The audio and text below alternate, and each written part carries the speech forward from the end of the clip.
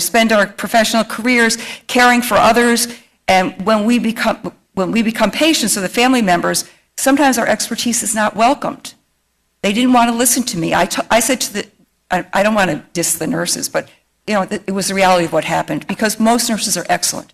I said to the nurses, do you have any idea how sick he is? You cannot leave him alone. And they simply walked away. It was I who took care of him. I who called University Hospital. I who did all those things. It's really quite unfortunately. And so I felt unheard, dismissed, and excluded from the discussions. But so what we learn is that patient and family dignity matters, communication matters. I needed support that night. And healthcare is more than just treatment, and human connection is essential. So again, this is just a summary. I was not seeking control. I was seeking collaboration. Yet I felt the knowledge I brought was viewed as interference rather than insight. And that experience taught me that healthcare is at its best when it treats patients and families, including those with professional expertise, as partners in care rather than passive recipients of it. So now I was facing, my husband died that afternoon. He was transferred that morning, got to University Hospital. My son, both of my sons trained at University Hospital. My son is still there. My youngest son, who's training there now, has met people who have said they were in the OR with him that day. I mean, one of the heartfelt things I heard was one of the techs said to my son, "Your father knew it was serious."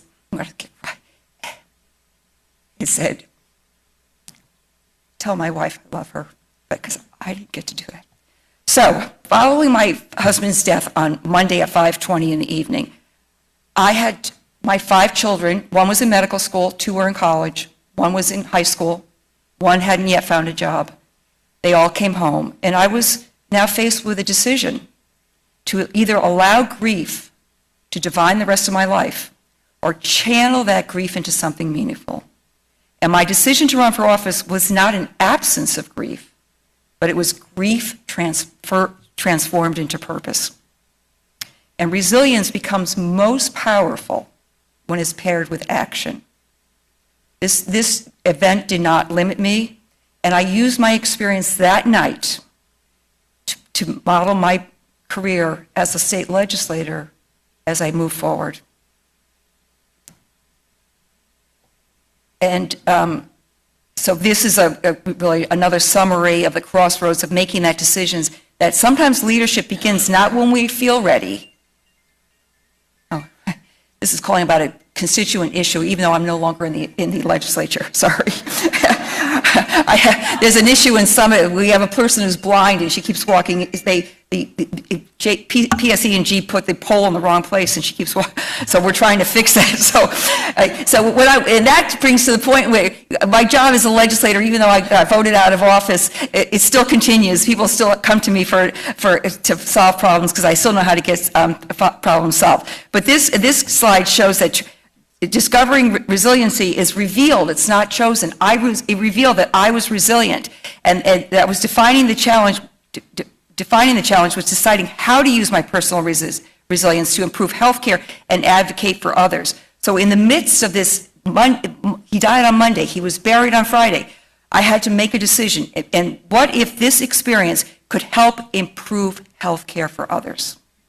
So that Friday, so we're now talking about April 3rd, I had to make a decision because by Monday, I had to have my petitions in Trenton to run for his seat. So just 5 days after my husband's death, I chose to move forward. I sought guidance from experienced mentors and leaders. I entered the race. I built a campaign. I shared my vision, and the voters entrusted me and with that responsibility, and I was elected to the New Jersey legislature. I was sworn in on May 21st of 2009, and then I had to run multiple times, and I was unfortunately, January 12th of this year was my last day. I was voted out of office, not because I wasn't a good legislator, but because of the political climate in the United States, I believe. So now I'm in the legislature, so I have to find my voice. There's challenges ahead. I have to learn the legislative process. We've all heard the song, How a Bill Becomes a Law. It's not that simple. Yeah, it is.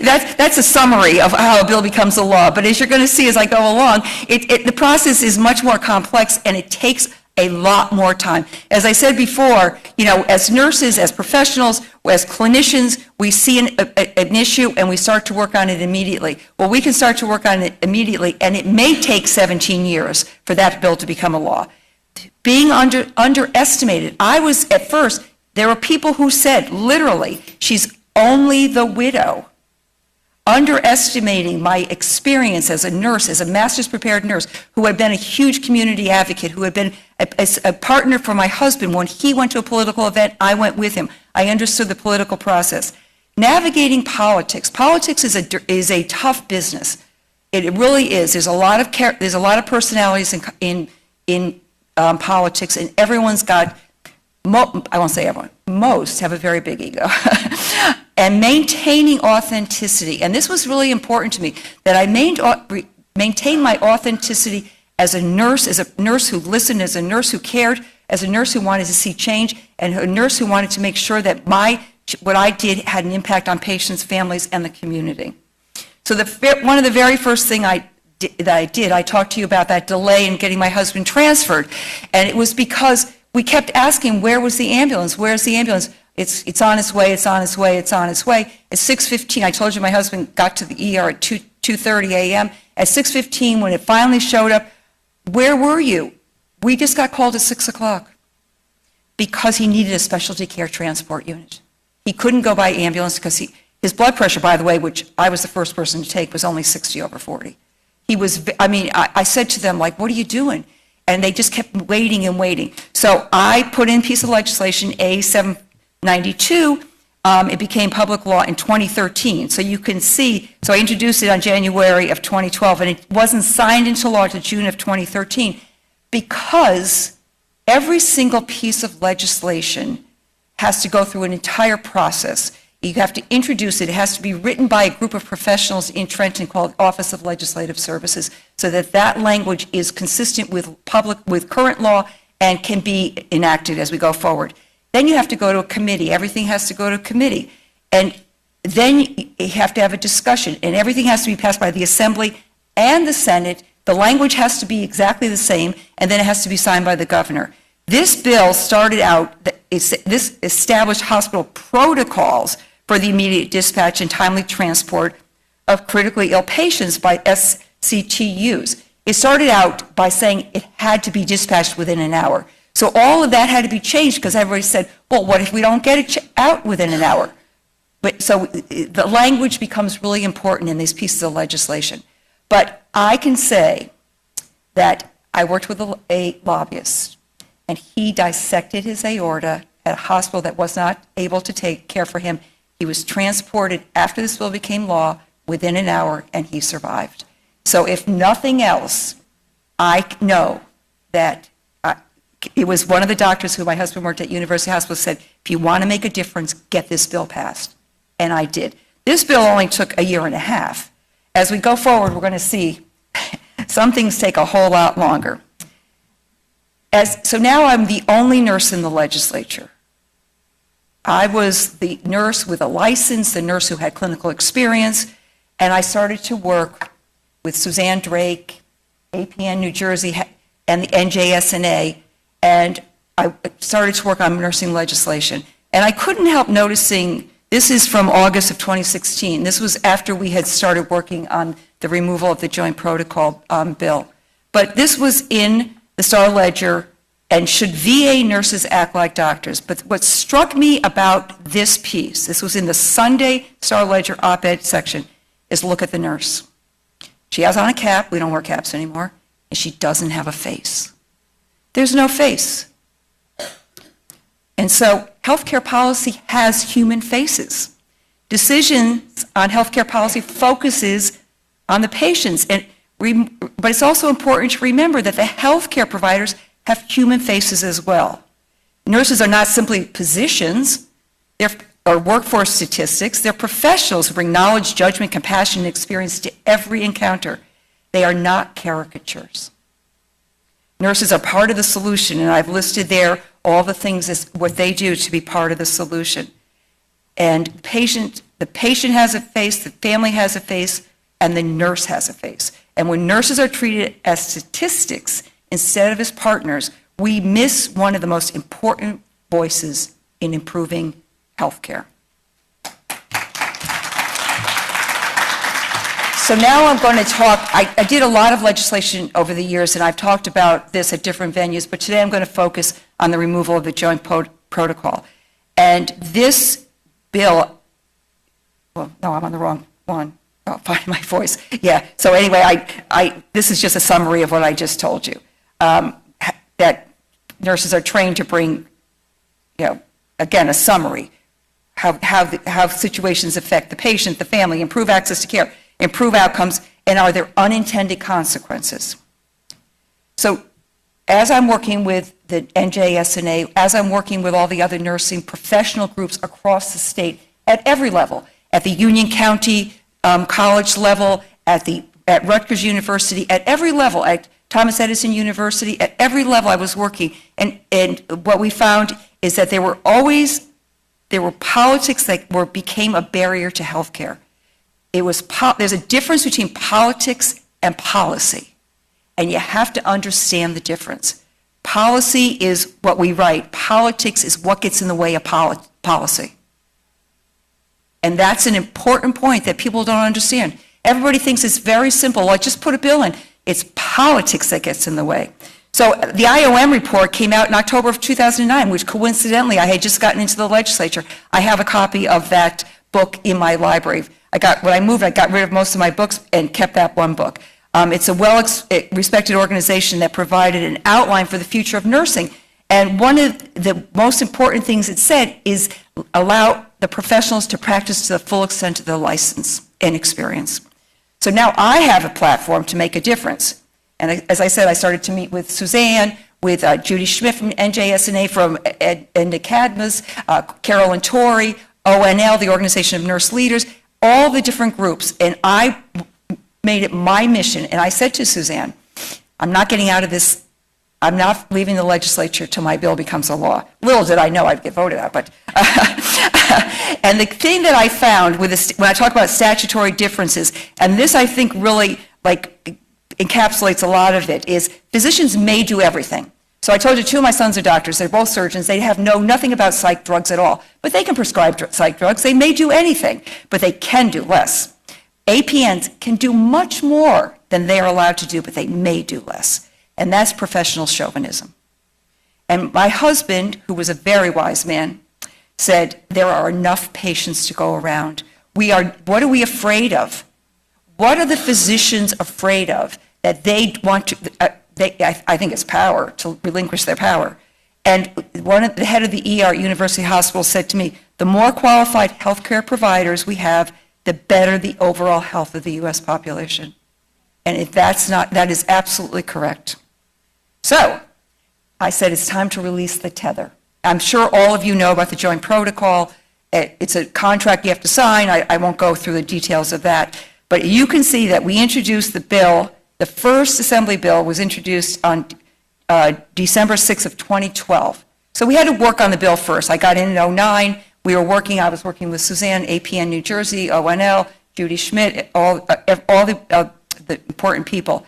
And then we were introduced in January of 2014, reintroduced in 2016, reintroduced in 2018, reintroduced in 2020, reintroduced in 2022, because at every step of the way, we couldn't get this bill heard in committee. The reason, who can guess why?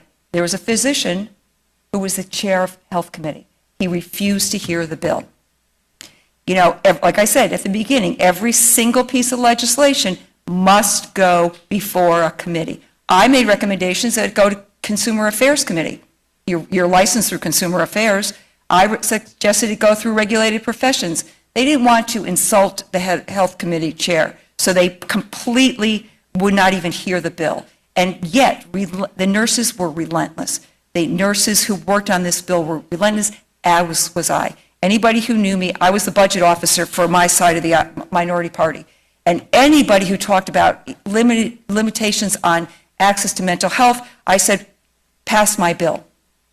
No matter what opportunity I had, I said, pass my bill. You want to increase the number of providers, pass my bill. Pass my bill, pass my bill.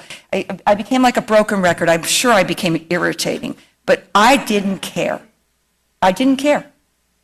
Finally, Bill A4052 became law. Let me say this. I was voted out of office in November. My last day was January 12th. The Senate chair of the Health Committee called me, I'm no longer an assemblywoman, to whip votes in my caucus, which I did, because I knew how important this was. And this, what the governor had put an executive order in because of COVID to remove the joint protocol. So this is 2020, we're now at 2026, 6 years. Not one complaint to the Board of Nursing about the APNs, not one. All the baloney that the doctor said, again, remember, I'm the wife of, mother-in-law, my daughter-in-law is a plastic surgeon, on and on, and I have 7 family members. I love doctors. I'm not complaining about, but all I'm saying is it was the medical society that was an obstruction. They wouldn't even donate to my campaign because of this bill. Seriously, they said, we love you, Assemblywoman. Sorry. It became law. It is now Public Law 2026, Chapter 85, an act concerning advanced practice nurses, amending Public Law 1947, which was and amending the title and body of Public Law 1991, which is when they put the joint protocol into effect. It was, our trial period was from 1991 until this year. And Suzanne told me, and I didn't know this, it was signed into law on the anniversary of my husband's death. So talk about coming full circle. I know, it's like, I actually didn't know that. I thought it was signed on April 2nd. And, I got into this, I ended up being an Assemblywoman because of him. I promised I would advocate for this, and to have it signed on the anniversary of his death was very meaningful. So, what does all of this show us? Nurses belong at the decision-making table. If nurses aren't at the table, decisions about health care will be made without the voices of those who know the patients best. They don't just deserve a seat at the table, they bring a perspective that is essential to creating policies that truly serve people. I met Rebecca, is that your name? Rebecca Kane, I met on the way in, and she asked a question, did being a nurse get in the way of what I did? Did people, I said, as a matter of fact, it expanded my people who talked to me about issues. Because they would, even in my caucus, they'd say, well, wait a second, there's a piece of legislation, let's ask Nancy because she's the nurse, because they knew that I brought that perspective to legislation. So, lessons from the journey. This is like the chapters in my life.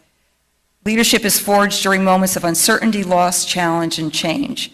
Lessons that sustained me in nursing became the same lessons that guided me in public service. Resilience is much more than endurance. Resilience is what allows us to move forward when we would rather stand still.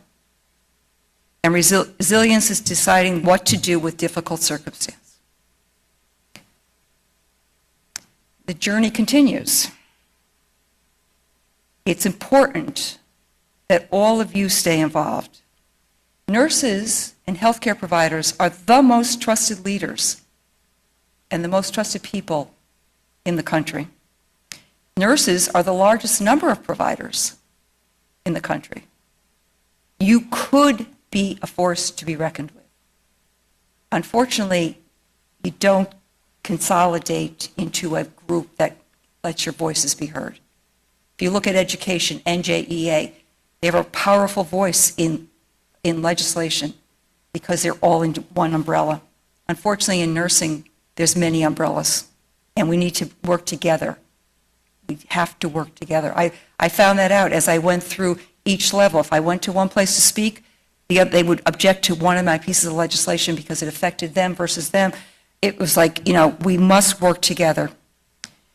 If you're not at the table, you're on the menu.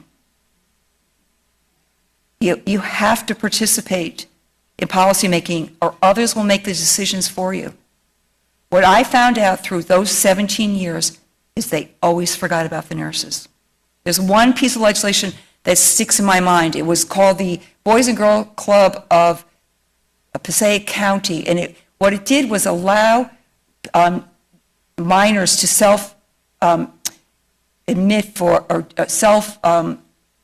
I forget the right word, but they could say that they were the victim of or witness to domestic violence in their home, and then they could get services. And they listed all of the professionals who they could talk to, including massage therapists, and this and that. And I said to the legislator who was presenting the bill, I said, "Where's the nurses?" And he goes, "Oh, I swear to God, Assemblywoman, I forgot the nurses."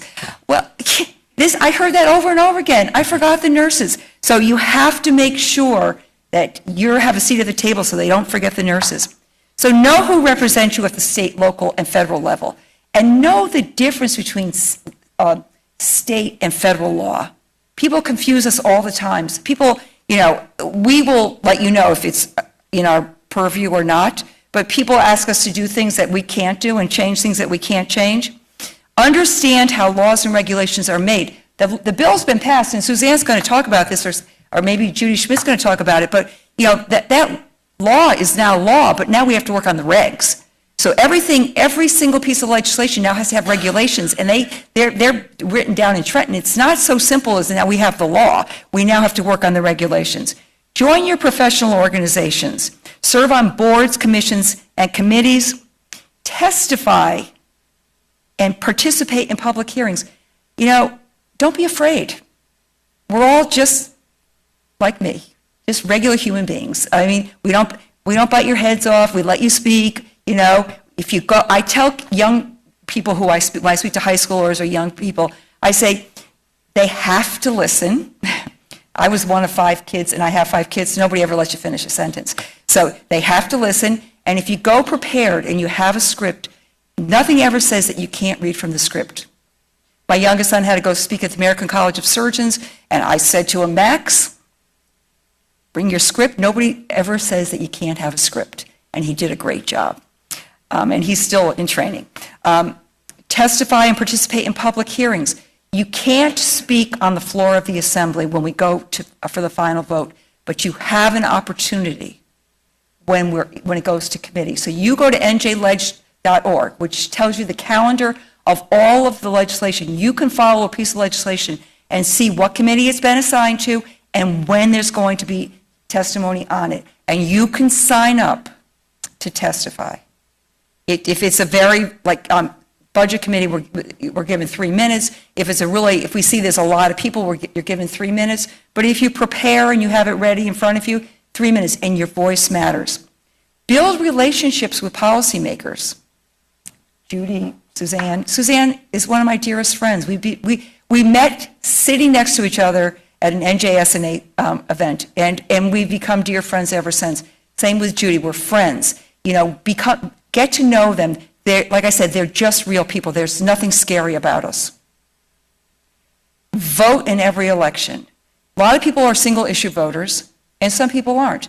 I am a proud Republican, but I'm a moderate centrist Republican. That's why I got voted out, because it was in the blue wave. But don't make opinions about people based on that. It's not fair. And encourage others to become engaged. It's really, if you want your voices to be heard, you have to be part of the conversation. And you have to have a nurse at the table. So right now, as of today, there is no nurse in the legislature. I was it. And it's unfortunate. So now I need all of the rest of the nurses in the state to speak up and do my job for me. Because I never forgot the nurses. My oldest son said, because it was really difficult. And I said, it's my profession. I'm proud to be a member. That grandmother of his, my mother, who served came out during World War II, I'm proud to be her daughter. I'm proud to be a member of the nursing profession. And I hope that everything I said today applies whether you're in nursing or in social work, whatever profession you are in, that this applies to all of you.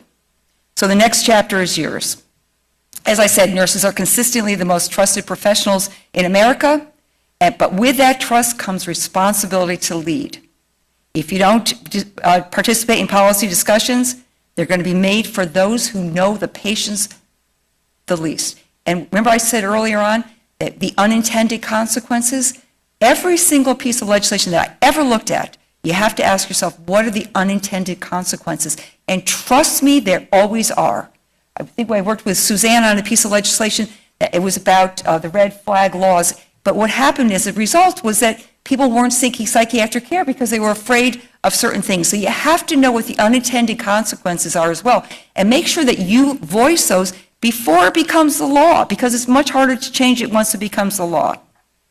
So my journey taught me that advocacy is simply nursing on a larger scale. The patient may be a community, a state, or an entire healthcare system, but the responsibility remains the same: to speak up, get involved, and make a difference. Oh, and one last thing. This is a book, and the book's title is "I Wasn't Strong Like This When I Started Out."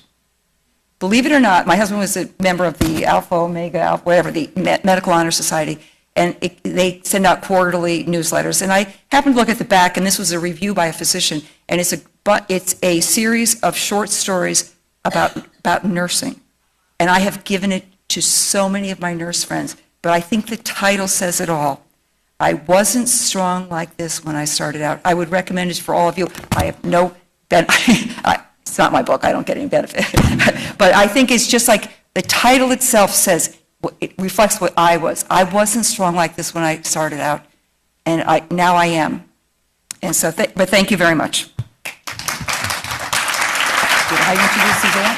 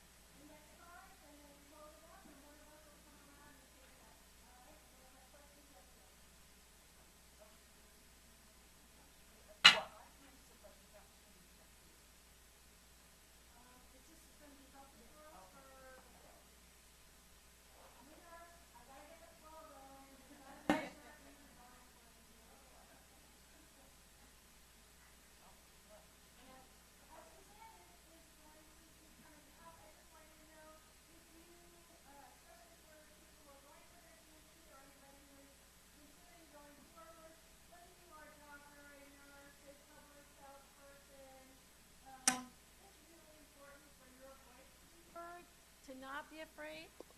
I have a really loud voice. Answer any questions. Okay. Wait, test. Okay, yeah. It's edited.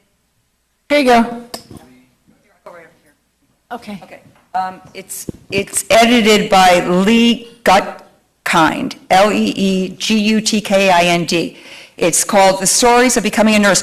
I actually read them all, and I thought one of the most interesting things, and this may be applicable to many of us, is it was called The Nurse Whisperer, or The Whisperer. And back in the day, like when we had really, really difficult patients, we were able to talk to each other about it. So it was like a debriefing, and it gave us an ability to do that. But now with the HIPAA rules, if that's not your patient, it's like, so the difficulty is how do we as healthcare professionals like process that? Like I know at the trauma centers, they have debriefing after major traumas, and that's really helpful, but I don't know that we do enough of that with the nurses. I mean, I've taken care of some really unbelievably difficult cases. When I was at Yale, we were a step-down burn unit because Danbury Hospital and Bridgeport Hospital were the main ones in Connecticut, but we got the overflow. And I had a young mother of 4 who caught her bathroom caught on fire and she died. Another girl who got caught in a car accident, the car started on fire. We could then talk to each other about it, but now it's become much more difficult. If you aren't that patient's nurse, you're not really supposed to talk to anybody. Important part of this book. So, yeah. So I do have a question for you. So, and if you put it into Google, it comes right up. Yeah. So I just put it into Google.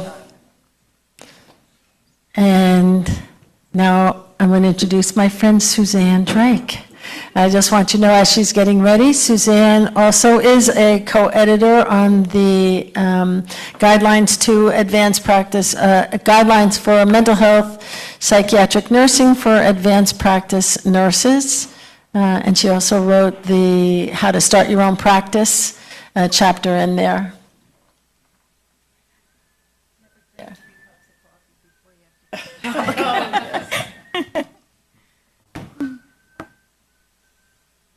So I always come up short after I go, after Nancy goes. Huh? Oh, yeah. Okay. All right. Yeah, I could. No, I think I'm okay. Yeah, I think I'm okay. Oh, wait. Oh, I have to get my slides on. Oh, there I am. Huh. That was when I was much younger. Before we started on this whole journey. Okay. Oh, sorry. This one? Okay. Here we go. Every holiday, my grandma, my mom, my aunties, we all made pie crust. Lots of pies. All kinds of pies. And they were amazing. And before rolling out the dough, they always wrapped, I think I am going to use that. Yeah.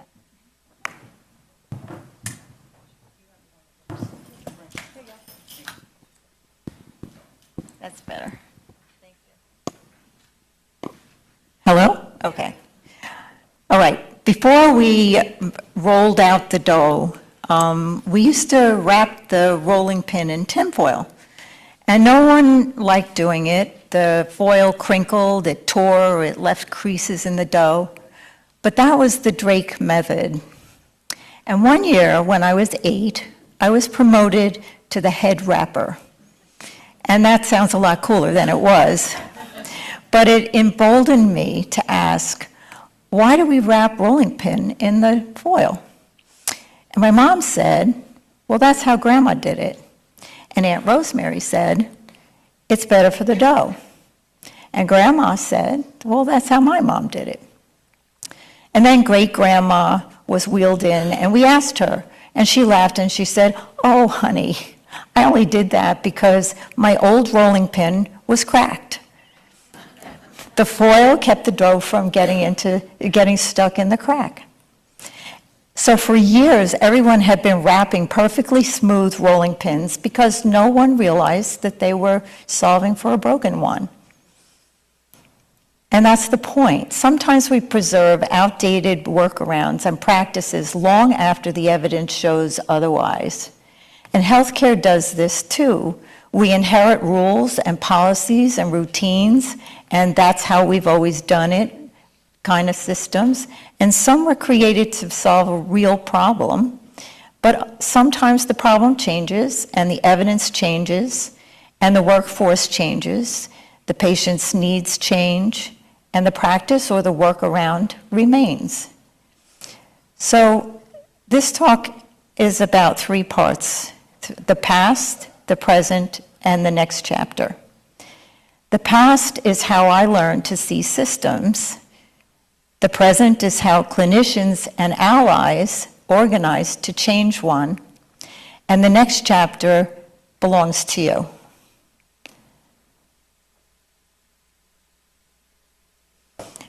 I'm a born introvert. As a child, I was painfully shy. My primary goal was to remain invisible. This is not easy when you're born with bright red hair. For much of my career, if you had told me that I would be out here in New Jersey fighting for change or standing up here at a conference talking to you, I would have said, you're nuts. I was very comfortable in my office with my patients, my charts, my coffee, and preferably with my door closed. I was a clinician, a psychiatric APN, a caregiver, a young widow, and a mom of 4 young children. And I believed deeply in taking care of the person that was right in front of me. Like many healthcare professionals, I thought if I worked hard enough and cared enough and stayed late enough and advocated fiercely enough for my patients, then I was doing my job. And that's important for sure. Individual advocacy is the heart of clinical work. But over time, I learned that when the same barrier keeps harming different patients, it's no longer a clinical problem. It's a systems problem. And that is where the clinician can step in and actually become a change agent. So when I look back, I realized that the seeds of advocacy were planted a lot earlier. Years before legislation, years before APNNJ, years before I ever stepped into the State House or even knew where it was, I became a childbirth educator and getting familiar with what women's health advocacy was in the 1960s. Now, that's a long time ago, and if any of you have lived through the 1960s and that era of giving birth, it was quite something. What drew me in was not politics. I hated politics. I wanted nothing to do with it. What drew me in was watching women enter systems where they often felt powerless. They were uninformed, dismissed, and disconnected from decisions affecting their own bodies and their babies.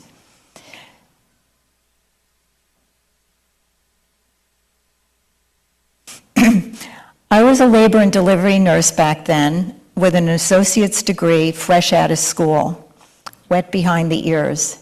These were the days of knock them out, drag them out birthing practices, where women were highly sedated, strapped down, flat on their backs, with their legs high up in stirrups, routine episiotomies, forceps, fathers left anxiously waiting in the waiting rooms. And the OBs at my hospital were 100% male. And the message was essentially, don't worry, dear, I will take care of everything. This patriarchal system did not expect questions. Any of this sound familiar? So one day I was helping deliver a baby, leaning on the abdomen of this poor, heavily sedated woman to try to force her baby down far enough for the forceps to grab him, when it hit me. This doesn't make any sense. She's flat on her back and she's trying to push uphill. Why are we doing it this way? Who decided this? And is this really best for women or their babies? Or is this just something that we've gotten used to? So the first policy question is often, that question is often the first policy question, even if it starts at the bedside. So I started digging. I found the lithotomy position, I learned from that when I was doing this research, was that it traced back to old perverted King Louis XIV. He was a voyeur, and he enjoyed watching women giving birth from behind a curtain. So he wanted a better view. I couldn't believe it. And then the practice continued when the barber surgeons took over the midwives. I was shocked. I started to question everything, and I got certified to teach childbirth education, and then I joined Childbirth Educators Association of Rockland County, New York, where I've lived, and I became the president because nobody else wanted to do it. I tapped into the national trends, and then I helped build a local movement around informed birth, family presence, and for women to have voices in their own care.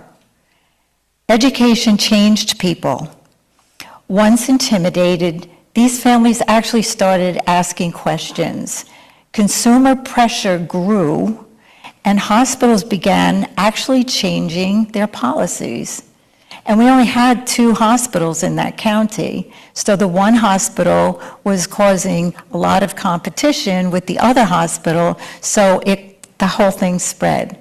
Within 10 years, my group and I had raised enough money to fund a birthing room and at one of the local hospitals, and pretty soon that went on to the next hospital. Fathers became real participants.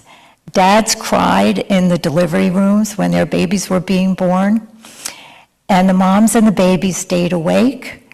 They were all together right after birth. They were bonding in those first critical moments. C-sections and forceps rates dropped, and babies' APGAR scores rose. That was my first real lesson. That was my first real lesson, that systems shape outcomes just as much as clinical skill does. The biggest barrier to good care is rarely the lack of passion or knowledge or skills. It's usually that outdated systems keep running simply because too few people stop to ask, why is this still happening? So years later, something else abruptly changed the next 2 decades of my life. By then, I had come to New Jersey, moved to New Jersey. I had continued my education, and I was a psychiatric APN by this time. In order to prescribe, as Nancy mentioned to you, I needed a joint protocol, it's a contract with a physician collaborator. And I remember thinking, who needs a contract to collaborate? As professionals, don't we just do that? But okay, not ideal. I'm new to New Jersey, what do I know? It was manageable for me anyway, not that big a problem. A psychiatrist colleague of mine agreed to sign the contract, and we would meet yearly over dinner, exchanging case stories, and we complied with the legal requirement. And then one day, she was involved in a devastating car accident, and she was in a coma. Now, part of the law is that you have to be able to reach the collaborator. And I didn't know from one minute to the next whether or not she was going to make it. So the next day, I drove to my work, and suddenly I realized that my patients could instantly lose access to their medications. These were highly vulnerable patients with serious mental illness. They were stabilized on the medications, and I could not write or renew another prescription. And that was not because I was unqualified. It was not because treatment was unsafe or that there was a clinical problem, and certainly not for any fault of my collaborator, but because of policy, because of a piece of paper, because of a system, and because it was the law. So right then, I understood my patients were at the mercy of decisions made by people who would never even meet them. And that was when I stopped seeing policy as an abstract, and I began seeing it as patient care. So I set out to question. Now, before I go any further, I have to find where I am. Okay, before I go any further, the language of change confused me at first. Advocacy, activism, lobbying, organizing, they all sounded interchangeable. They aren't. Simply put, advocacy is speaking up. Activism is creating pressure for change. Grassroots organizing is when power comes from the people closest to the problem. Lobbying is asking decision makers, such as legislators, to take a specific action. And a change agent is someone who sees something, says something, and then does something.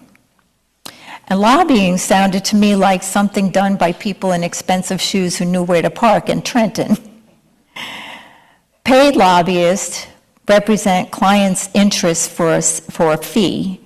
Constituent lobbying is everyday citizens speaking directly to their own legislators on the issues that impact them. And eventually I learned that lobbying at its best is organized education with a specific ask. So who should the legislators hear from when they're making healthcare laws? People who have never cared for the patients, or the professionals who see every day how the laws and the regulations are affecting access, safety, cost, and continuity of care? Healthcare desperately needs more clinicians bringing that reality into the room. Now, if I could find where I am. All right, I think I'm back here. Yeah, I just went. So, I got active in the Society of the Psychiatric Advanced Practice Nurses, which I had been paying dues to for 10 years and never went to a single meeting. But I figured I was doing my thing, so by sending in my dues. And at my very first meeting, I agreed to run for Director of Public Relations because nobody else wanted the job. So from there, I rejoined New Jersey State Nurses Association, and I landed on an 8-member joint protocol steering committee led by Carolyn Torrey, who, those of you who know or don't know, she's the New Jersey's top nursing policy expert. And what I learned from other APNs in this group, that they were from across all specialties, was that this wasn't a paperwork problem, it was a patient care problem. We gathered data and we found that contracts were running on the average of $500 to $1,500 a month, and some much more than that, often with almost no physician involvement at all. It was causing a lot of confusion because lab reports and radiology reports were often going to the collaborating physician's telephone or fax machine or whatever, and they don't even know who the patient is. So the APNs there were delays in patient care as a result of that. And the other problem was that APNs were losing collaborators to retirement, to relocation, to illness, to death, and even, believe it or not, incarceration. That has actually happened while I was working on this.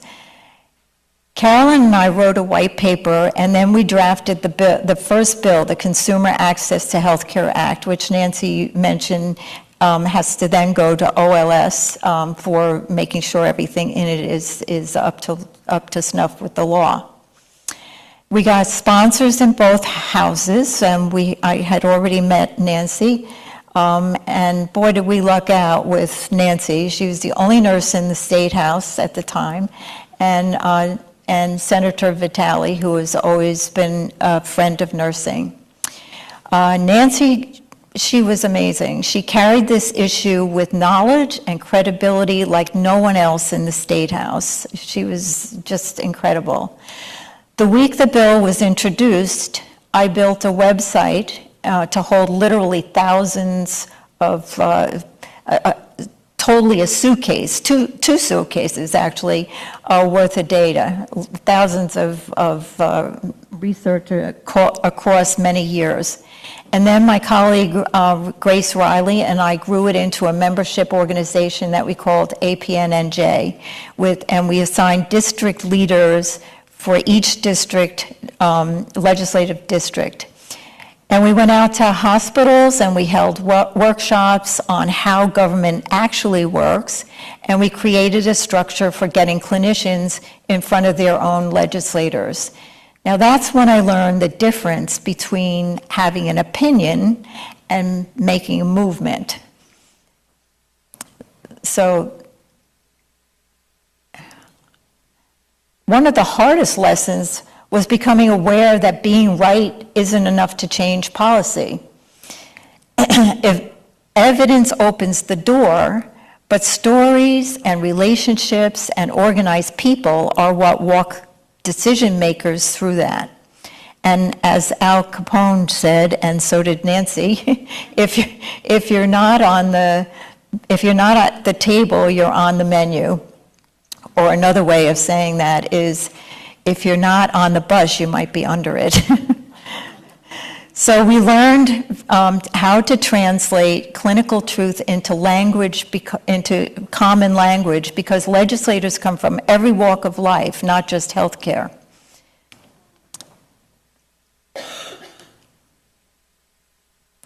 The bill took 17 years to become law.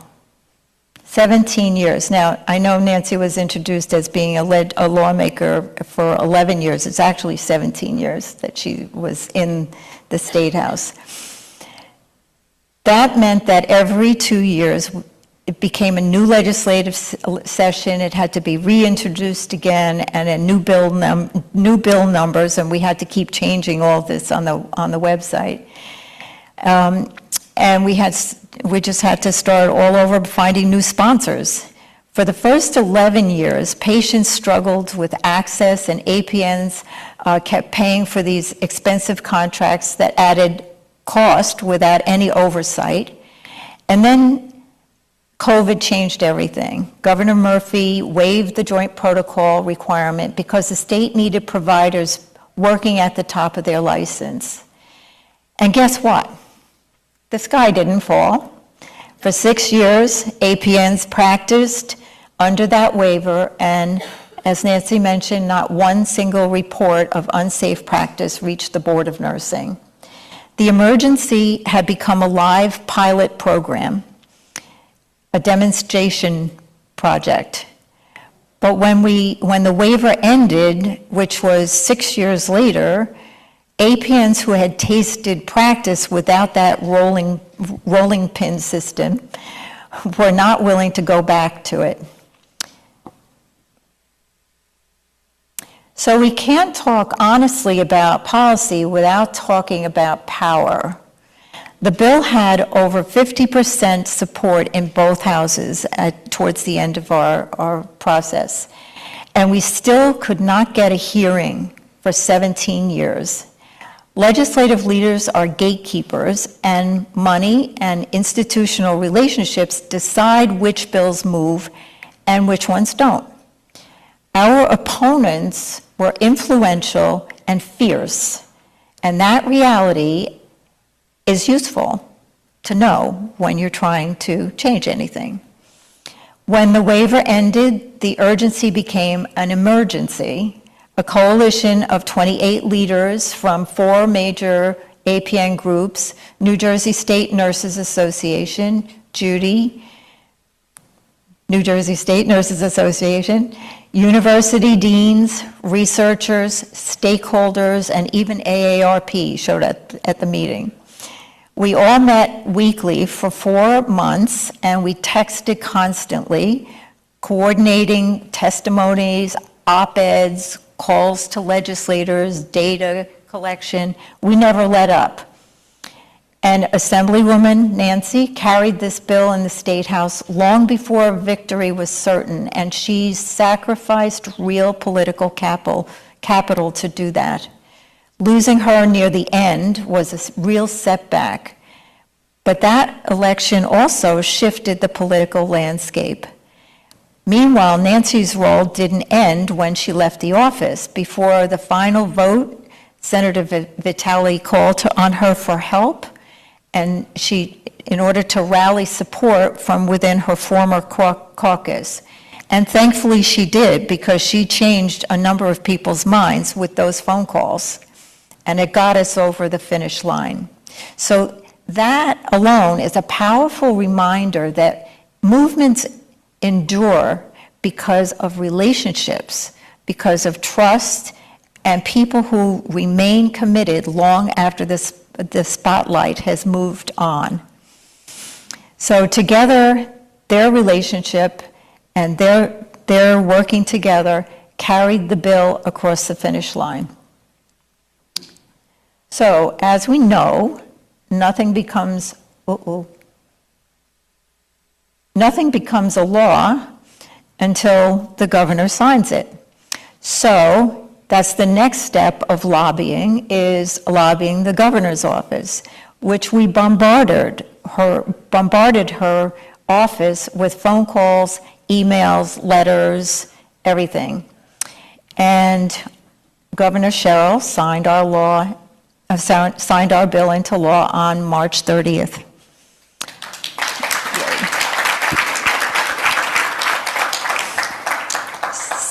No movement is built by one person.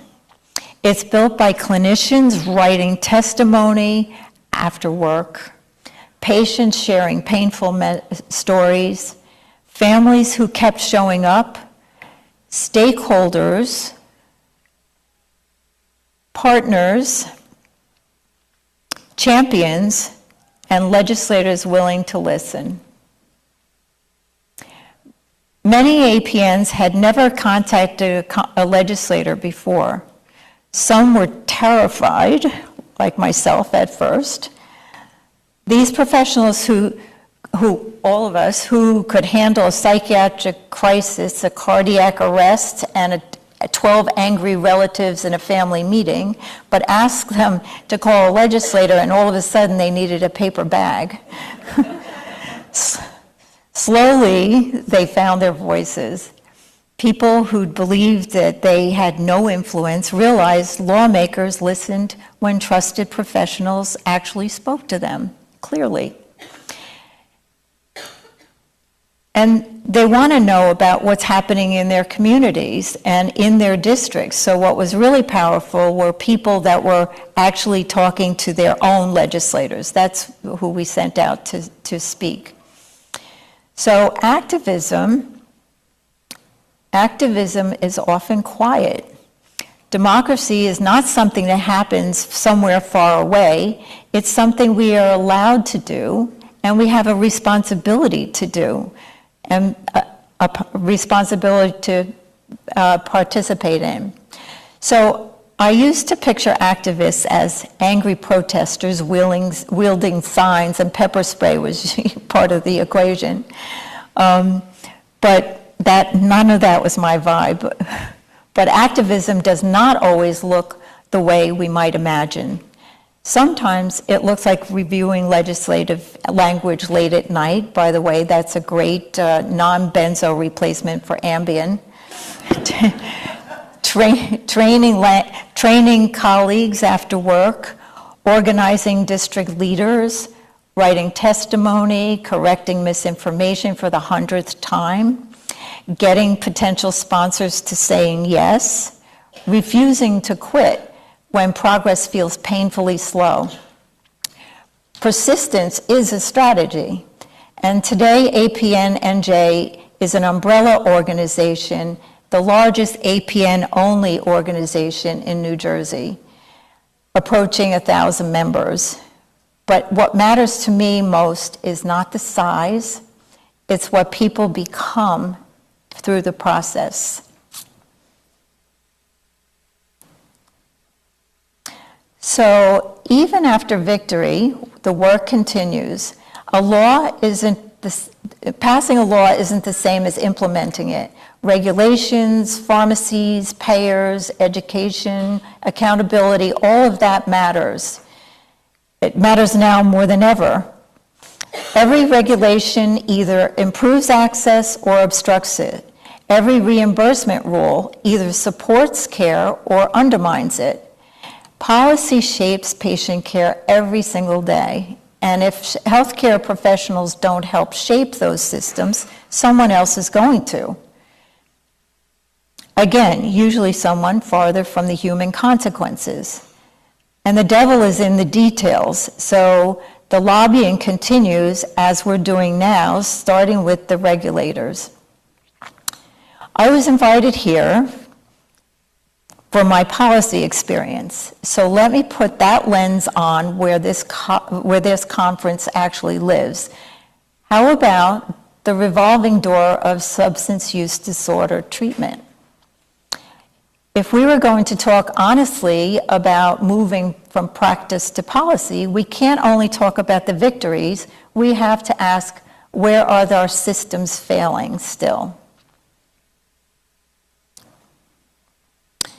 I have a patient whose son has spent more than a decade cycling through detox, rehab, PHP, IOP, outpatient, sober living, relapse, and back again. He started at 16 years old, he's now 26. At what point do we stop asking, what's wrong with this patient, and start asking, what's wrong with the system? How can families spend years cycling through programs without durable recovery, financially and emotionally, psychologically devastated, while the system operates exactly the same way? For many families, treatment feels less like a coordinated recovery pathway and more like a revolving door. And that's not easy to say, but healthcare professionals have a responsibility to ask uncomfortable questions, not because we're anti-treatment, but because we're pro-patient. Clinical care alone cannot fix systemic failure.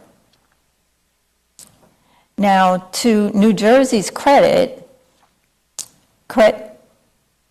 policymakers and clinicians and advocates and recovery organizations have not stood still. We still see meaningful reforms. Anti-body brokering laws protect people from recovery, from being exploited for financial gain in kickbacks. We know this is happening, right? That, people are getting kickbacks for referring and participating in this cycle. Integrated outpatient programs, integrated outpatient standards, that's another thing that's being worked on through the legislature. Mental health diversion programs, and parole and reentry reforms. These are all great steps. These are important advances. They reflect a growing understanding that recovery requires more than simply stopping substance use. Yet, despite these reforms, many families are still experiencing this revolving door. So passing legislation and changing outcomes are not the same thing. This door continues. So systems remain fragmented. It often rewards crisis care more than prevention. Implementation varies, and recovery depends on factors no single provider can solve alone. So everyone is working hard, but often we're working in silos. Clinicians are often the first people to recognize system failure. We see the patterns before anyone else does. We see the patients who keep returning. We see the families that are exhausted. We see the barriers that make recovery harder than it needs to be. Those observations are data, they're evidence, and they are often the earliest warning sign that it needs attention. The question is whether or not we choose to act. The first step is documenting what we see. The second step is sharing our observations through professional organizations, advisory groups, public comment, research, testimony, and conversations with policymakers. The third is building partnerships across systems, because no single profession or agency or treatment provider can solve these challenges alone. Legislators, regulators, and organizational leaders need credible messengers, and few voices are more credible than clinicians who witness real-world effects in everyday policy practice. Your clinical experience is evidence. Use it. My story is not the whole story. It's one thread in a much larger movement. The past taught me how to question systems. The present taught me that organized people can change them. And the next chapter belongs to you. Every person in this room has seen something that does not make sense. Every person in this room, I'm sure, has had to work around a broken system. And every person in this room has thought there has to be a better way. And the question is, what do we do with what we see? So you start where you are. You do not have to become a professional lobbyist. You do not have to testify in Trenton next week, or although if you want to, call me and I'll come with you. You do not have to start an organization. You just have to start. I gave up on my slides in case you wondered what happened. So simple ways to start are, number one, notice the pattern, not just the patient. Name that problem, what you see, why it matters, what needs to change. Tell one patient-centered story, a brief story, de-identified. Join with others, a professional organization, a coalition. We could not have made it without NJSNA. Join a university, a movement, community, advocacy group. Make one specific ask of one decision maker and stay with it. Bring one colleague with you. And remember that systems rarely have one dramatic movement. It's accumulated pressure, it's credibility, it's organized persistence. So see something, say something, do something. Witness and notice the pattern, educate the problem, articulate the problem clearly, calmly, and credibly. Act, take one step towards changing that condition, not just that case. A change agent is someone who refuses to accept that that's just the way it is. Moments are rarely started by people who think of themselves as powerful. They are often ordinary people who care enough to act, and some might be even shy, invisible introverts. This is the journey I never thought I was going to take. But this talk was never really about my journey. It's about what happens when clinicians recognize that policy is not far from patient care. Policy is shaping patient care every single day. So, bottom line, if you see something, say something, and do something. Thank you. Sorry about the slides.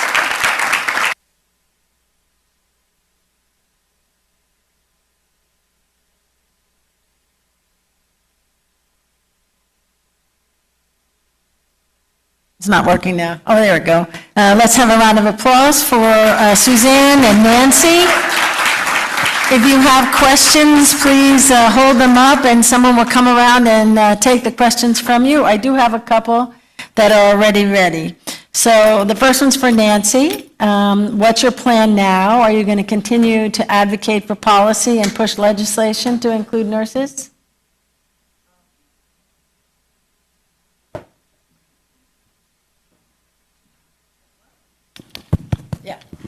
I'm still trying to figure out what I'm going to do. I am working with a couple of people on a couple of different issues, mostly having to do with wellness. I will always advocate for nursing. If you ever need me to testify in Trenton, I've already told everyone I will do so. As I said earlier, it's my profession. I'm never going to give up on it. And I do believe that a rising tide lifts all ships, and I think we should be working together to increase education for nurses, to get everybody to the baccalaureate level and above, because I think that when your bank teller has a bachelor's degree, so should your nurse. But I will continue always to work for it. Like I said, my mother was my inspiration, and those 5 children I have, I know that they will be extraordinarily proud of me. I know that they are, even though they give me a hard time every day. It's like I was saying to Brenda, at 5:15, I'm getting on a plane because my son called me 36 hours ago. Could you come help me move? He lives in Boca Raton, Florida. so I'm getting on a plane to go help him, but mainly his wife and children. So we'll always, Suzanne and I know that we'll always be part of this profession, but mothers first. So this one's for both of you. And how does a person start to get involved? If you've never been involved before, how do you get involved? I can take that. See something, say something, and do something. Really, if you see a problem that's more than the problem in front of you, the patient in front of you, if you see a trend or a theme, that's when you start to talk to other people about it. Are you seeing this? Or is this a common issue here? And then see is this a law or is this a rule, a regulation? Try to figure that out. You go, and those are not that hard to find. And most importantly, I really think that nothing changes by yourself. Not one person can change it. You need your professional organizations. The biggest organization of all nurses in New Jersey is New Jersey State Nurses Association. So if you are a nurse, you really need to be involved, not just paying your dues like I did. It took me a while to realize you actually have to get involved with these things. I would just add to that, you don't have to wait to be asked. Like Suzanne said, like people think like when you're running for public office, like you have to work up like the ladder, but you don't have to wait to be asked. Many people get involved because of an issue that inspires them, but you have a voice, and the process can be daunting because there are power structures in play that think that that you have to go up the ladder. But just make sure that, as Suzanne said, if you see something, say something, and don't be afraid. You can see we're just regular people. So here's another one. Many of us are already in interdisciplinary advocacy groups at our hospitals and in our communities where nurses and doctors, social workers, and public health persons are working together as a team. But how do you take this group that are friends now who talk about these things, how do you get the group to move towards being something a little bit more organized where you can bring it to Trenton? You mean besides just the nursing, you mean? You're having the whole group. How does a group kind of get the attention of a legislator or someone who is working in, 11 or 21 or any of these areas? How do you reach out to your representative? How do you get to have this interdisciplinary group, which is also extremely strong because it's representing multiple people who are seeing the same problems arising, and with family members are persons who have lived experiences? How do you get your representative to actually listen to you? Well, one of the things that I've noticed is, and I think it's really important, is that the group of the medical society that was opposed to the legislation was usually an older generation. I think this younger generation really understands that we need more providers, and they are not threatened as much by having like the advanced practice nurses, et cetera, because the medical society, in my opinion, it was like a force. But, as I said, I have 2 young doctors and a daughter-in-law and a 2 brothers-in-law and blah, blah, blah. The young generation understands we need more providers. So together, we collectively know that. And again, you have to know, what we talked about, both Suzanne and I talked about in our talk, is know who represents you at the state level and then who represents you at the federal level. But every state policy is different. So when we got this bill passed, it was 27 states, and the District of Columbia had already released the restrictions. So, we know it can be done, but, federal policy is different than state policy. Know who represents you, know which affects you, whether it's state or federal, and then just reach out to the person. Many times you're not going to hear from the legislator, him or herself. I found that, like, our office was very responsive, but not every office is. You may hear from a legislative aide, but don't dismiss that as being ignored, because that legislative aide has the ear of the legislator. You know, you have to remember that. Just because I couldn't speak to Senator so-and-so or Assembly person so-and-so, but if you speak to their legislative aides, they're a critical link in the communication process. You know, the other thing is, it's who's the Senate president, who is the head of the General Assembly. As Suzanne said, they determine the agenda. Like, you know, Craig Coughlin, good friend of mine for the time I was in, but he would never post it up, even though he was on the bill. So it's like reach out to the leaders, reach out to people who are on health committee. If it's an issue, knowing where your piece of legislation is going, every member of that committee is on the legislative website. Start to reach out to those individuals. I think that it's not being afraid to make that step. Yeah. I think also clearly define the problem. So I think it has to start with clearly defining, is this a law problem, or is this a regulation problem, or how else can we approach this? And you can find lawmakers who really are like healthcare friendly or healthcare knowledgeable, and I think that helps a lot also. But as Nancy said, know whether or not this is a federal situation or a state situation, because your representatives are different. When my children were in 7th grade, when they studied New Jersey state law, they would have an extra credit question on the exam, which was like, who's your state assemblywoman person? And only my kids would get it right, because it was their father when he was alive and then me. But people still, like, I'll say to someone, who's your legislator? And they'll go like, Senator Lautenberg? I go, well, he died 10 years ago, and he's a U.S. Like, no, the answer is no.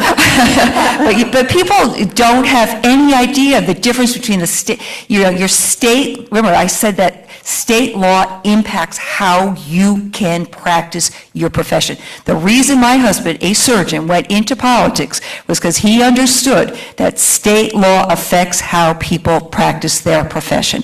You have to be able to reach out to the state legislators, the state leaders, to get things moving. The federal level is a whole other thing, but remember, these details are usually at the state level. So I'm going to combine the last couple of questions together because we are going to be keeping it moving forward. And they really come down to, there have been a couple of federal mandates that have come through that are related to nursing, that are also related to legislation, nursing as a profession, monies that are going towards nursing and towards SAMHSA and towards other pieces like that. So how do you get your voices heard on a national level, and how important are national organizations, in addition to belonging to your state organization? Also, our state organizations belong to national organizations. Can you just speak about that connection and how people can get their voices heard at a national level? Well, yeah, again, everybody was upset when it was said that nursing wasn't a profession. Nursing certainly is a profession, and that was intended for it had to do with money.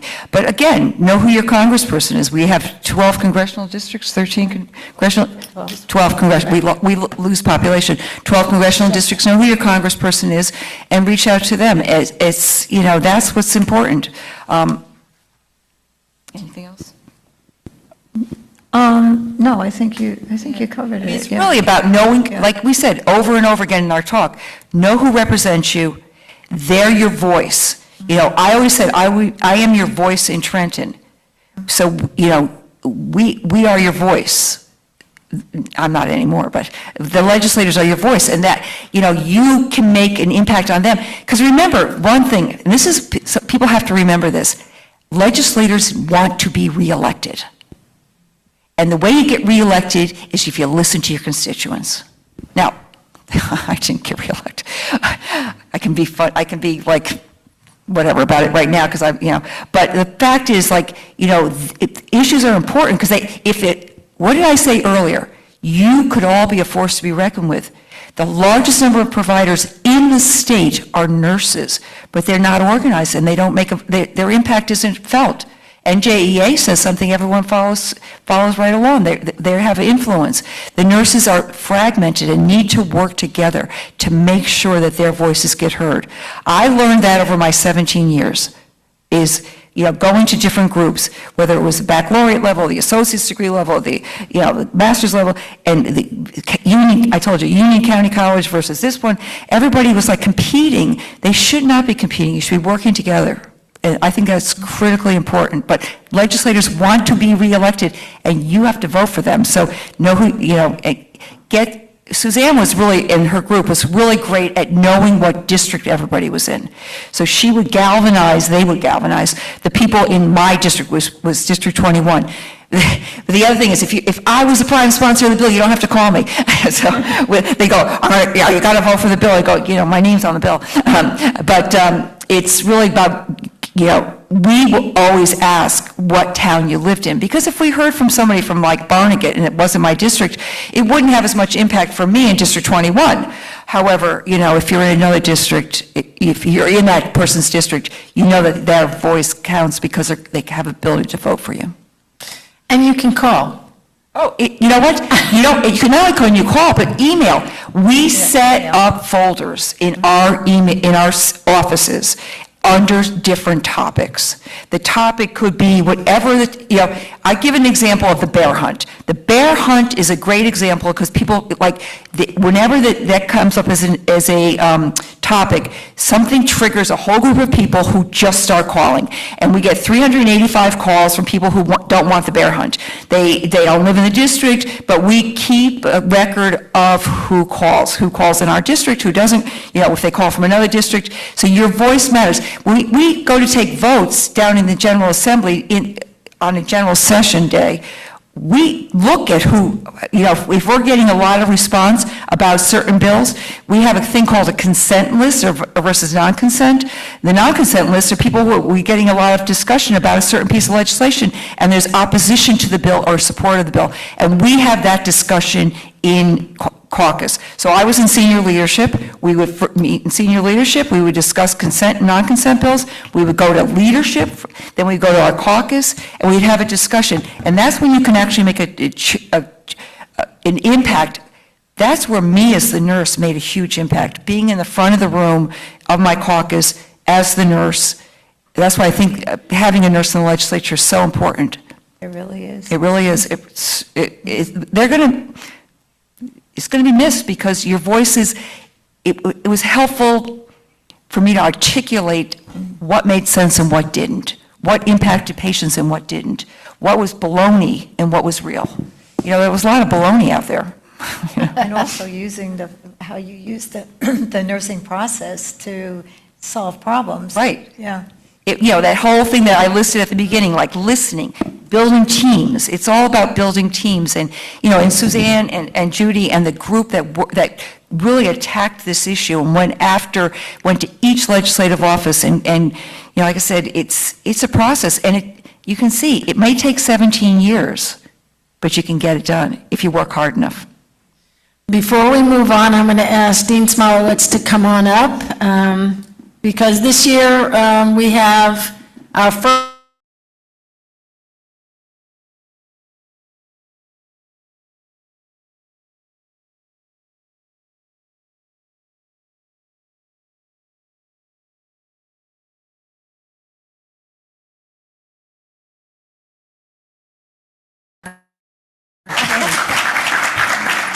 Okay.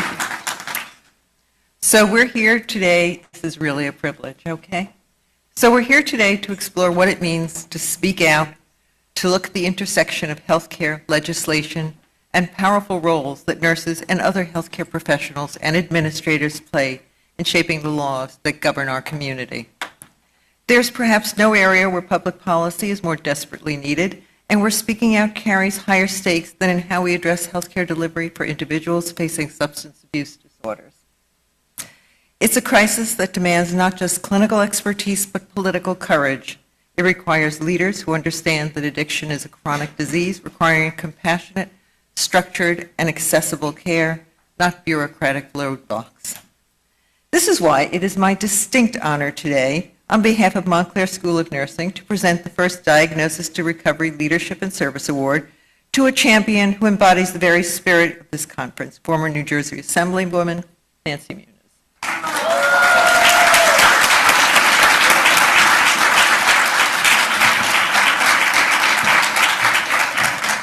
You've all heard her story distinctly from her, but Nancy is one of us. Before she ever stepped foot into the State House in Trenton, she spent time at the bedside as a registered nurse, and I won't go through everything. As a clinical nurse specialist, she did all the heavy lifting in all the different world-class institutions. So when she transitioned to public policy, she didn't leave nursing values behind. She brought them to the floor of the General Assembly, and for over a decade and a half, she was the legislative voice that reminded policymakers what healthcare looks like on the ground in real life. Nancy understood that to fix healthcare delivery, we have to change the laws that govern it. Her legislative track record is a masterclass in effective advocacy. She fought tirelessly to expand healthcare access and lower costs, including through telehealth. She pioneered legislation to grant full practice authority to advanced practice nurses, and we are very grateful for that, and reduce provider shortages across New Jersey. When we focus on the work of this particular group, she used her platform to speak out for vulnerable populations. She co-sponsored groundbreaking bipartisan legislation that directly addressed substance use disorder treatment in this state, specifically looking how treatment facilities were able to deny admission to persons because of medication or substance use treatment. So when Nancy saw a barrier to care, she used the power of public policy to tear it down. She proved that when a nurse speaks, the legislature listens. Nancy, you have shown the attendees, students, faculty, alumni, that advocacy does not end at the hospital doors. You have shown us how to take our clinical expertise and scale it up to protect millions of people. Thank you for your decades of service at the bedside, your courageous voice in public policy, and your enduring commitment to transforming healthcare delivery. So, Brenda? Yes, thank you. Here's a lovely certificate. Thank you. But the certificate's not enough, so Thank you so much. here is for leadership and service. Okay. Okay.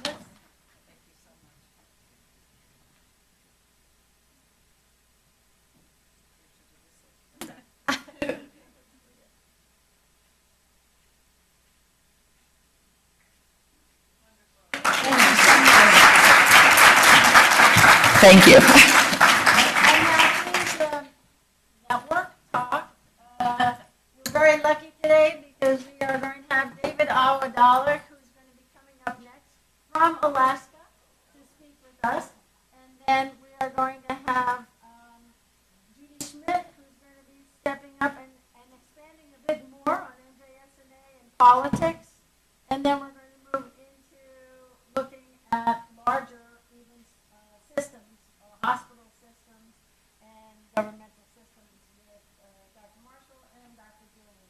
And then we are going to finish, again, sewing up this first suture that's going to come up with Nikki and Tanya, who are going to once again explain to us how grief can be turned into incredible strength and resilience. So please help yourself to a little bit of snacks, and we will be rejoining in about 10 minutes.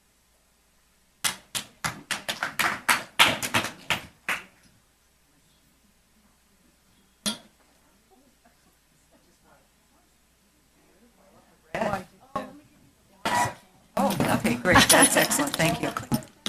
Suzanne's got to take it home because she's Just dropped me off at the airport. I know. I didn't realize you were leaving. Well, my son called me, I said, I can't come until after this, I told you that. Thank you so much.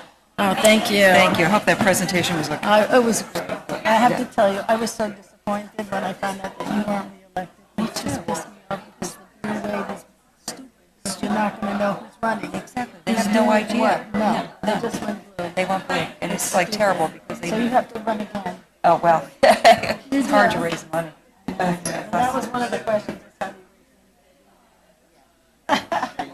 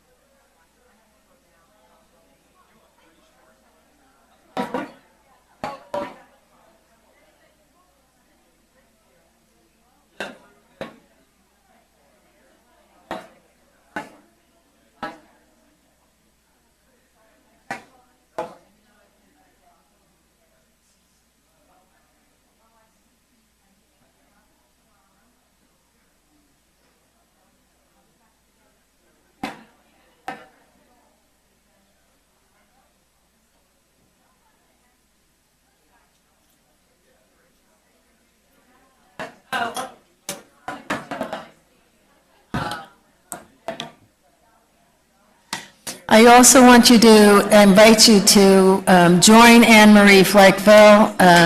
Dr. Fleckville is a professor at Ramapo College, and she has a great poster at the back of the room with her research on it. I encourage you to go and talk to her about that, please. Thank you.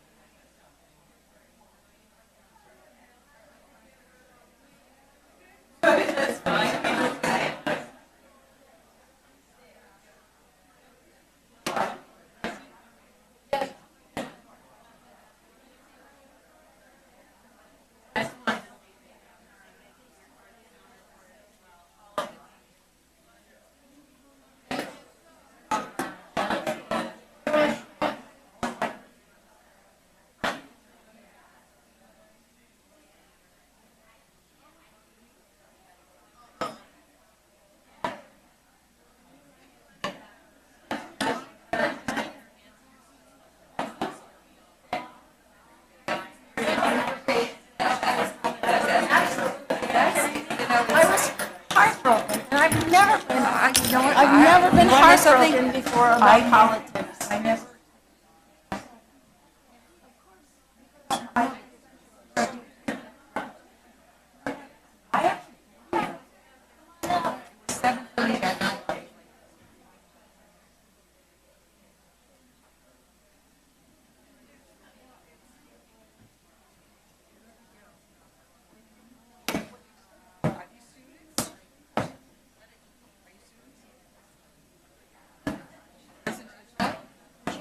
What did you think?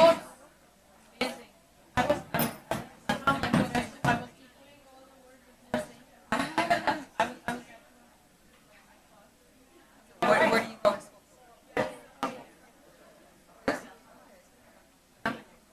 Are you undergrad?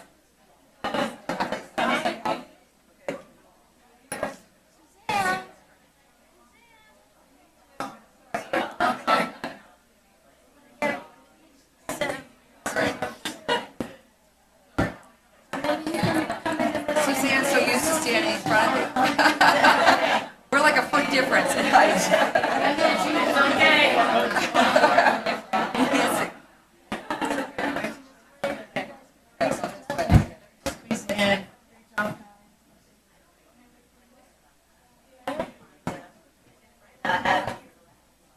Good.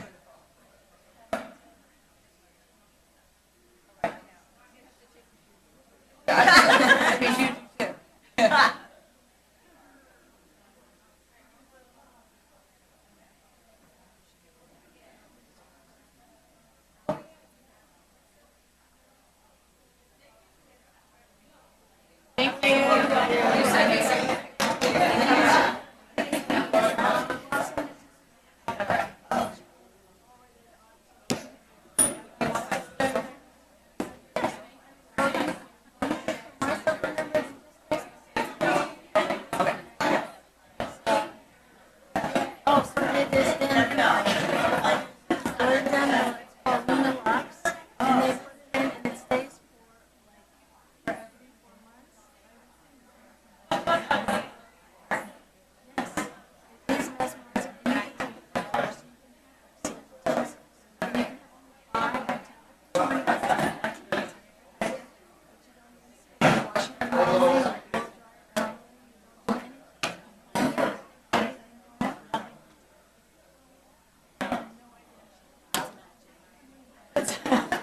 But I did it, and everybody's coming over and saying, oh my God, that's like so magical, and that's what I need.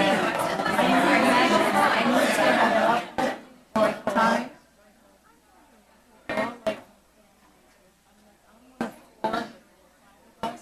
My mother was, she was a nurse midwife.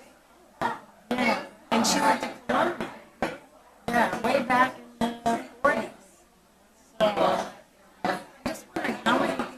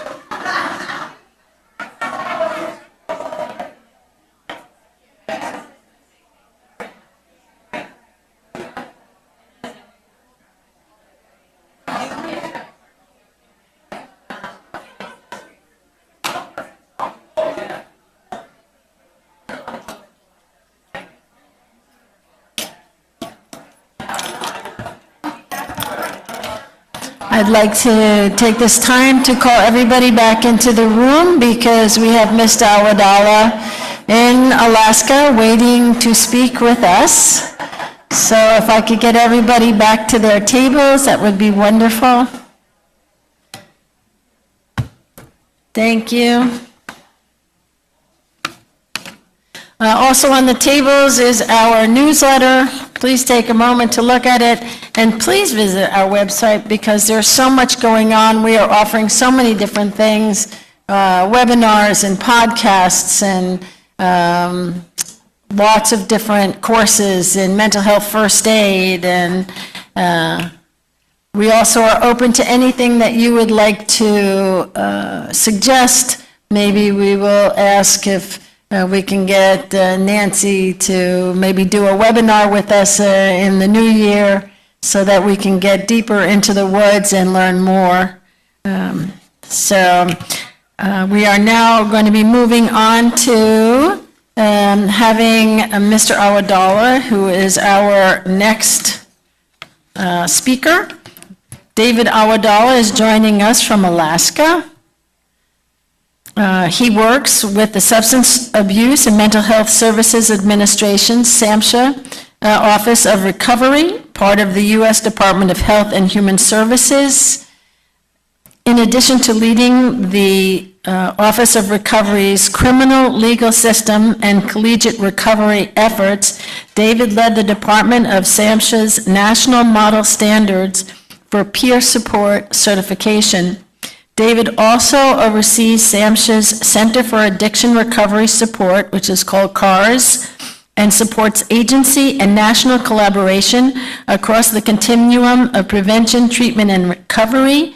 I spoke with David last night because when we sent him the invitation, it did say 9 a.m., and he called me and said, you know, that's like 4 a.m. in Alaska. And I went, no, you're not speaking till 11:30. He said, thank you for that. So, no further ado, here is David Awadala.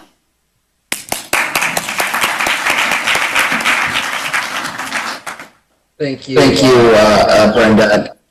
First thing I want to do is I'm going to change a little bit because I can hear myself after I speak, and we've all been there before. So could we actually have a I might actually have to just turn my volume down. Hold on. The dreaded echo. Okay, give me a thumbs up if you can still hear me, because I just turned my volume off. Okay, perfect. I can't hear myself anymore, which is much better. And also now the sun is coming up here in Alaska. It's 7:30. So as you can see, my face is very bright. Just forgive the angle of the sun. But Brenda, thank you for having me today, and it's certainly an honor and a privilege to be here with you all.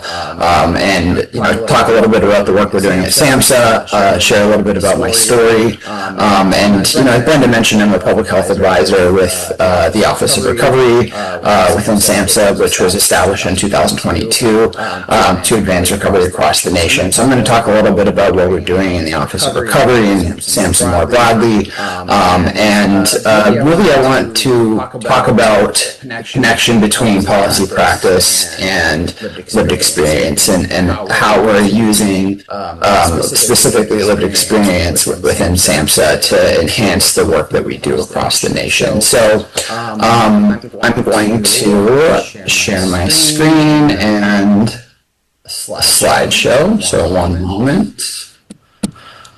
All right.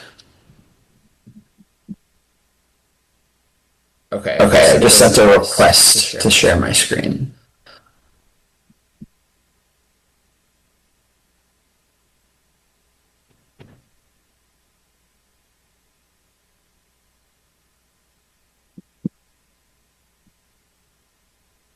Okay.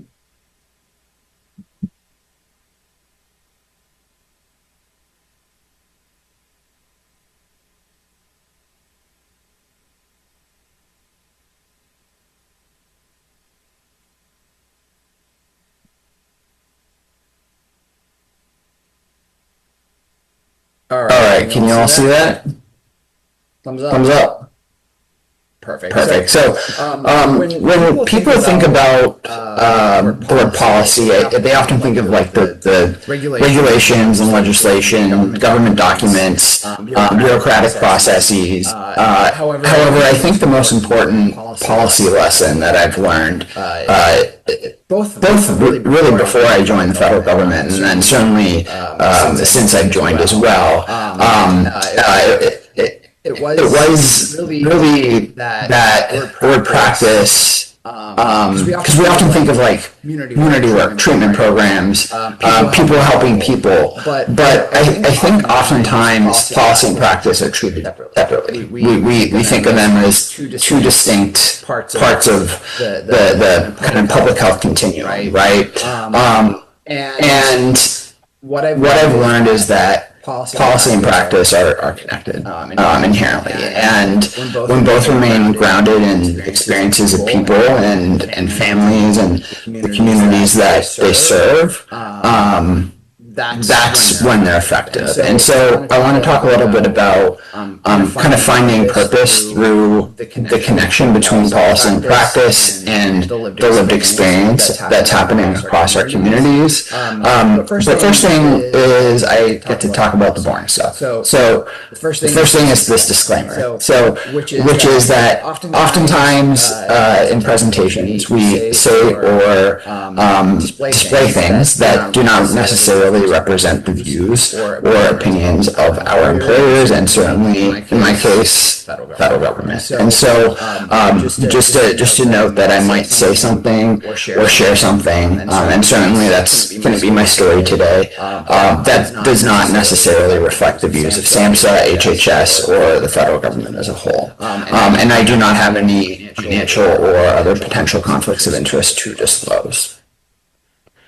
I do want to quickly go over some of the NISDA data that we recently gathered. So in the 2024 NISDA, which is the National Survey on Drug Use and Health, 1 in 6 respondents had a substance use disorder. 1 in 4 had any mental illness, which is that excludes substance use. That's distinct to mental health conditions. And then 1 in 3 had either mental illness or a substance use disorder, which could also include co-occurring. However, the most exciting part, I think, of that data is 100 million plus consider themselves to be in recovery or recovered. 68 million from mental health conditions, 32 million from substance use, and that's a big number, right? I mean, that we often think of when we talk about recovery, we only think of AA or NA, or maybe like these smart recovery, these mutual support groups that are held in damp basements with really strong coffee, which certainly those are settings where we see recovery, but there's a lot of people in recovery that might not use those tools either. Some people are able to find recovery without those types of tools, and so it's a bigger number than I think we like to think, and it's a good reminder that there's probably someone in your neighborhood, and certainly this conference is probably full of people in recovery or people who have some sort of relationship to recovery, maybe as a family member or a loved one, or maybe they're a family member of loss. But it transcends any kind of field and any profession, socioeconomic status, gender, race. Recovery is everywhere. So SAMHSA's mission and principles, which were recently updated in September 2025, include identifying and addressing emerging behavioral health threats. So that would include surveillance on the opioid crisis, the evolving fentanyl analogs, and what's happening with overdose rates across our communities, preventing substance use, misuse, abuse, and addiction. Cross-cutting principles include being data-driven, innovative, gold standard science, And those transcend the like prevention, identifying the emergent threats, and then also helping individuals achieve long-term recovery and sobriety. And I'm not going to read them all. You can access those on our website. And then a quick overview of SAMHSA, because before I joined SAMHSA, I didn't realize how, I mean, we're a small agency compared to like CDC, FDA, NIH. However, we still have quite a vast portfolio of work, and we have a lot of dedicated, incredible colleagues that are working on different areas of the substance use and mental health crisis that we're seeing across the country. And so at the kind of top, the leadership level is the Office of the Assistant Secretary. And so that's where our oftentimes our political appointees sit. That's where our assistant secretary, principal deputy assistant secretary sit, and some of our other leadership. But we also have this Center for Behavioral Health Statistics and Quality, or CBISC. So they lead the NISDA and synthesize that data. We also have CMHS, the Center for Mental Health Services, which oversees our response efforts for mental health. We also have CSAP, so the Center for Substance Abuse Prevention. So that leads prevention programs. And then, of course, CSAT, or treatment, for expanding treatment and some recovery support services. They also have several recovery grants as well in CSAT. So that would include building communities of recovery, the Recovery Communities Support Program, and several other recovery centered grants. Then we also have our 988 and Behavioral Health Crisis Coordinating Office. So that leads national crisis care surrounding 988. And then finally, the Office of Recovery, which actually sits under the Office of the Assistant Secretary.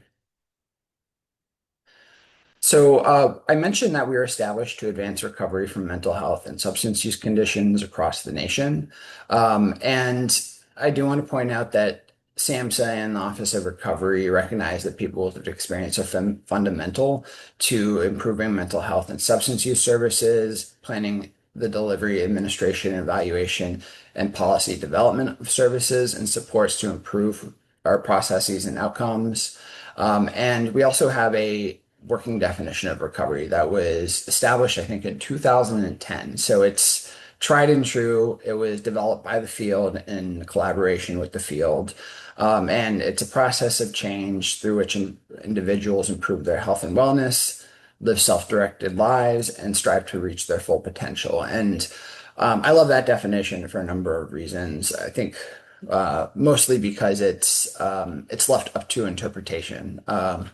There's a saying, and it's one of my favorite. It's that there's as many pathways of recovery as there are people in recovery, and I think that's true for a number of reasons, because I mentioned earlier that I think we often think about like one particular service or pathway when we talk about recovery. We will say things like, oh, they're in AA or they're in NA. That's their pathway. Or they're on MOUD, medications for opioid use disorder, or they do smart recovery. And yes, like there's people that utilize those tools, but I think that's what they are. They're tools. And a recovery pathway it's much more complex. And at least personally for me, and my recovery shifted over time. I'm going to share a little bit about my story in a minute, but each of the pillars, so health, home, community, and purpose, has played a different role throughout my recovery at different times, and that role has changed. So, for example, I at one point was on MOUD. However, I no longer am. I at one point was in a recovery housing program. I can say that community has played a role in my recovery the entire time. Finding purpose has certainly played a role as well. And then also the guiding principles. So having hope, having respect and being respected, finding what my strengths are, and kind of accomplishing my responsibilities in life, addressing the trauma that I have from when I was younger, finding kind of root in my culture, having really, really strong relationships and peers.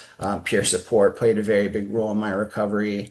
And then certainly in terms of holistic, you know, the physical nutrition, exercise, the different components of actually being a physically healthy person. Recovery is much more than just going to a meeting and seeing a peer. And certainly that can be the most important kind of part for a person at some point. But I found that, taking care of yourself is vital in terms of having a sustained and holistic recovery. So I mentioned a little bit about our centers and offices. So our scope obviously transcends to specific conditions related to substance use and mental health. So those are SUD. So there's a vast array of substance use disorders, as we're all aware. There's stimulant use disorders, there's opioid use disorders, there's alcohol use disorders, and many people have multiple disorders across the different substances. Some people might just have a substance use disorder associated with one particular substance, but it's also clinically complex in the sense that there's very varying severities, right? So we have mild, moderate, and severe for all of those, and that's the same thing with mental health conditions as well. So any mental illness or AMI is defined as mental, behavioral, or emotional disorders that are outlined in the DSM-5, and that can vary in impact and range, as I mentioned, with the severity associated with SUD. That applies certainly to AMI as well. Then we have SMI, which that results in serious functional impairment. And those would include things like schizophrenia, bipolar disorder, and some of the other ones that can result in some of the more serious disabilities that we associate with mental health conditions. And then finally, serious emotional disturbance, which would just apply to youth when it comes to mental health conditions. So, as I mentioned, my name's David, public health advisor with the Office of Recovery, and I've had the honor of serving in my role since 2022. So for about 5 years now, and I do want to say that throughout my tenure, I've been very, very privileged to lead complex training and technical assistance centers, advanced prevention, treatment, recovery, peer workforce development, state and local tribal partnerships. However, I do want to say that my education and professional experience, my hard work, they're all secondary factors that have afforded me the opportunity and ability to do this work. I think the most important factor is my story and my recovery and my lived experience. So we're going to talk a little bit about what that looked like. Not too much, though. I can't have you guys knowing everything about me. So at one point, I knew I always felt different, and I still feel different to this day, but a little bit less now. But I never felt like I could quite fit in when I was younger. And I'm going to take a sip of coffee because it's very early. So I remember the first time I put an opioid in my body, and I was prescribed it. And I remember thinking to myself, like, holy crap, like this is what I'm supposed to feel like. Like I felt it was weird. I felt normal. I felt like I could be around anyone and talk to anyone. And I was talking to this was years ago. I was talking to my mom about like my recovery and my addiction. And she said, David, I never understood what you saw in opioids. Like when I would take them, I would I would be tired. I would want to go to sleep. I would feel out of control. I'd feel nauseous. And my body reacted differently the first time I took one. I felt energy. My anxiety went away. My depression went away. Like I said, I felt like I could be around anyone, talk to anyone. I felt like I had confidence. And that kind of speaks to the genetic component of substance use and substance use disorders, that some people metabolize drugs and alcohol differently, right? For me, the neurotransmitters that were firing in my body were different from the neurotransmitters, or at least the levels of neurotransmitters that were firing in my mom's body when she took it, for an injury that she had.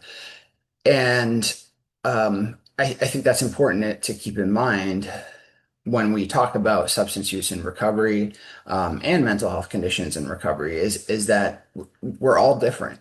Our genetics are different. The way our minds operate are different. The way we metabolize substances are different. And so we're all going to have different experiences. So you're wondering what this logo is on the screen. It is the University of Georgia Bulldog logo. And so that is my alma mater from undergrad. And so at one point I was a student at UGA back in 2005 was my freshman year. And that sounds gross saying that out loud because it was so long ago. I'm almost 40 now. But I remember how quickly my life devolved into chaos after taking my first opioid, and realizing that that's how I wanted to feel, and I was going to do everything I could to feel like that every single day. And not long after, so I think about 2 years after taking my first opioid, and I had experimented and partied with other drugs and alcohol throughout my youth, and certainly I might not have been the most responsible young teen and young adult, but I don't think I met the criteria for having a substance use disorder until I started taking opioids. And it was just several years later, and I remember it was on December 15th, 2008, that I was arrested for the first time for a drug-related felony. And over the course of the previous 3 years, I mentioned I'd slowly transitioned from a law-abiding, mostly dedicated student to someone with a absolutely crippling opioid addiction,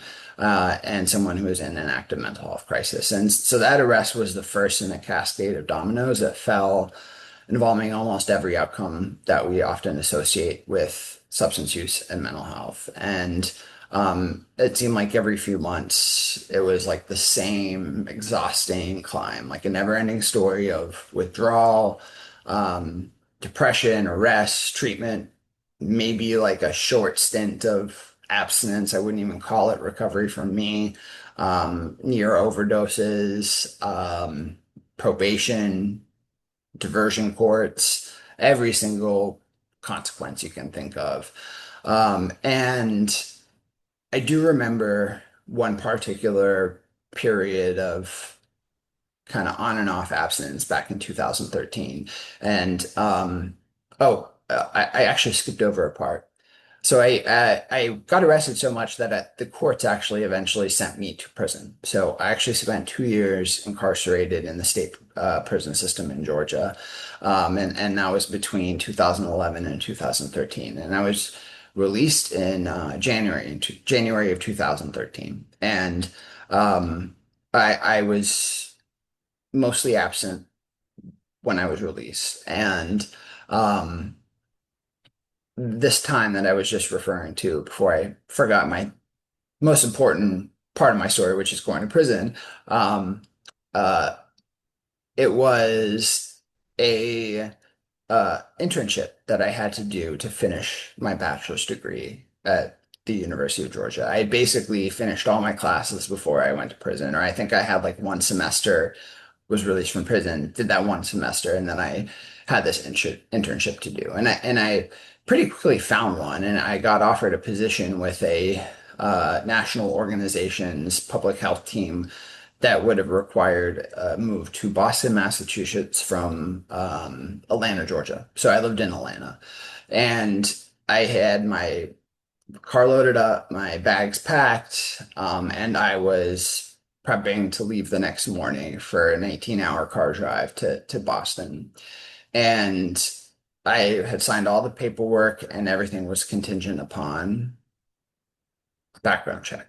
And I remember it to this day. I get a call from the hiring manager, and they'll basically like, "Hi, David.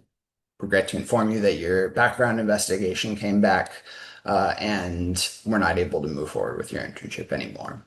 And I remember like the utter despair in that moment, because this was an unpaid internship. I was going to work for free for this company.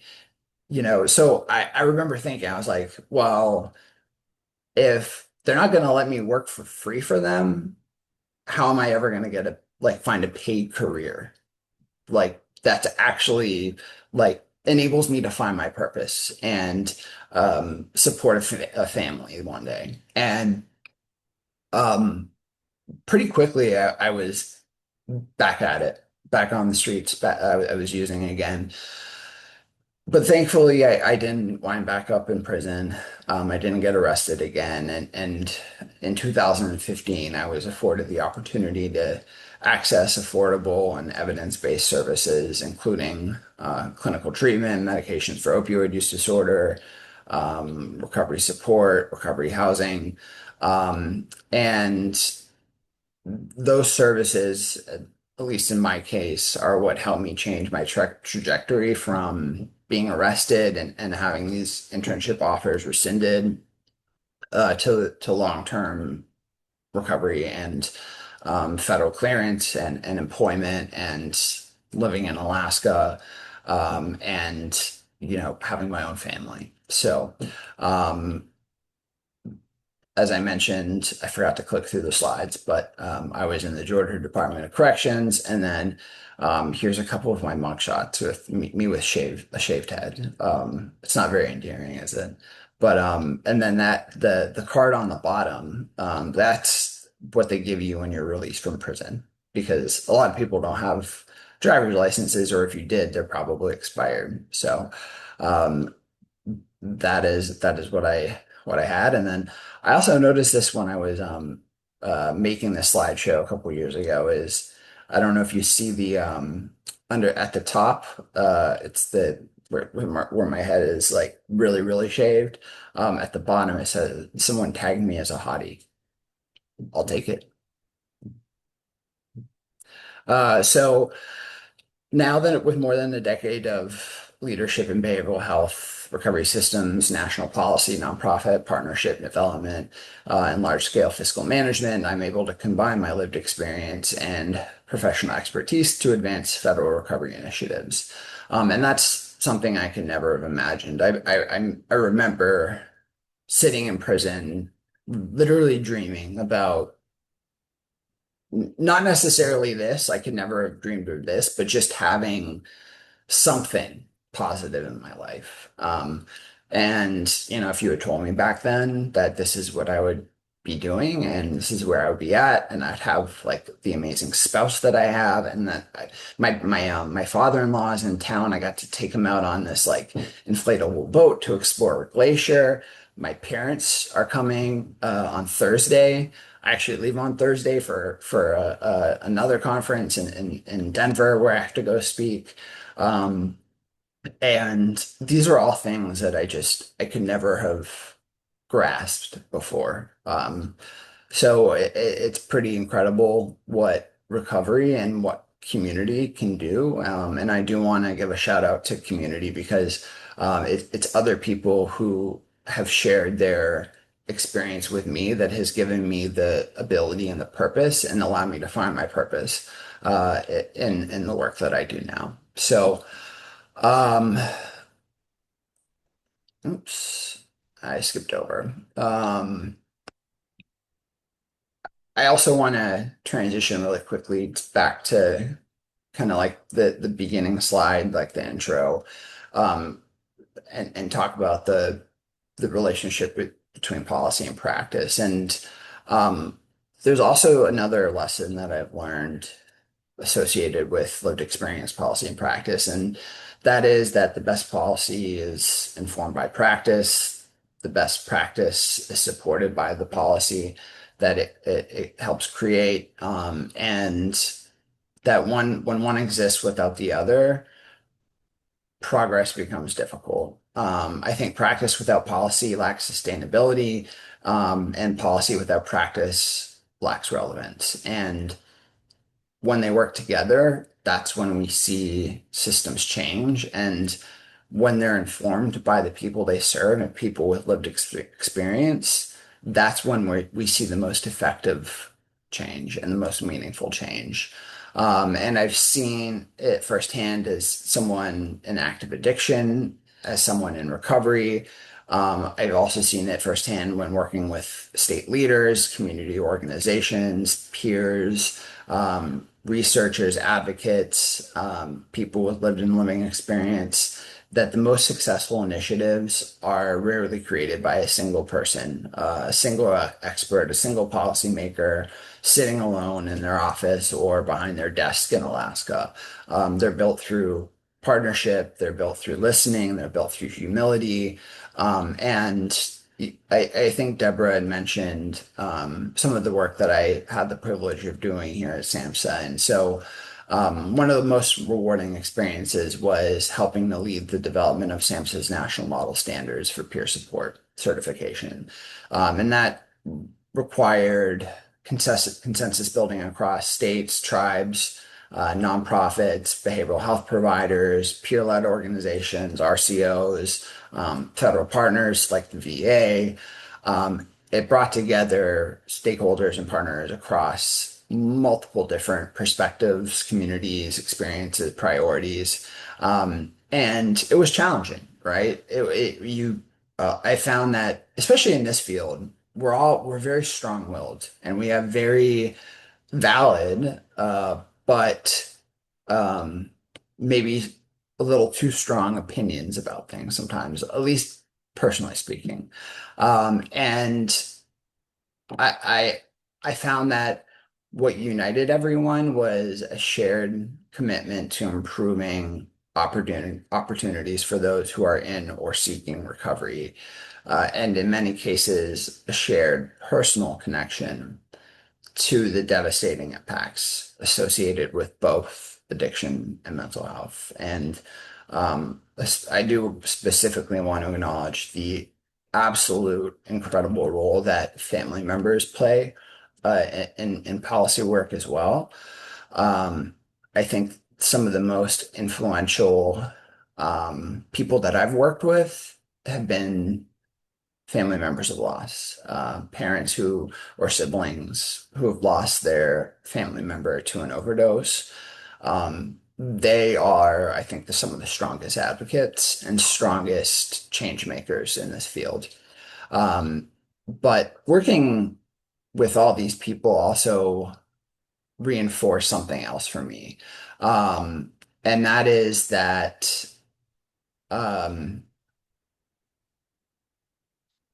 finding purpose is not simply about what position you hold or what title appears on your business card. Purpose is about understanding how you work, how your work contributes to something larger than yourself. And it's about whether you're serving one individual or leading a community initiative, conducting research, shaping policy. It's not a question about whether you can create change. It's about how intentional you are with doing it and who you're including when you try and create that change. Those who remain connected to the communities they serve are the most impactful. And those that understand that real progress requires both vision and action, those are the people who I love working with the most. So, I also want to talk a little bit about what policy is. And what I mean by that is actually what it isn't. And that is, it is an abstract. At least I think when I say we, maybe not you all, but many people, I should say, oftentimes are disconnected from how policy actually impacts people at the local and state level. And, I mentioned that every funding decision or program requirement, performance measure, they affect real people, right? And the most effective policies are developed in collaboration with the voices of communities. But the humility that's needed and the partnership that's needed, it's something that's forgotten here at SAMHSA. It's something that's forgotten across HHS and certainly in Congress. And I really, really encourage all of you to use the voices that you have, and the connections that you have, and the community that you have, and the partnerships that you have to remind the decision makers who are creating the policy in your community, and beyond, that policy isn't abstract, and that policies affect you all. Be familiar with the different funding opportunities that are coming out from SAMHSA and from across HHS and our the different federal partners that we have, and not just at the federal level, but also at the state and local level. Oftentimes, some of the most impactful policies are created locally. So making sure you understand exactly what those are and how they're affecting the community that you're in is incredibly, incredibly important. So I do want to just quickly go over a few of our resources that we have. And Deborah mentioned the Center for Addiction Recovery Support, or CARS. So CARS is a congressionally authorized technical assistance center. And this is actually a great example of kind of a program that was created through policy. So CARS is the second iteration of a recovery TA center. The first iteration was the Peer Recovery Center of Excellence, and that was initially created in 2019. Now, the reason why I say this is a good example is because this was authorized through the Support Act, which was written by our state legislators, are the men and women who serve Congress, so in the House and the Senate. So they wrote the legislation, and then they also appropriated money to it. And the way this happened was recovery advocates and partners across the nation, including some of our national organizations that do advocacy, actually almost lobbied with our legislators to create this piece of legislation and include funding that actually went to a resource for technical assistance. And what this offers is one-on-one consultations, resource development. So let's say one of you want to open up a peer-run organization in New Jersey, and you have no idea where to start. You don't know what certifications you need. You don't know who to reach out to. You could hop onto the CARS website, submit a TA request, and they will actually reach out to you and work with you one-on-one to make sure that you get the resources that you need to do that. And while it's not monetary in nature, oftentimes these subject matter experts have navigated the exact same challenges you're navigating. And so I always want to remind people that these kind of resources exist. If you're interested in learning more, I'm going to share my email at the end. Like I said, I oversee the CARS program, so I can always help expedite your TA requests, and make sure that you guys get the support you need. I also want to share a couple of our rural and tribal resources. So our Tribal Technical Assistance Center, which includes consultants from different tribes across the country. And this applies to both mental health and substance use, and provides training and technical assistance associated with response efforts across our tribal partners. And then also we have some other treatment and prevention recovery resources. So our ORN, our Opioid Response Network, our TTCs, or I want to say it's Information Technology Transfer Center is what it stands for. And so we have our ATTC, which is our Addiction Technology Transfer, PTTC, Prevention, and then Mental Health. And those are mostly surrounding resource development. So there's webinars and videos, different online trainings that are easily accessible that you all can use on there. And then we also have some ones that are specific to providers as well. So our provider clinical support system. So one for MOUD, one for MAUD or alcohol use disorder, and then also one for universities as well for integrating SUD curriculums into different provider training programs. So programs for PAs, MDs, NPs, also DDSs. So those resources are also at your disposal. And then finally, you're all familiar with this, findtreatment.gov. And I do want to share a couple of our upcoming convenings. So we're having a recovery housing convening in August, as well as a prevention and recovery convening in August. So those are actually going to be the same week. We're also having a peer summit at the beginning of August. So if you're interested in learning about those and potentially attending, I can see if we have any slots open still. Just shoot me an email and I'd gladly help you out. And with that, I'm going to close out. Deborah, back over to you. I don't know if we want to do Q&A, but I hope you all took something away from this. I hope I didn't ramble too much. And, you know, I wish I could be there in person. It's a really long flight to the East Coast. I have to come to DC in August and I'm dreading the flight, but that's what I get for living in beautiful Alaska. So, but with that, I'll hand it back over to you, Deborah. Thank you for giving me the opportunity and privilege to be here with you all today. It's an honor. And finally, thank you for the work that you're all doing to advance recovery. I'm here to support you all.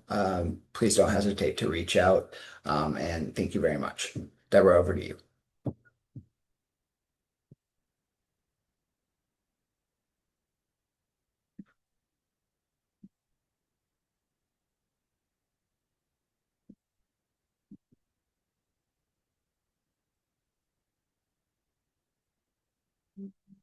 Okay, I turned my volume up. Now I can hear. I couldn't hear anything after that. So.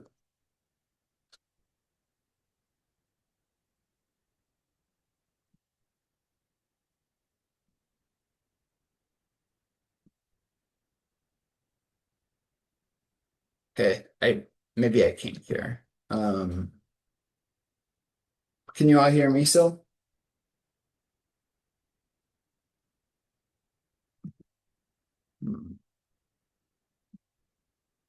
Your volume again. Oh, there we go. All right. So it's Brenda. I'm still here. Are you still there, David?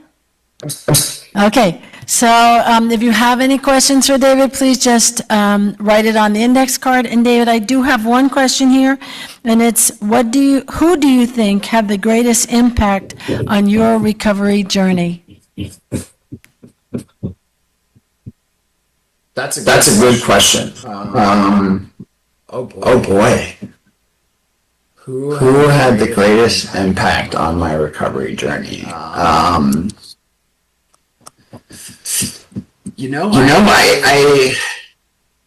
think that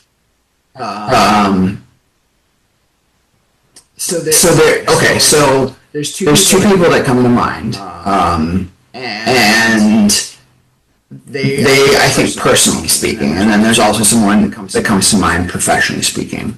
The two people that I'm thinking of personally in my recovery were, their names are James and Neil. And actually don't, I haven't spoken to them in a long time, but so when I went to treatment for the last time in 2015, end of 2014, beginning of 2015, I was in an inpatient treatment center, and these two guys came in, and they brought a meeting into the treatment center. And I remember I was like so sick. I was like throwing up. I was like, 140 pounds. I was just constantly nauseous. I was not feeling great. And certainly, I'm pretty hopeless. And these two guys come in, and they are like glowing. They're like fit. They're wearing nice clothes. They're smiling. They're laughing, and they tell their stories. And their stories were my story, almost to the T, both of them. And I remember thinking, I was like, oh my God, I'm not that special. There's people just like me, and these guys did it. Like, look at them, and they were just clearly just crushing life, and so healthy and so happy. And I remember in that moment, like, really just like this fire lit up inside of me, and I had this realization that I needed to do what they did to find recovery and sustain recovery. And that was, I think, the first time that I had actually had like this like intense moment of connection with someone in recovery that really just like lit my fire. So that was kind of like that was early on and personally. Professionally, and he's my colleague to this day, Tom Coder. Sure that name rings a bell for many of you. He's a friend and a mentor. And actually, I interned with SAMHSA back in 2017 when I was in grad school, and I didn't tell this story. So I had actually moved, so I took a short hiatus from the University of Michigan where I was in grad school. I was getting my master's in social work. I moved to Rockville, Maryland for my internship with SAMHSA. And someone had connected me with Tom, and I knew Tom was like, he was in the Anonymous people. He had worked with Faces and Voices. He was at one point a political appointee, but he was kind of transitioning out. And he was just like one of the most influential people in the recovery advocacy and policy community. And so I got connected with him there. I was just like so excited to get to know him. And long story short, I had started my internship at SAMHSA. And I remember my internship with a different organization right after I got out of prison. That was rescinded. Well, that same thing actually happened with SAMHSA, but it was a very short period. So what happened was I had started. I had my badge, my federal badge, which looks like this, which gets you into the system, gets you into the building, and I thought I was like in the clear. Like I had done my fingerprinting for the FBI. I thought I was good. But a week into it, they call me, the badging office, and the security team, and they said, "Hey, we saw some of your convictions and your criminal history, and it's a little too much. You're not going to be able to do your internship." And in a complete panic, I called Tom, and Tom did what Tom does, and he called people and got me in touch with the right person, and I was able to explain what recovery was, and why I was a threat to the federal government. And I had no idea this is how it works, because sometimes it's just talking to people. But that having Tom as a mentor and an advocate and a friend, I might not be at SAMHSA if it wasn't for him. So I have a lot of gratitude. So that's the other person. Thanks for the question. I have a couple more questions, and one is for your email address. So when we're finished with the questions, if you could put up that last slide again that has your email address on so people can reach out to you. One of the questions here was, did you ever work with peer recovery specialists? And if you did, how did it help it looks like population, because the person who wrote this has just hired a peer recovery specialist at their detox, but it's the first time they are working with a peer recovery specialist. So if you can give them a little bit of insight about peer recovery specialists. Sure, yeah, thanks for the question. I have worked with peers in many different capacities. We work with peers on the development of the model standards. I've worked with peers personally in my own recovery. I've worked with peers when I worked at a detox a few years back in just a part-time capacity, just because I enjoy it.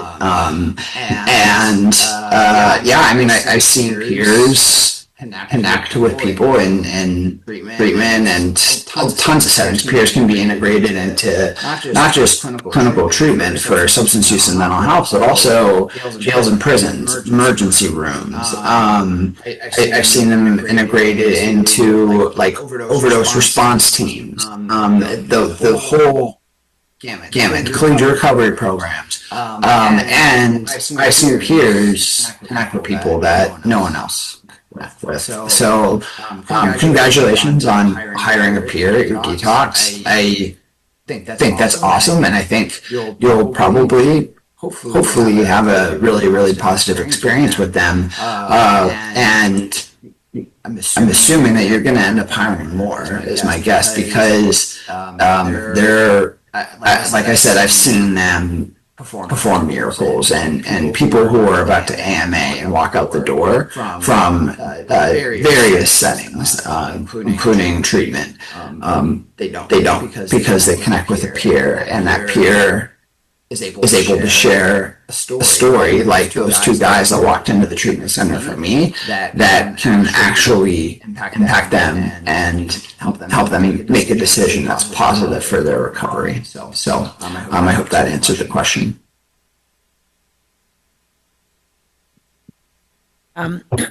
It's important to remember that we all have, many of us have, most of us have, deep inside of some biases that we are not even aware of. And when Nancy showed that picture of the nurse with no face, I think that often happens to when we find out that someone has a history of addiction. They somehow lose their face, they lose their individuality, they become that person who used to be an addict or the person in recovery.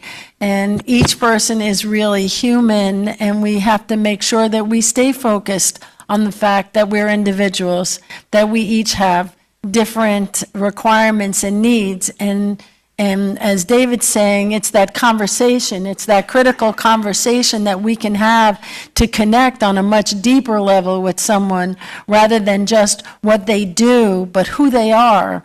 See them as a human being and not as a human doing in the past or present or future. Which leads me to the last question, which is really, really hard, because we want to really think about everyone as individuals. And Rabia just told us we only have about 8 minutes left. But this person asked, what do you think the first step that is necessary for someone who is suffering and living with the lived experience of addiction? What do you think the first step is and how can we help them get there? I knew that was going to be really hard. First step in helping someone who, I'm assuming that question is someone who like a provider, or like from the perspective of someone who wants to help, who like a provider or a peer who's in active addiction. Is that correct, Brenda? Aspect, but I think it would be more interesting to all of us about what's our first step. I think that's a really good one. What's our first step to helping other people? Yeah, that is a good question. I think it depends on what you do, what your role is, what your connection is. I think a first step that any of us can take is learning what resources are out there and making sure you know how to use them and know how to share them. Oftentimes there's just so much information with the internet these days, and it's hard to keep track of it, and it's hard to effectively utilize the different resources that exist. And so sometimes I will receive some sort of request for help. And certainly we at the Office of Recovery, sometimes we have people send us emails. We have like an Office of Recovery email, and I don't know how they get our email, but it'll be someone, either like a family member or someone in active addiction, or maybe someone who just started their recovery, some sort of question about finding treatment. I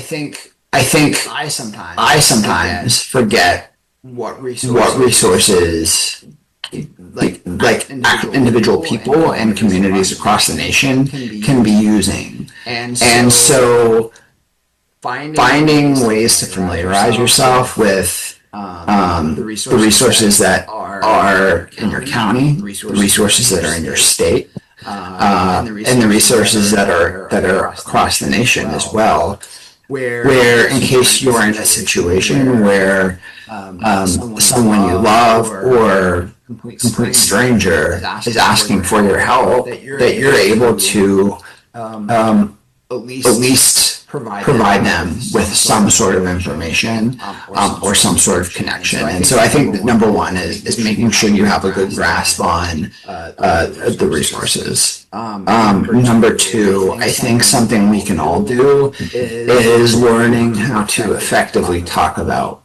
recovery and addiction. Brenda,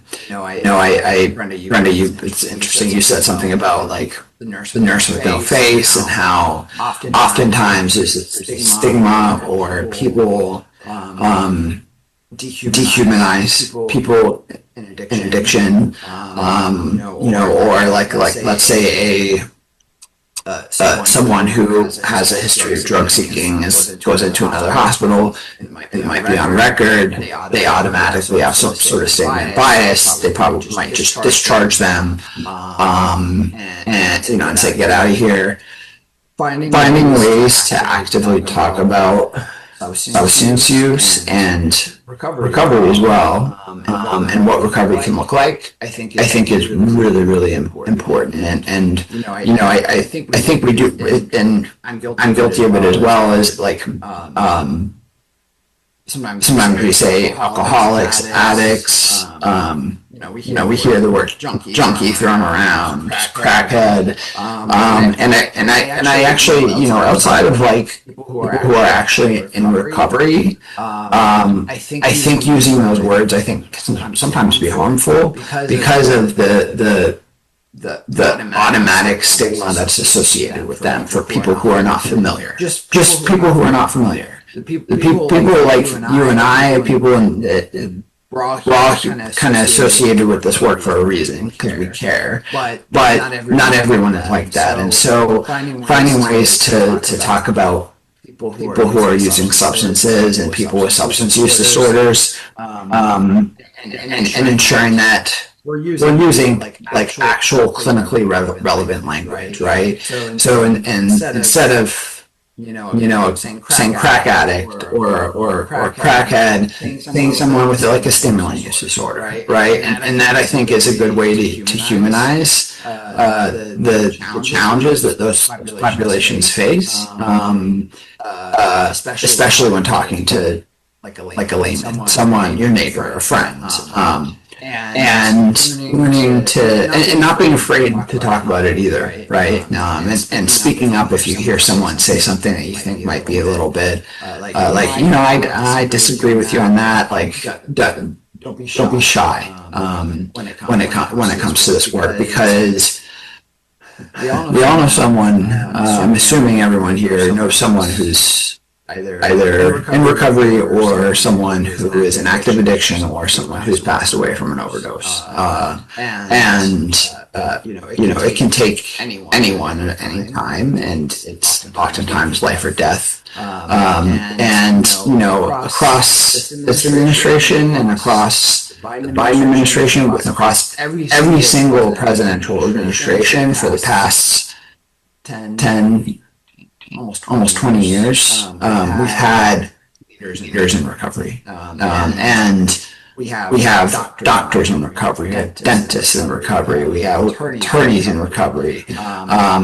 We also have those same people who are experiencing active addiction, just like someone who's unhoused, or that person that's standing on the street corner begging for change. And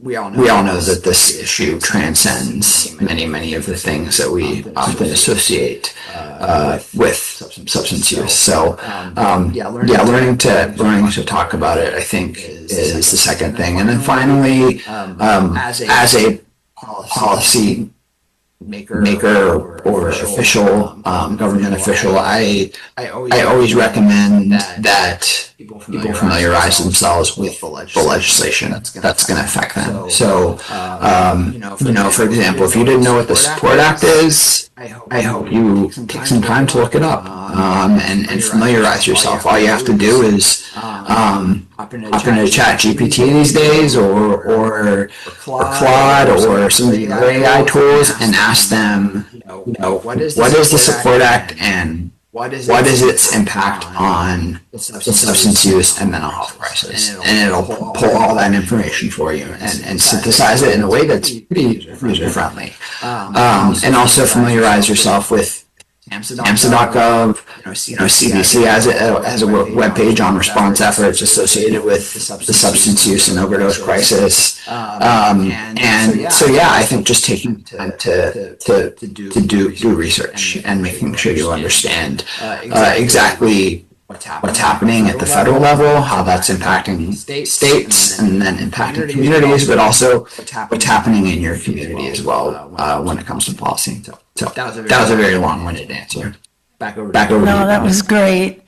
So David, we just want to thank you for your expertise, for your authenticity, for your willingness to share your story, and for the hope that you instill in every single one of us who understand the depths and despair that can be experienced by the grief that comes with knowing, loving, caring for, caring about a person who has the lived experience of a substance use disorder. So please join me in thanking David. And David, will you put up your last slide when you are going up to have breakfast? We really appreciate you waking up early for us this morning. Sure thing. Thank you for having me here, Deborah. Let me get myself again. Okay, that's better. You have to keep Deborah will ask the question, I'll turn the volume up, and then when I answer, I have to turn it off again because I can hear myself on the screen. Deborah, just to clarify, you want my email address? Is that correct? Right. They would like your email address. Sure, yeah. Do you want me just to put it in the chat and you can pull it up that way? Do Or that, guys? Can you, if he puts it in the chat, can you put it up there? Yep, you can do that. So we're standing between you and your breakfast and everyone here and their lunch. So thank you again, David Aladar. Thank you for coming to us from Alaska.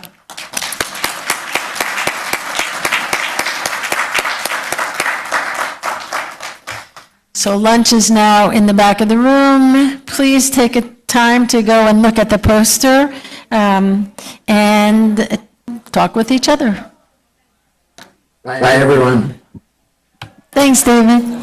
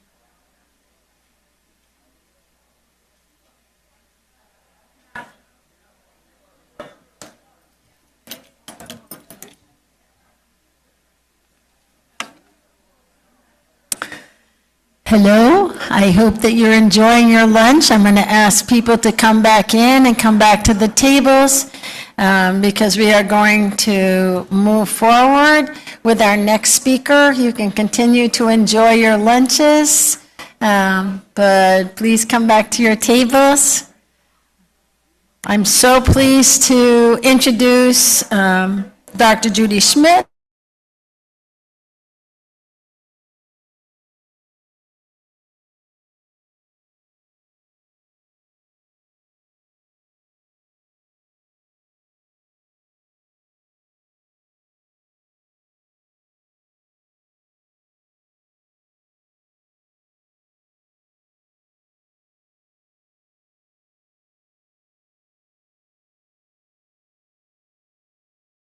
Three decades to advancing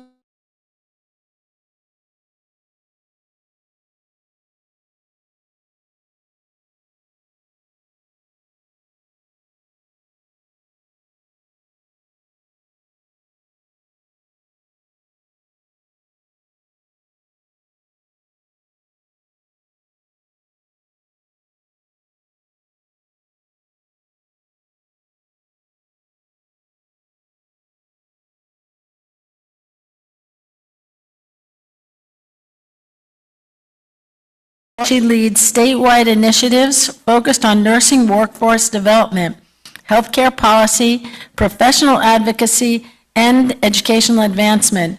She's recognized for her dedication to nursing excellence. Dr. Schmidt is a passionate advocate for nurses and patients alike, working collaboratively with healthcare organizations, legislators, and community leaders to strengthen the future of healthcare in New Jersey. Her leadership continues to position New Jersey State Nurses Association as the leading voice for the state's nursing profession. So please join me in a hearty welcome to Dr. Judith Schmidt.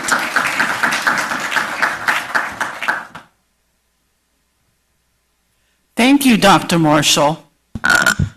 So my job right now is to make sure everybody stays awake. Because you know how it is with turkey sandwiches. All right, so I'm gonna probably reinforce a lot that was said this morning by former Assemblywoman and also my good friend there about political advocacy. So how many people in the room are not nurses? Just raise your hand, not nurses. So we have a small minority there, but this does apply to any profession, whether you're an accountant, a physician, a nurse, a social worker, a teacher. You need to be able to advocate for your profession and advocate for your clients and advocate for yourself. So nurses, as mentioned earlier, a very large group of us healthcare providers in New Jersey, the largest number of healthcare providers in New Jersey. We are the largest number of healthcare providers in the nation. There's almost 6 million nurses in the United States. Can you imagine if 6 million people spoke as one voice? What would we be able to accomplish? Our problem is we think about caring for our patients. We don't think about caring for our profession. We don't think about caring for ourselves. We're always in the mindset of caring for someone else. Well, we have to take a little part of us and save it to be able to care for our profession and care for ourselves. If we don't do that, the end result is the patients will suffer. So the American Nurses Association states about 1 in every 100 Americans are nurses. 1 in every 100 Americans are nurses. And 1 out of every 44 voters are nurses. So that's actually a pretty good sign. But again, we're so fragmented in how we advocate for ourselves. We have a tendency to do some community stuff. Predominantly nurses are 90, I believe the new number is like 92%, 91, 92% female. So we have a tendency to participate in kind of female associations, civic groups, the PTA. Maybe even some of us take that step forward and look at the school board. One of our former assembly persons, Myla J.C., actually started as a school board member. We're fortunate enough for many years to have Nancy as our assembly person, and she'll come back. We'll get her back. I don't know how we're going to do it, but we're going to get her back. We've had other nurses within NJSNA organization. Barbara Wright was also a former assemblywoman in the New Jersey legislature. We have Muriel Shore, who was a former mayor and a county commissioner. And then we've had some APNs and other nurses who worked within their local political communities, whether it's the mayor, whether it's a committee person, council person, on a committee, a planning board, etc. So nurses can be active if they choose to be. So political action, what is that? We do advocate, New Jersey State Nurses Association does advocate for all nurses in the state of New Jersey. I don't care if you're a member. I advocate for the nursing profession. I want you to be a member. It's very minimal cost. It's about, we're looking at a couple of caramel lattes a month to be a member of your professional organization. So, we don't charge a lot, but we certainly do advocate. And again, if you're not a member, you're still going to benefit from our advocation. But if we don't have the money, we can't do the advocation. Lobbying can be done to protect the patient, but lobbying can be done to protect us as a profession. We can also lobby for other organizations or other associations. So oftentimes we see bills that may be applicable to, say, physical therapy. As long as the physical therapist is not infringing upon the scope of practice of the nurse, we certainly can support them and advocate for them. And then something that what nurses really, really have a problem with and why we don't see movement is because of political action committees. That's where the money is.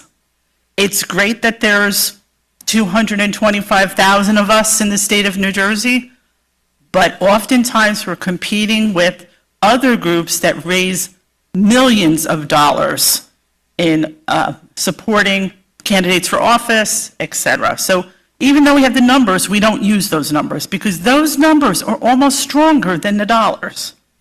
Again, if 200,000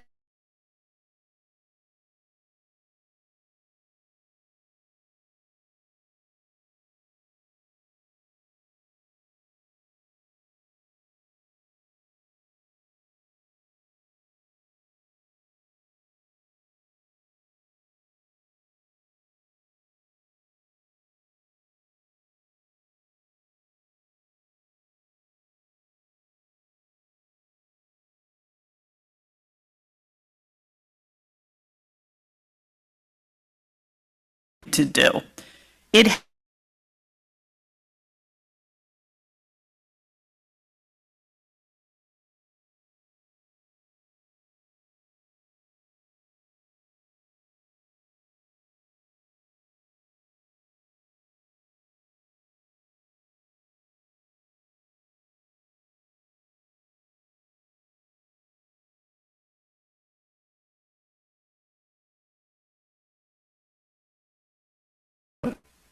Civil rights didn't occur because Lyndon James Johnson, the president at the time, thought it was a great idea. It happened because people got together, advocated, and moved. You see it? What's the saying? See it, say it, do it. Very important. And nurses, we're the most ethical profession for decades. The Gallup poll said nurses are the most ethical profession.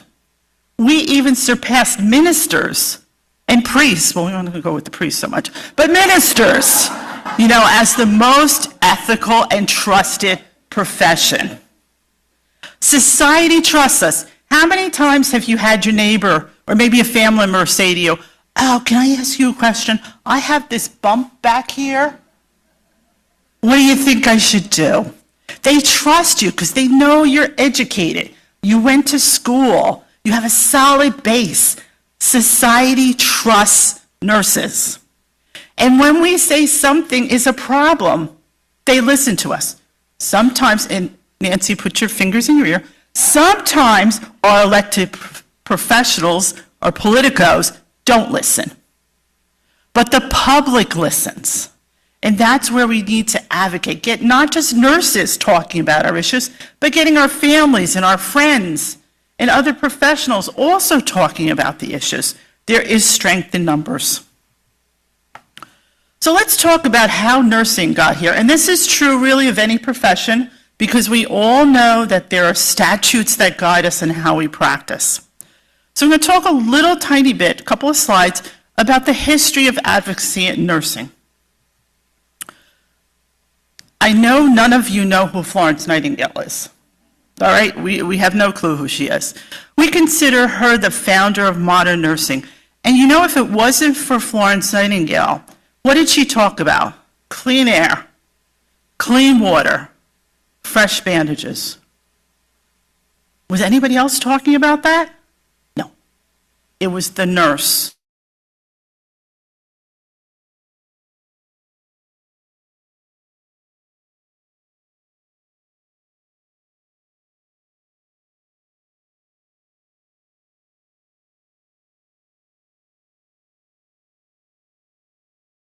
The West, nurses went there. The frontier nurses crossed our nation to provide health care for our citizens as we moved westward. Lillian Wald found community nursing. Where is Lillian Wald today? We need the Lillians of the world back. We need to get back into community nursing. We need to prevent community health care. It doesn't matter whether it's nursing, whether it's physician-based, whether it's social work-based, public health-based. We need to get back into the community. We need to prevent people from going into hospitals. We need to stop the chronicity of disease. That's what we need to advocate for. We need the Lillian Walls of the world to come back. Dorothea Dix did the same for mental illness. Where's the Dorothea Dixes of today? Margaret Sanger, Planned Parenthood. Mary Mahoney, these are all nurses. These are all nurses who advocated to move us forward. So who are they today? You have one sitting right here. Right in your room, you have the honor and privilege of having a nurse advocate, a healthcare advocate, who was out there, and it didn't matter what political party she was doing the right things. So we have in New Jersey, we're actually fortunate enough, we had a lot of nurses within New Jersey that did look at the political careers. Susan Hassmuller was a senior advisor for nursing at the Robert Wood Johnson Foundation, and she was one of the first to do the IOM report. Does anybody remember the IOM report about the future of nursing? That was a New Jersey nurse that was on that committee. Susan Reinhardt is a former senior vice president and director of AARP's Public Policy Institute and chief strategist for the Center for the Champion Nursing, retired from that, and is now, guess what? The first nurse to sit on a hospital system board as the president of the board of directors for RWJ Barnabas Health. First nurse. Then several others who were not New Jersey nurses, but Marilyn Tavener was former head of CMS. Mary Wakefield was also a former deputy secretary of health under President Obama. These were nurses. Congresswomen. We have no assembly nurses, no New Jersey legislature. No one in the New Jersey legislature is a nurse since Nancy had left us. Left us. But as we look at Congress and the size of Congress, 50 states and congressmen and state senators, U.S. senators, etc., we only have 3 nurses. Lauren Underwood, who I have met personally, great advocate for nursing. We have now an APN, Jen Kagans, and Jen has sponsored some legislation I'm going to talk about in a few minutes. And for Virginia, we have Jen was from Virginia and Cheryl is from South Carolina. And then, of course, I have to always Nancy in my presentations.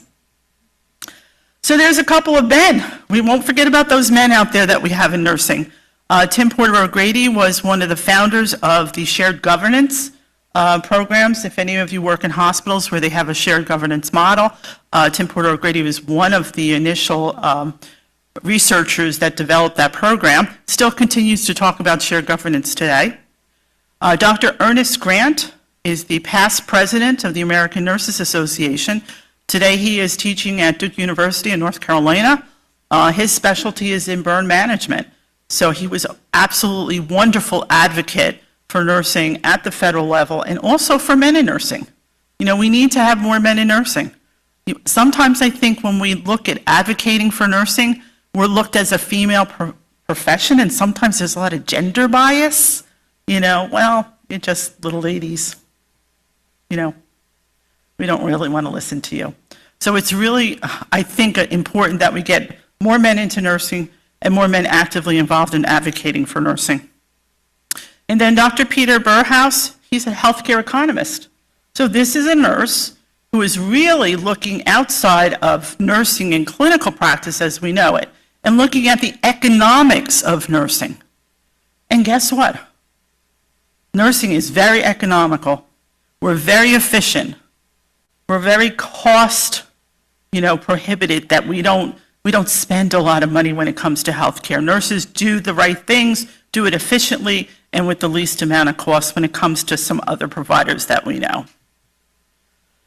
So oftentimes we talk about politics and how we get, from here to there, and people really don't understand what the Board of Nursing does. So I always bring them into my presentation. So especially students, when we talk about the Board of Nursing, I'll ask the question, will the Board of Nursing protect you? And the answer is no. The Board of Nursing is here to protect the public. So it is a state-specific, which means that it's different in New Jersey than it is in New York and in Pennsylvania. It sets the state-specific licensing and the regulatory body that sets the standards for safe nursing care, develops rules and regulations for nursing practice based on the nursing statutes. Same thing goes for physicians. Same thing goes for physical therapists. Same thing goes for the men and women that cut your hair.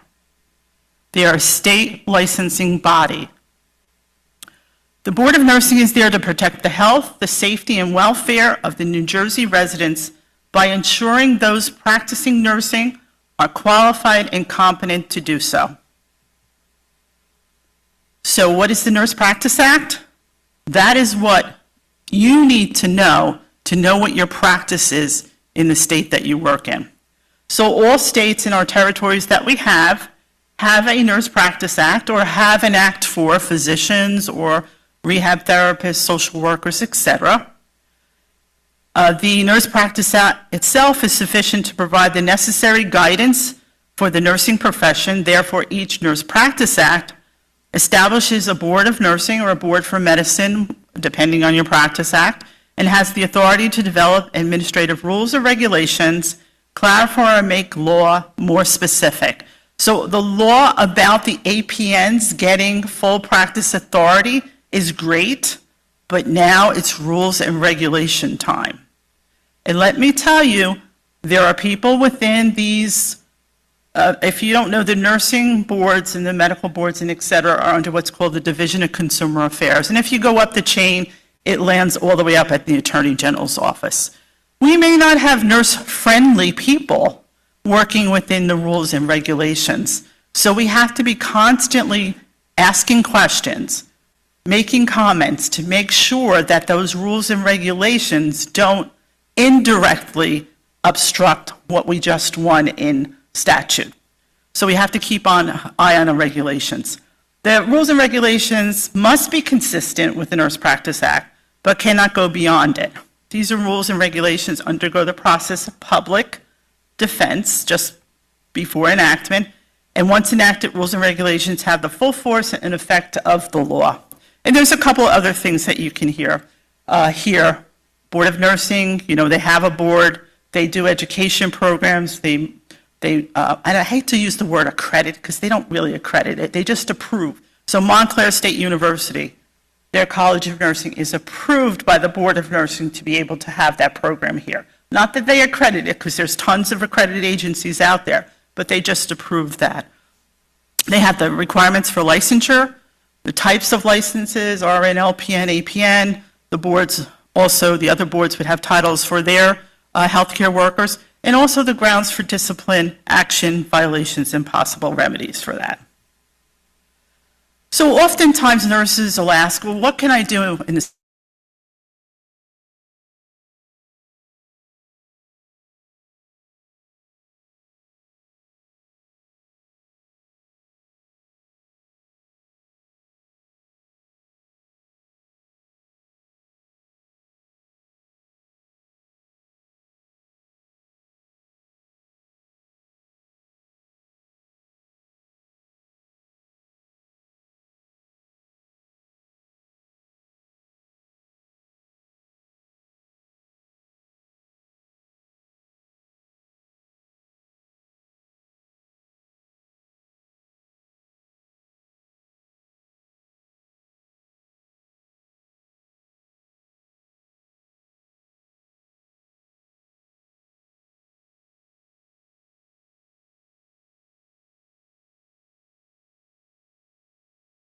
You Google it, whatever you want to do, there's two of them, delegatory and decision-making.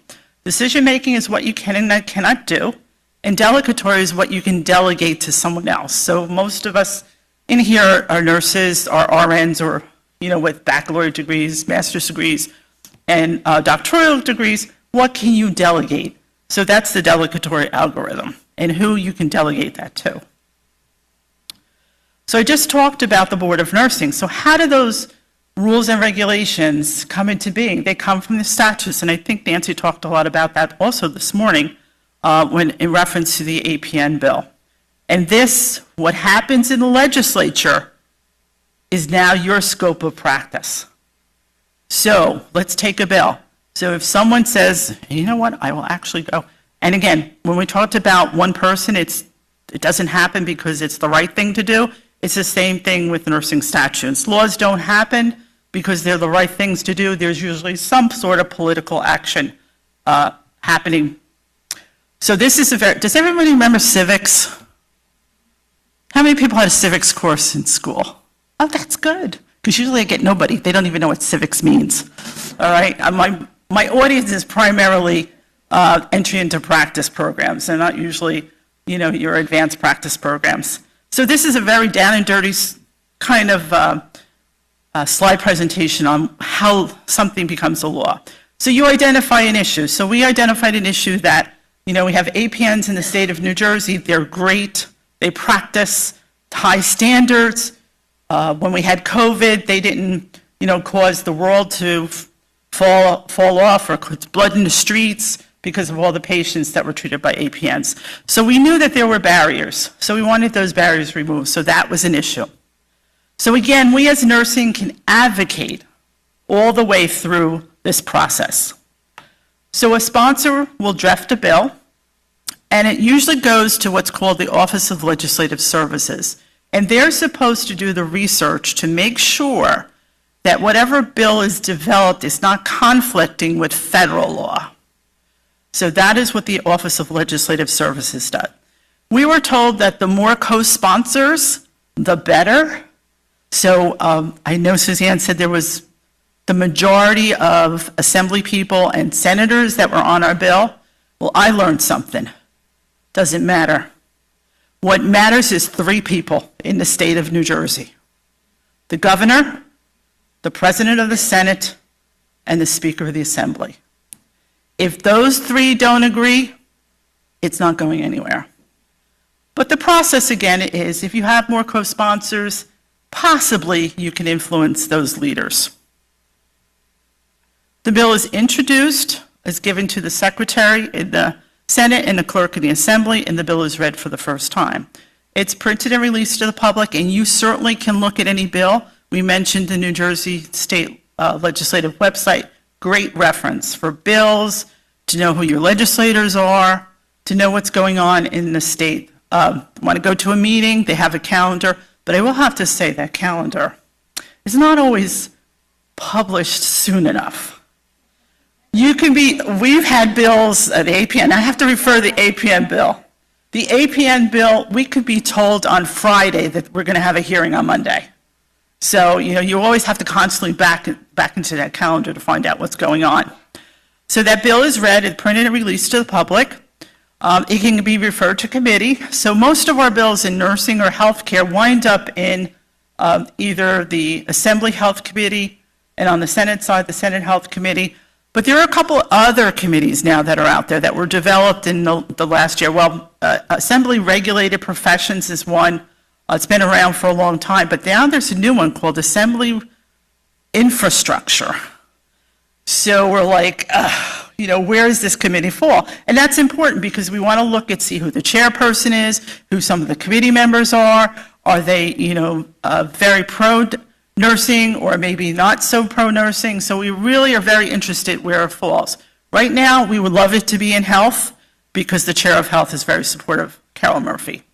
On the Senate side, it's just the one, it's Senate Health Committee, and we're fortunate enough that Senator Vitale is the chair of health, so we have strong leadership on the Senate side. Bill is reported to the floor, read aloud. It can be amended from the floor, it can be amended in committee, it can be amended from the floor. It's scheduled for a third reading and a House vote. Again, does everybody know their civics lessons? How many senators are there in the state of New Jersey?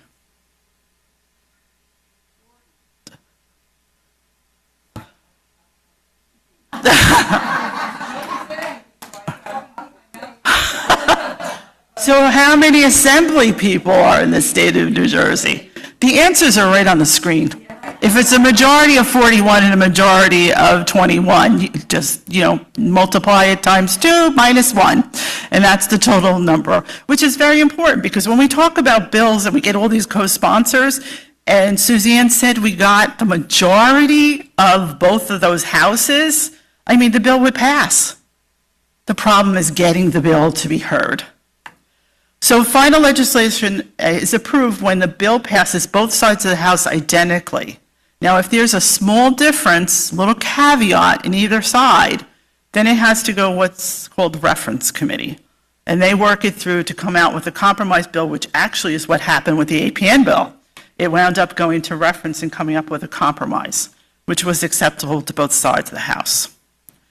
And the governor has an option. The governor can sign the bill. The governor can conditionally veto a line item in the bill.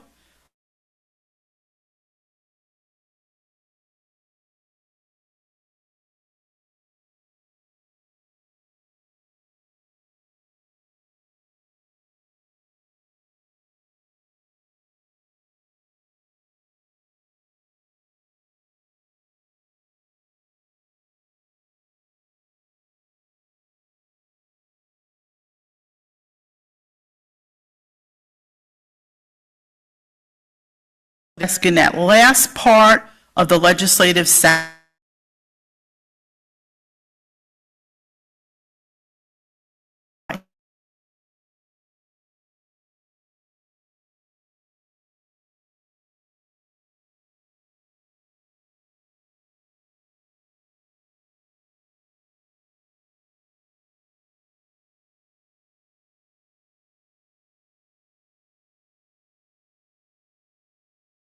We don't really like pocket vetoes. And the bill becomes law after the governor's signature or 45 days if no action is taken. And I talked a little bit about the pocket veto, which is no action on the bill in the last 10 days of legislation. And also, it can be overridden. I don't know, Nancy, I don't know of any bill that's been overridden. So that takes a 2/3 vote. So lobbying that the New Jersey State Nurses Association has done, consumer access to health care, which is the APN bill, has passed. Yay! Our multi-state licensure compact, we helped get that through with the assistance of the National Council, State Boards of Nursing, and we worked on all other legislations, as you see, out-of-network death certification for our APN, safety needle acts, et cetera.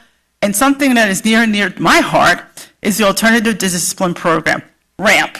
So RAMP Terry Ivory's here. She can tell you a lot about our RAMP program. Previous to the Alternative to Discipline program, a nurse who had diversion or substance use problems or mental illness that affected their work practice would lose their license. It was gone. Board of Nursing would just take it away. Now they refer to a monitoring program to help those nurses in their recovery or with their mental health issues in maintaining their license. The other thing that we're working on right now is, does anybody know who Laura Breen Foundation is? I know you're a lot of behavioral health people in the room. So Laura Breen is a foundation that's working on the mental health of healthcare workers. It's a foundation. They're striving to get rules changed within hospitals about allowing people to work when they have a substance issue or a mental health issue and are in recovery. Has anybody had their renewal for their license in the last 10, 20 years? There's a question. And one of the questions they ask you is, have you been in treatment in the last year for a mental health or substance use issue?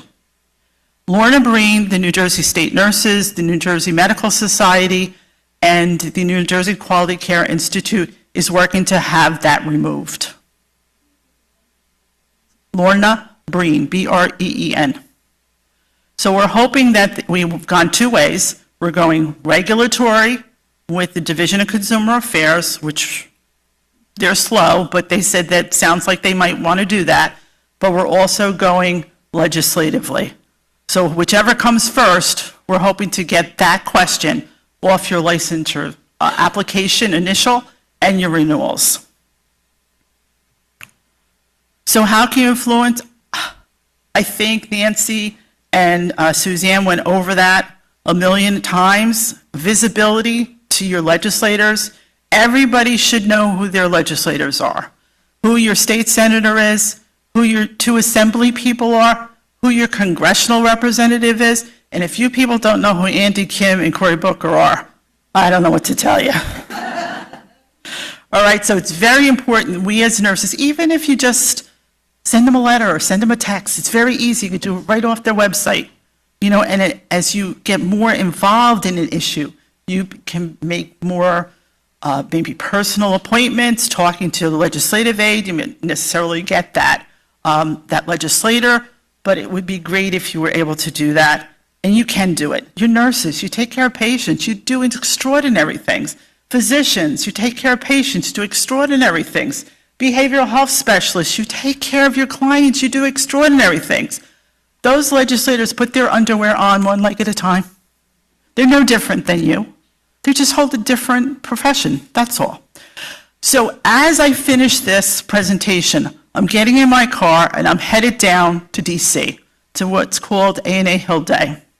And I will tell you some of the bills that we're looking at on the federal level is the nursing education profession issue. This came out of the U.S. Department of Education. They're the ones that allow the extra above and beyond basic education, reimbursements, tuition, grant money, loans, etc. The U.S. Department of Education, previous to this one, to this commissioner, has always allowed nursing and other professionals, such as physical therapists, occupational therapists, social workers, to be able to apply for those loans or tuition reimbursements beyond a baccalaureate degree. It's not in regulations. It is absent in regulations. But the commissioner has always granted that to those professions. So when the new commissioner came on board and looking at the regs, it doesn't have nursing. It doesn't have physical therapists. It doesn't have occupational therapists. And there's a whole list of other professions. What they're saying is that the baccalaureate degree is the terminal degree for our professions. So we're going to be working with the Congress, and there's several bills on that, and we're also working with the Department of Education, and we're also suing them. All right? So we're working on a multitude of fronts. We're also looking at violence in the workplace. I don't know how we can legislate violence out of the workplace, but we're looking to put more preventative programs in place. ICANN, which addresses the APN issue at the federal level, specifically Medicare and Medicaid issues. And then Title VIII, which is the money for the initial nursing and other healthcare workers to be able to get into the profession. It's called the Workforce Bill. So those are the things that we're looking at the federal level. But again, our fight is not over. Just because we won the APN, Full Practice Authority in New Jersey, it's not over. The law is not a great law. It requires 5,000 hours of entry into practice before an APN can practice independently without having a collaborator. It's absolutely ridiculous. Your education at the APN level should allow you to immediately, if you choose to, go into independent practice. If you choose not to go, then you can go into a hospital.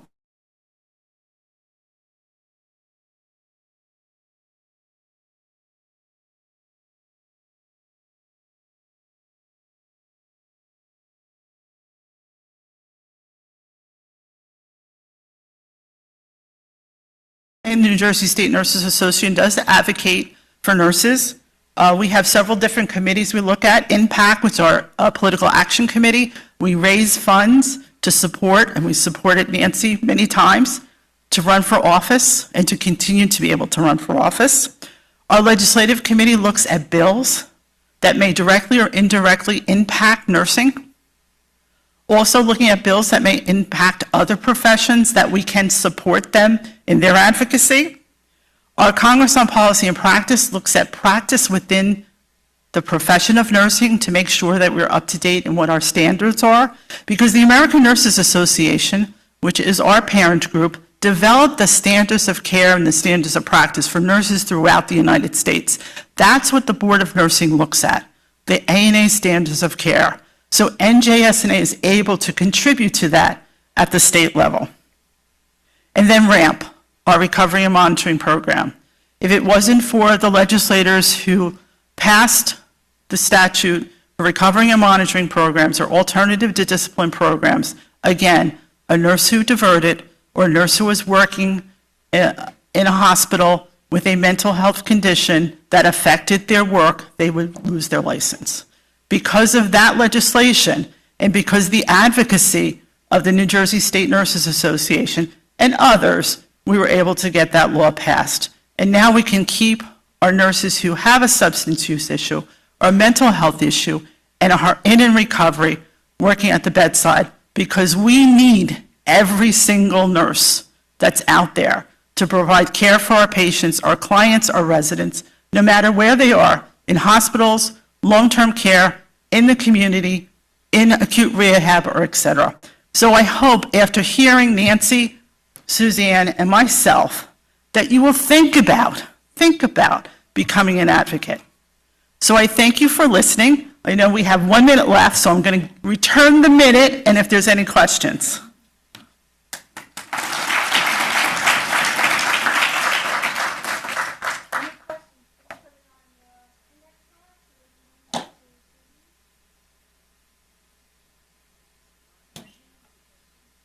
Yes. Okay. Oh.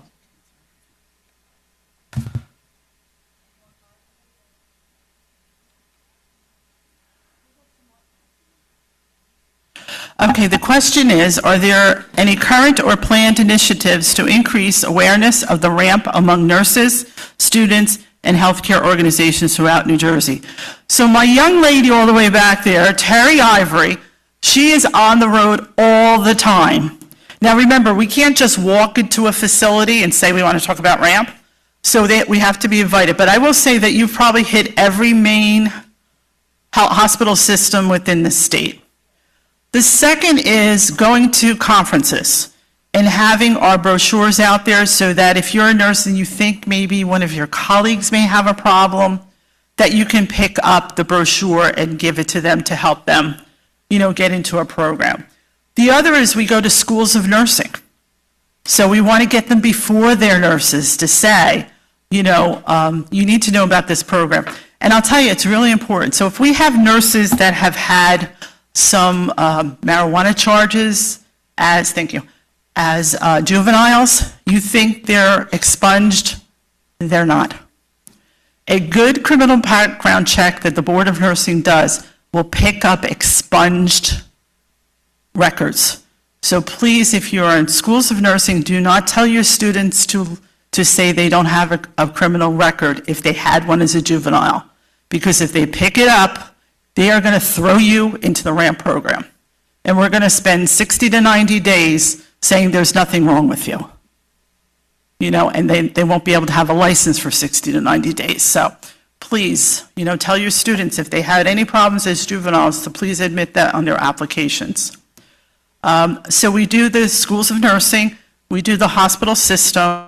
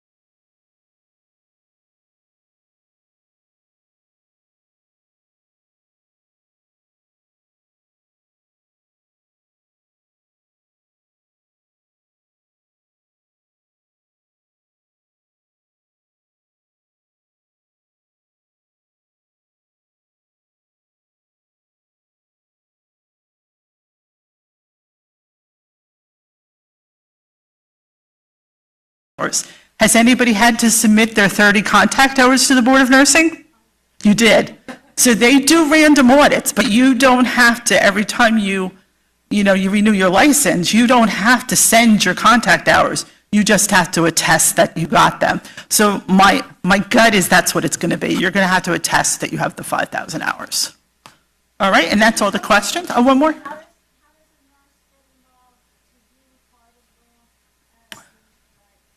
So I'm going to direct that question back to Terry, but she'll tell you we do have evaluators. So if a nurse is referred for substance use or mental health, we do have a group of evaluators that we can tap into. And we use advanced practice nurses too. So if there's any APNs in behavioral health here, we certainly give your information to Terry. She would love to have you become part of our group. So thank you.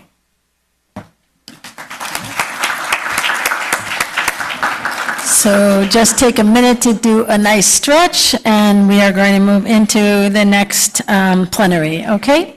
Just stretch for a minute.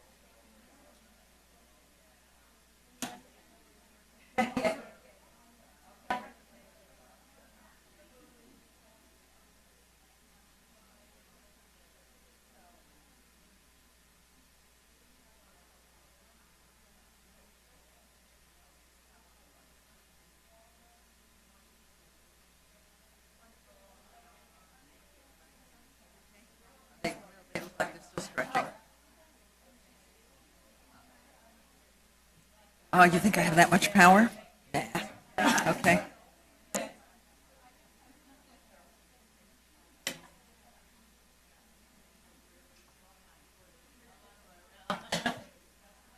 If I can ask you all to slowly come back from your stretch, I would love to introduce the next speakers for the afternoon.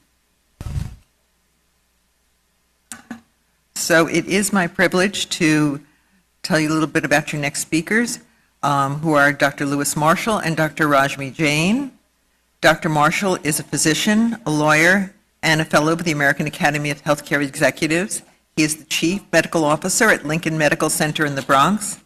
He is passionate and energetic catalyst for positive change in the healthcare landscape, and his focus has been on communications, negotiations, and inclusion of all stakeholders to optimize health care through policy change and collaborative action. Dr. Rajmi Jain is currently a professor with the Department of Information Management and Business Analytics at Feliciano School of Nursing here at Montclair. And she, prior to joining academia, had worked consulting for Fortune 100 companies in energy, telecom, utilities, financial service sectors. She's the founding chair of the Department of Information Management and Business Analytics. Dr. Jain has been on New Jersey Governor's appointee to the first governing board of New Jersey Integrated Public Health Database, the statutory body created in 2016 to oversee and manage the state's health data. And as a member of the board, she continues to advise on big data matters. Dr. Jain led the development and launching of both the undergraduate and the MS in Business Analytics program at MSU. She has extensive experience of teaching and training in both the U.S. and overseas in business, government agencies, and academic institutions. And some of these are the Defense Science and Technology Agency, Singapore, the Federal Aviation Administration, the USA, the U.S. Department of Defense, IBM, Japan Aerospace Exploration Agency. And Dr. Jain's research and teaching interests are business analytics, artificial intelligence, systems architecture and design, and technology management. So it is my pleasure to welcome Dr. Marshall and Dr. Jain to the podium. Thank you very much.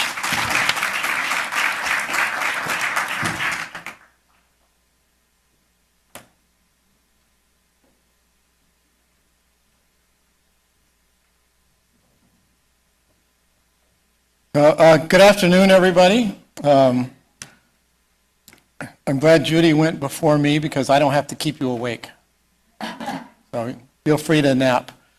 Thank you for being here. I think we've had wonderful speakers thus far, so I'd like, give them another round of applause for the wonderful comments that they've made. I think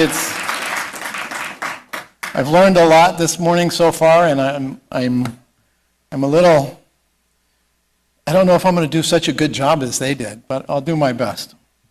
It's no coincidence that I'm Dr. Marshall and she's Dr. Marshall. So, just a little bit about myself, which you just heard. So, I am a physician and an attorney, and so everybody hates me, and that's okay. I've learned to live with that. I met Brenda in a master's program in health policy and management at NYU, and so I have a master's in health policy as well. And then during COVID, I decided, what the hell, get an MBA. So, but I wanted to talk to you. Thank you for being here. I wanted to talk today about a topic that's increasingly important to all of us, and that's connecting between clinical expertise and legislative impact. And you've heard a lot this morning about how legislation is done, how long it takes, and what kind of support you actually need. But as healthcare professionals, and I apologize, I'm not a nurse, to the nurses in the room, but as healthcare professionals, we spend our days caring for patients, solving clinical problems, working to improve outcomes. Yet many of the challenges we face are not purely clinical. They are the direct result of policy decisions made in City Hall, state capitals, and Washington, D.C., as you've heard this morning. So I want to discuss why it's important for us as clinicians to be active participants in this process. And I'll give you some specific examples as well. Healthcare professionals witness firsthand the consequences of public policy decisions. We witness them to patients, families, and whole communities. From medication affordability and workforce shortage to access barriers and health inequities. Clinicians we experience real-world effects of laws, regulations, and funding. Yet many healthcare policies are developed by individuals who do not routinely encounter these challenges at the bedside. So, quick personal story. So, I started practice after residency in primary care and emergency medicine, and I realized that I could take care of one patient at a time, and that was great. But how could I affect the health of more than one person? I can affect the health of the family. But I decided back then that if I helped make the rules, I could affect more people, right? And so that's why I got my master's in health policy. And after that, couldn't really seem to get involved in health policy. So one of my professors said, well, you should go to law school. And I'm like, I don't want to be a lawyer. But I did, and it really helped out because it gave me the experience that I needed, and it propelled me to really participate. And I'll tell you a little bit about participating in local, state, and national political realms and policy making. What we're going to do today is explore the critical role that we play in shaping effective health policy, learning how our clinical expertise, our patient stories, personal stories today from this.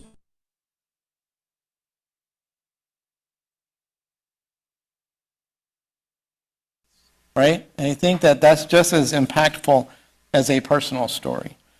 Hopefully you'll gain some practical strategies for communicating with policymakers and framing healthcare issues in terms of cost, quality, access, safety, and equity. And these are hopefully at the end of this, I will give you some specific examples about how to speak with policymakers.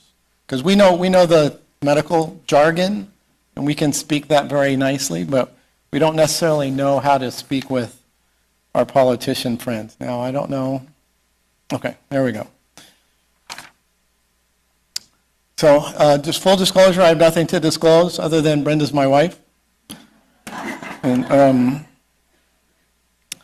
but I think by understanding the intersection of medicine, leadership, economics, and public policy, that we can move beyond individual patient encounters and become effective advocates for systems change. In my personal experience, so after law school, I started working for the New York City Fire Department. And as part of that job, I was involved in state policy making on the EMS side. And I was the chairman of the Medical Standards Committee for New York State Department of Health Bureau of EMS Medical Standards Committee for 20 years. And when I started that role, you know, New York has 18 districts, EMS districts, and everybody was on a different protocol, right, for pre-hospital care. So you lived in New York City, you didn't get the same care as the person in Syracuse, or vice versa. So one of my goals from a policy perspective was bringing people to the table and standardizing care across New York State. And as a policymaker, I went from taking care of one person at a time to making sure that millions of people in New York State got the same quality of care across the entire state, no matter where you were, if you called 911. So we do have authority. Our clinical experience gives us authority to talk about these things. We have unique perspectives, and as I mentioned, every day we see the consequences of public policy decisions. We see patients who can't afford their medications, and then when they get sicker, they go where? The emergency department. We see delays in receiving care because of insurance barriers, and we see mental health patients waiting for days for treatment. So we see our community suffering and experiencing these disparities because of where we come from in the clinical side. Legislators review reports. I mentioned that. So legislators review reports, budgets, and statistics while we face families, patients, and hear their stories. That experience gives us the credibility to talk to policymakers because we have that experience. So why do politicians or policymakers need us? Because they don't see what we see. They're blinded to the patient experience, to the effects of some of the rules and regulations that they put into effect. You heard a lot about regulations today and how they're made, and the people that are making them are not necessarily clinicians or understand what we understand as clinicians might work better for our patients than what they're proposing. So some of the high impact drivers include health behavior. So these are the drivers of health. So as you can see, 10% is physical environment. Only 20% of what we do clinically is the driver of health. Everything else is either health behavior on the patient's part or social, economic, and environmental factors. So let's talk a little bit about public policy and health. So many people, including me at one point, thought that healthcare policy is only about insurance. And I realized quickly that health policy is not just about insurance. It is about how we pay for stuff, but it's not just about the insurance. And in reality, policy influences health in a number of ways. So one is it creates and regulates and maintains supportive environment for good health. Right? Think about it. How roads are planned determines your access to health care. Right? How quickly can you get from where you are to where you need to be to receive care? And not just in a city like this where you have to go around many turns, but what about in rural areas of our state, where it's a long distance? So how we plan roads can definitely affect our ability to access care. Regulate natural resources to prevent harm. You heard about air quality and water quality earlier. And the American Lung Association is working on a Clean Air Act, right? Especially in places like where I work in the South Bronx, which has one of the highest incidences of asthma, pediatric asthma, and lung disease, right? Because of all the highways that go through there. Requirements and mandates that protect people, seatbelt laws, alcohol-impaired driving, policy that provides direct support, whether that is financial support for improving education or reducing barriers and creating opportunities for people. One of the things I'm going to talk quickly about transportation. So while I was with the New York City Fire Department, I was invited to participate in a national negotiating rulemaking committee. And this is a committee set up by the federal government to help policymakers think through an issue. And the issue that we thought through and came up with a solution was ambulance fee schedule for Medicare patients. All right, Medicare, your income is limited. Not everybody wants to pay for an ambulance, but how do we, as a system and a country, pay for ambulance services for our elderly population? And so I participated on that committee for over a year, and we came up with a plan that they eventually adopted, which allowed for insurance agencies and federal government programs to pay for ambulance services based upon the level of care provided, whether it's basic life support or advanced life support. And we also paid them for distance traveled, right? So to make up for that distance that a rural ambulance might have to travel to take a patient to the hospital.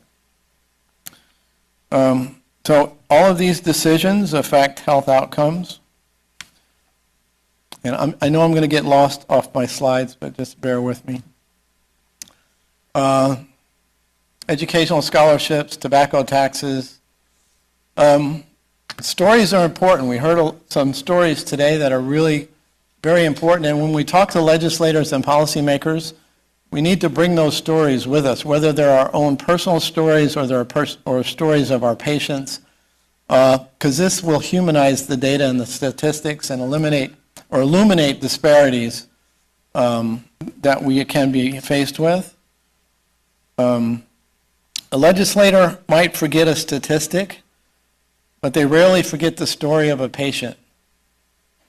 And so we can use that to our advantage when we're talking with policymakers and legislators. Another example, who's heard of Rory Staunton? Anybody hear of Rory Staunton? So 1990 something.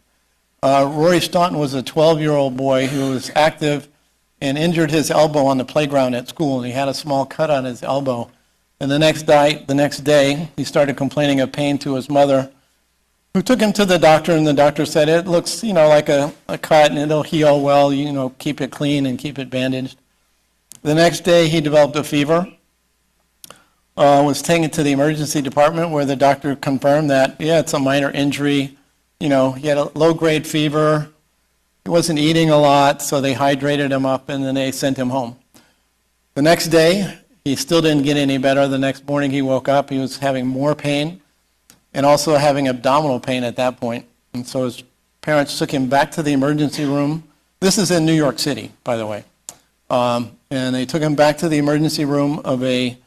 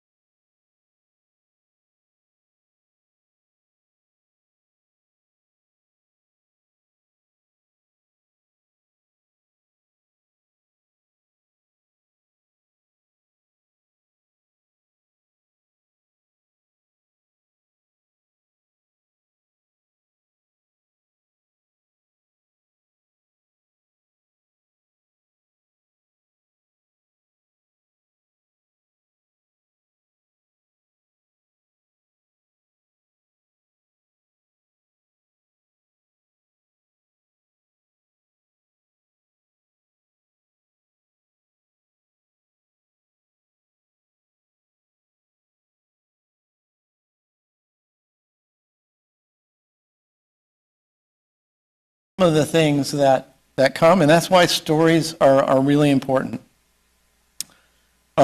Stroke patients, here's another story from New York. Stroke patients in New York City were getting to the hospital late. Ambulances would pick up stroke patients, and they weren't able to contact the hospital because they had antiquated radios on the ambulances. And so after a constituent was actually a family member of a politician in Queens who had a stroke and eventually wound up dying from the stroke, petitioned the fire department and the New York City and New York State to provide cell phones to ambulances so that they could pre-notify the hospital that they're coming in with a stroke patient or a stroke patient. Now that's standard practice, right? In fact, in New York City, we actually have a couple of ambulances that were put out by Cornell that actually have a CT scan on them. So they can send out an ambulance with a CT scanner on it. If you're having a stroke, they can do a CT in the ambulance, decide if you have a bleed or not, and then give you the clot-busting drug. Unfortunately, it's not all across the city. It's only in limited areas because, as you can imagine, it's not a cheap proposal. But it did show us that we can do that. Another story, and the reason why we're here, we talk about diagnosis to recovery, is a few years ago in EMS, we wanted to use buprenorphine for patients that we picked up because they overdosed on opioids and start people in treatment at the site of care before they get to the hospital, or at least offer it to them. And so this went to the legislature in New York. It went through the Assembly in 2020, 2022, and it's back in 2026. So as you heard earlier today, nothing happens quickly, but this is something that, if it happens, will really help our patients who have opioid use disorder, because it will help us offer them care right in the beginning. I probably skipped slides. Why should I get involved?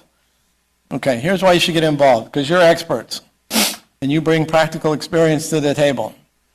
Without this perspective, policy risks being misaligned with patient care, resulting in inefficient resources allocation, administrative burden, and unintended consequences. Good policy happens when we as clinicians work closely with legislators, as you heard earlier today. It's important that we work with them to help them devise and design, regulations and rules that make sense for the patient, right? It's always about the patient. So, stop being an observer and be a participant. Now I'm going to tell you how to do that, even though you heard some of that stuff already. Legislation affects all that we do. It affects access to care. It affects funding.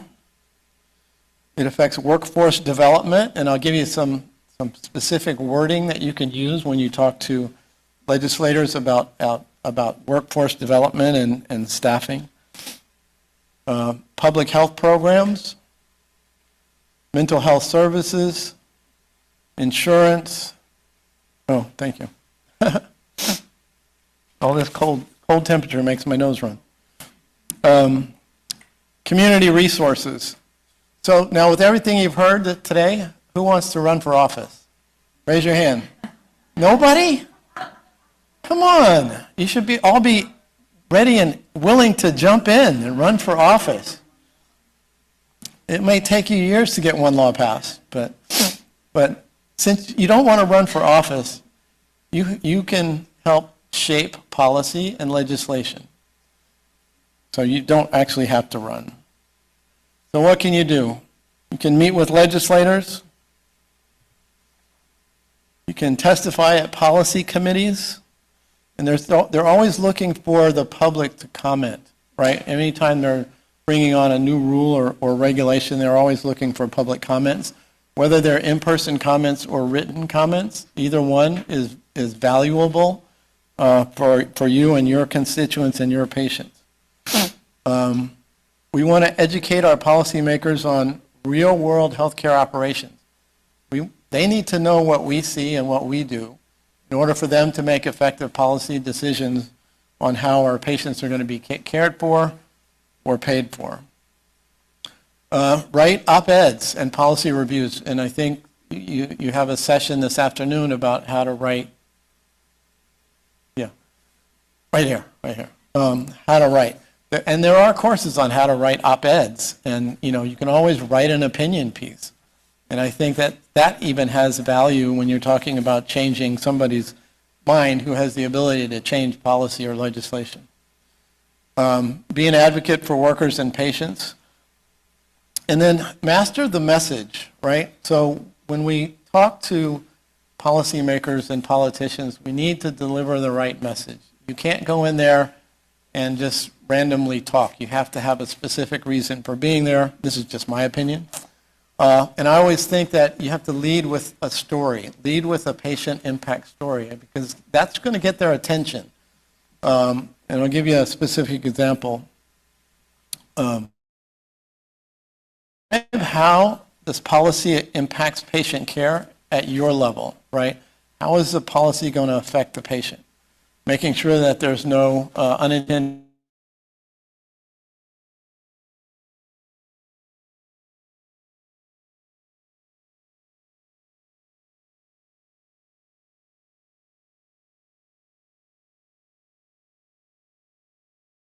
learn the language of the legislators and the politicians. Tell impactful patient stories. And I told you the one about Rory Staunton. That was so impactful, it created a national policy on sepsis that everybody is following. When you're meeting with policymakers or legislators, offer your clinical expertise. I mean, that's what you know.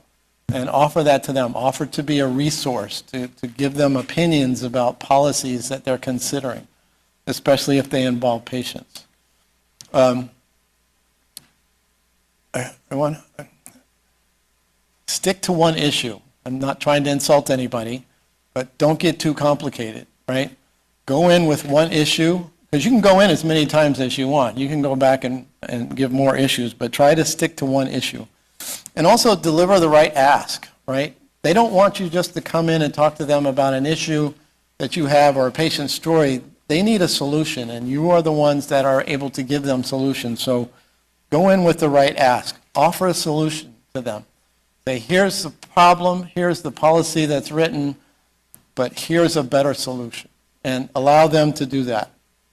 Frame your position positively and make a clear request. I need you to vote for this bill. I need you to sign and support this bill.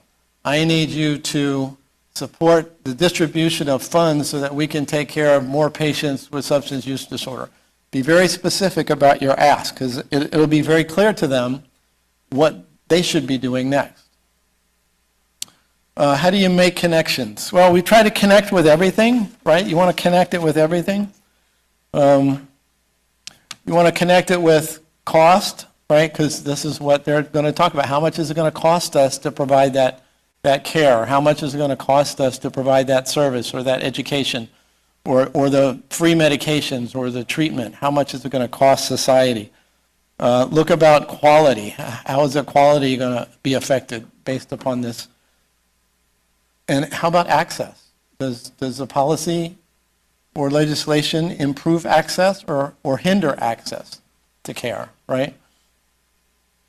And is it safe? Is it going to be safe for the patient? So we need to make sure that we consider safety as a big issue when we're talking about our patients. And we also want to make sure that we give the patients the outcome that they want, right? Patients want a certain outcome. It may not be our outcome, but they have their own outcome, and so we need to speak to patients to find out what outcomes that they want. So one conversation can influence a bill. One testimony can change funding priorities. And one letter can change a vote. So that's how you can get involved. You don't have to run for office, although you could. But you can change things by doing just one thing, you know. And we talked about advocacy earlier this morning. I think most of the speakers talked about advocacy and how we advocate for our patients. And advocacy is healthcare, right? And that was mentioned earlier this morning. It's not just going out and supporting people. It's actually providing and making sure that our patients receive healthcare. We want safer staffing, right? We want better access. We want to make sure that we provide mental health services that are appropriate for our community. Where in the community that I work in, we have such a high level of mental health disease and substance use disorder. It's scary. One of the things that we have at Lincoln is we have what's called the SHOW van, which is a street health outreach and wellness van. And I actually work clinically on the van on Thursday mornings, and we go out and park in the community, and we take care of people in the street. And we take care of people we give Suboxone, give buprenorphine, we treat abscesses that people got from injecting drugs. We do wound care. We have a mental health provider there, so we can encourage people to go for mental health services. I mean, all in a RV. So it's a great opportunity. So we do have those opportunities. Preventive care, we all know about and talk about a lot. Vaccination, that's another thing we can do on the show van. We can vaccinate people. We have all kinds of vaccinations, and as well as medications. Think about community health, right? I mentioned earlier that, I thought about, I can take care of one patient, but how can I take care of more? How can I take care of a whole community by helping establish rules, legislation, policy? That's how we can help that process. And making sure that the health care and everything will be equitable, right? We want to make sure that we're providing equitable care and that the policy doesn't make it more inequitable. And workforce support, that's the other one. So bedside to policy. So what do you need in order to do or change so you can think about how you get from the bedside to the policy table? And one is we need to start thinking as systems thinkers, right? We got to move from thinking about one patient to thinking about entire systems. And it was mentioned earlier by one of the speakers is about systems. We need to think about the law, right? There are laws out there, and HIPAA was mentioned when she was talking about the book and conversations that we have with our colleagues, and are we violating HIPAA? So these are real things, especially if you work in a hospital, but they're real for all of us. What are the economics of the policy, right? This is something that we need to learn as providers because we didn't really learn about economics of healthcare, right? All we learned about was taking care of patients, and that's what we do. And we didn't worry about the cost or where the money was coming from. But if we're going to be talking to policymakers and politicians, that's what we need to know. We need to understand it. We don't have to be economists, but we need to understand the economy of what we're talking about. And also leadership. Decision-making, it's complicated, uncertain. There are high-risk consequences, interpersonal issues, and everything we do in healthcare is very complex these days. It's one of the most complex areas, I think, and it's just getting more and more complex. So where is health policy made? So who regulates hospitals? And these are just some of the examples. CMS, FDA, OSHA, all of these different bodies regulate hospitals. And they also extend outside of hospitals and regulate others. So New York State Department of Health, health insurance companies make policies on whether or not they're going to pay for that medication, right? How many people have to do prior authorizations? Everybody. It's crazy, right? And it's getting worse. It's not getting easier. And we get to the point sometimes where as providers, we're at that frustration level. It's like, I'm not doing this. Take the one they're paying for, right? But it may not be the best one for that patient. So it becomes a challenge. And then national health policies, the CDC, FDA, NIH, these are all bodies that make policy and procedure that we need to be aware of. And then we also need to know about how healthcare is paid for, right? Whether it's employer, most is employer, Medicaid and Medicare then make up the second largest amount. Uninsured makes up 7.9%, which is huge. And then non-group and military make up the rest. So you just need to know where the money's coming from or who's paying for the care. Because it does affect patients. I mean, there's a lot of out-of-pocket expenses. What's that? The No Surprise Act, right? So making sure that we tell patients what it's going to cost. How things are paid for, capitation, whether it's capitated. And now the big area is value-based care, right? And how are we going to provide good care with still bringing value and value that doesn't cost us an arm and a leg, right? A couple of months ago, I spoke at a behavioral health conference, and I talked about, including mental health services within the value-based care realm. And how do we get in there? Because right now we're paying a lot of money for mental health services for patients, but insurance companies and policymakers are going to one day tell us we need to cut our expenses, so we need to bundle our mental health services in with other value-based care programs. So whether it's stroke, hip replacement, diabetes care, hypertension care, we are going to probably have to do that sooner rather than later, so just keep that on the back of your mind. Health systems change when payment models change, right? We went from capitated payments where they paid per member per month, and a lot of people made a lot of money, and then we went fee for service, and then a lot of people made a lot of money. Now we're going to value-based care, where people will still make money, but I think patients will have the outcomes that they want, and it'll be much better for our patients. So a couple laws that you should know about. EMTALA. Everybody, who doesn't know about EMTALA? Emergency Medical Treatment and Active Labor Act. So this is the law that says if a patient comes to the emergency room, we have to treat them. We can't send them away. This law was enacted because, and I'll tell you the story, it was in Houston, Texas. And what was happening was pregnant women who were poor or uninsured or had Medicaid would call the ambulance. The ambulance would take them to the private hospital at the Texas Medical Center, which is a huge complex. And the private hospital would say, we don't take Medicaid, we don't take uninsured, take them down the street to the public hospital. And patients died and infants died because they were being redirected from a private hospital to a public hospital. And then so politicians said, okay, well, that's not right. We need to make sure that anybody that goes to an emergency department gets treated. And that's where we got the EMTALA law. HIPAA, you heard about. I'm not going to talk about that one. And in the slides, I put the citations for the laws. So Stark law, physicians can't refer to themselves if they, or their family members if they have an ownership. Like if you own a radiology group, you're not supposed to refer to yourself. There's the anti-kickback statute, for you can't offer or pay anybody to send you patients. And then the most recent one is the One Big Beautiful Bill Act. This is Public Law 119-21.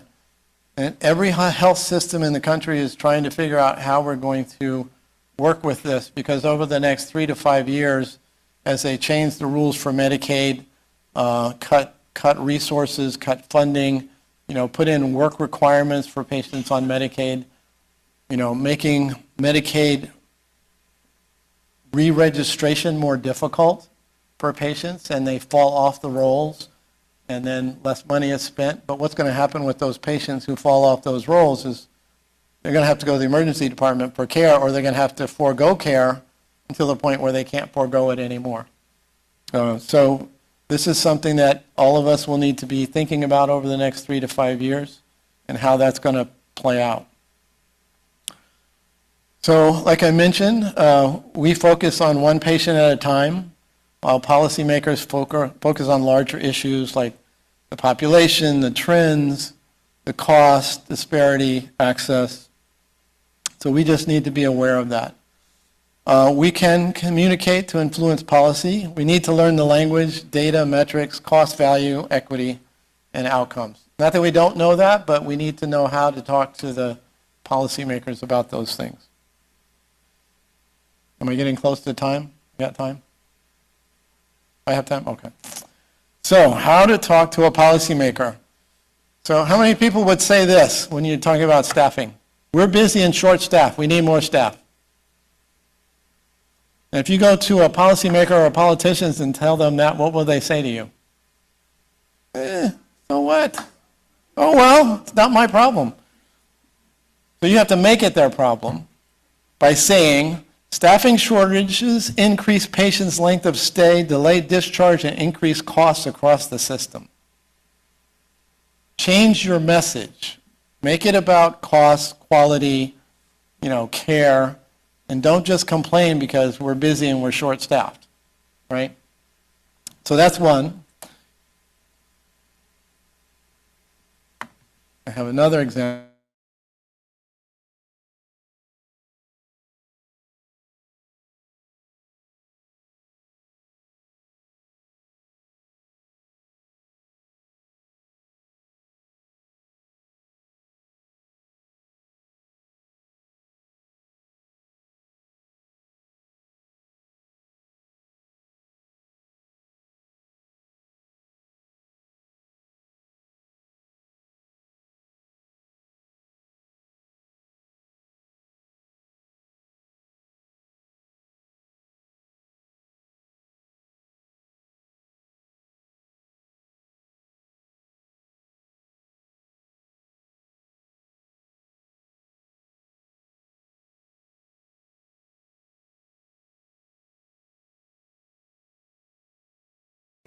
Or population impact. Just translate what you would normally say, as I mentioned, into these types of things.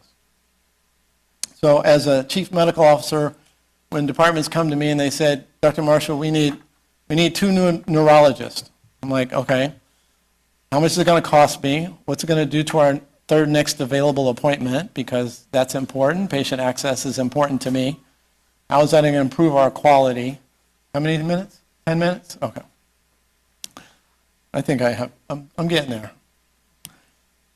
So these are things that we need to think about. So translate clinical realities into actionable laws, secure healthcare funding, and advocate for systemic improvements at the population level, right?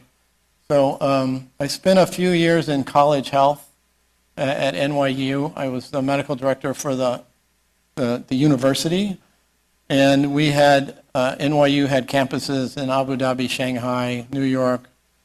And so when I was interviewing for the job, I talked about, how I could take care of one patient at a time, but how I could affect the health of many. So my argument for that was, There are 50,000 students at NYU. If I can improve their knowledge of healthcare, improve their ability to take care of themselves, that's 50,000 people that I've affected. If I can get them to go home to their parents and their siblings and they can transmit that information, that could be 100 million, right? So think about it in terms of not just the person in front of you, but downstream and how that's going to look, how that might affect others. Policymakers focus on the 3 C's of healthcare: cost, care, and coverage. So instead of using medical jargon, formulate your information into these 3 things, and you'll have a better outcome, I do believe. Professional organizations were mentioned earlier. Just about every one of our professional organizations has a political arm or political action committee or gets involved in policy making. You know, they send you emails about policies that are coming up, inviting you to comment on it. Take advantage of that and comment, even if it's just a short comment. Write policy recommendations. I don't expect anybody in this room, including myself, to be able to draft legislation unless you're going to run for office. Then that's a different story. If you have time, you can meet with your legislators, but because, like I said, we're all busy and short-staffed, I have to work, I can't do that. Do other things, write letters, make phone calls in your spare time. Those are things that you can still do. Testify at committees if you have time. So what do we learn? Bedside, 1 patient, immediate decisions, diagnosis and treatment, and we use science. On the policy side, we talk about millions of patients, long-term decisions, access, cost, quality, and equity, and economics. So remember those differences, and I think you'll do well when you communicate with your policymakers. Think about healthcare payment systems, laws and regulations, public health. I'm speeding through some of this, but health disparities, leadership and government. Finally, legislation affects everything we do. That's one of the reasons I think I went to law school, is because I realized that everything I did, there was a law that directed me what to do, whether it's a payment law or practice law. There's always some law or regulation that I had to follow. And so I think that if we keep that in mind, you know, that'll be good. Policy is not a place, it's a system. And stories are critical, folks. Get stories, write them down, so you don't have to try to remember them. I mean, I remember the Roy Staunton one because I participated in that. But write down stories that you hear from your patients and just keep them in the back of your mind. So when you're talking about a particular topic, you can pull that out and say, let me tell you a story. Advocacy is health.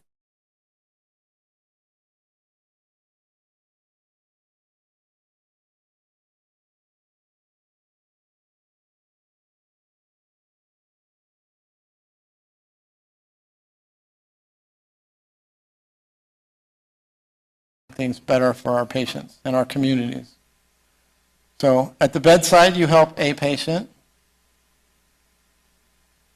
Come on. In leadership, you help a hospital.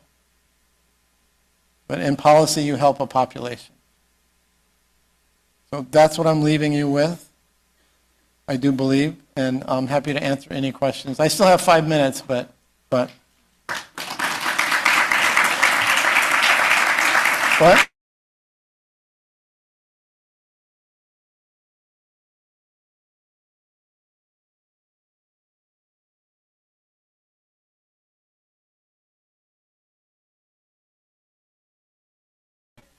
Here's Dr. Jane.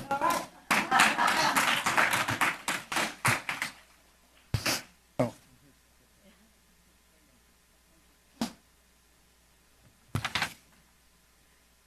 Wow, that's a very high bar to get to. I'll try my best. So this is a nice transition, the last part of your, getting to outcomes and metrics and all of that. Thank you, Brenda, for inviting me to be part of this nice discussion about a very critical, crucial part of our everyday life, which is healthcare. And so how many of you heard the word data today? Did we use? Yeah. All right. So one common theme I see in every speaker today was about a story, right? A personal story or a patient story. And story is what leaves a visual, right? In our mind, we always have this, I was there and I saw this beautiful piece of art. So symbols and memories are created with something that sticks to our mind, right? So I'm not getting into my personal story, but I graduated at a time from an engineering school in Hoboken called Stevens Tech at a very ripe time when internet was happening. And here I date myself, right? So, and when ChatGPT and some of the generative AI stuff started happening, I said, well, here we go again, right? It felt so much like what was happening in the 1996, 97, 98 time frame. And Jeff Bezos was hardly a name. He was being seen as somebody who's going to pack up books and sell it over, over the, by mail, right? So Jeff Bezos, since you guys are not business school students, if some of you know, that's fine, but you probably use his company all the time, which is Amazon, right? So here I stand in front of you, and Brenda was so kind to let me decide on what I want to speak about. And at that time, I gave a very generic idea of something around systems thinking, systems engineering, because that's what my field is. And I, as a faculty in information systems and data analytics and AI, I bring a very integrated approach to business thinking, right? So I'm not going to quiz you, but systems thinking is such an archaic old term, but means so many different things to different people. But in a nutshell, it means a holistic view of things. And when I tell my students, I say it's like looking at the forest and the trees together, right? Which means like you need to have a context in front of you. And I think all the speakers today have talked about the context. Know what you're supposed to ask, have the data ready, understand the context of what you are trying to address in your advocacy role. So that's what I thought I'll cover in my talk today. I happen to be also a part of a very active group, what should I call it? A board which is called Integrated Population Health Data. It's within the New Jersey Department of Health. I'm part of that advisory board as a nominated, as a nominee of by the governor of New Jersey. It's almost, I was thinking about it yesterday when I was going to talk about this today, and it's going to be a decade.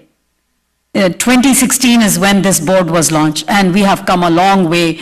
And I think both Judy's talk and your talk and emphasize the socio-economic environmental aspect of healthcare as demographics being a very important part of who we are looking at, and patient care and integrated population health data, which is IPHD, is exactly what it is designed for, to look at health concerns and health problems and health policy and health solutions in New Jersey, in the state of New Jersey, from a perspective of what kind of demographics and what kind of socioeconomics and what kind of specific economic aspects are related or represented by different demographic groups, right? So that's what my focus of presentation is going to be. I cannot stop but mentioning the fact that it was such a pleasant, I won't call it surprise, but to be reminded of Florence Nightingale. Having studied all my life, I mean, I would say up to my high school in Catholic schools, always had nuns around us, and Florence Nightingale stayed in the memory as that icon of compassion and care, and, So I think I always felt that nursing is such an honorable job and honorable responsibility. And at some point, I think in my 5th grade or so, I thought that I wanted to be a Florence Nightingale, but ended up being in the technology area. So this is a topic of passion to me, that the courage to lead with data, shaping healthcare policy through analytical insights. That's what I will talk in the next, share with you in the next few minutes. Is my presentation here? Okay.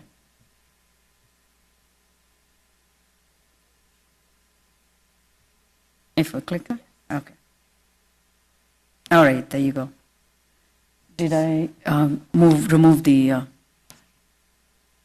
display? There you go.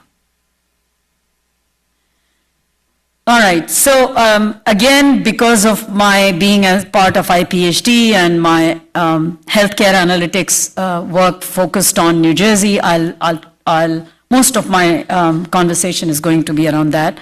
I think all the presentations today mentioned aspects which in some form or the other is data, whether it's personal stories, what Dr. Marshall just shared with us, or whether it was Judy's presentation about, legislations. And so I think you got several speakers today talking about legislation, policy, regulatory compliance, advocacy.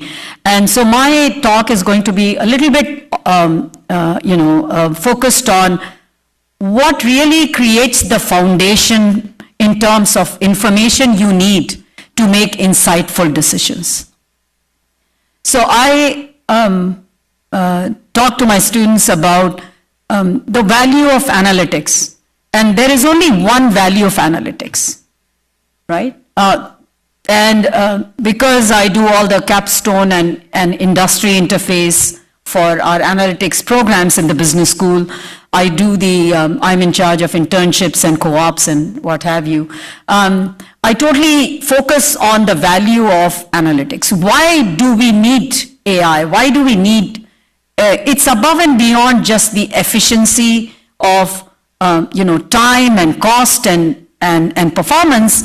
It's basically to improve the decisions we make, right? I mean, without information, without data, the cost of wrong decisions are immense and sometimes unrecoverable, right?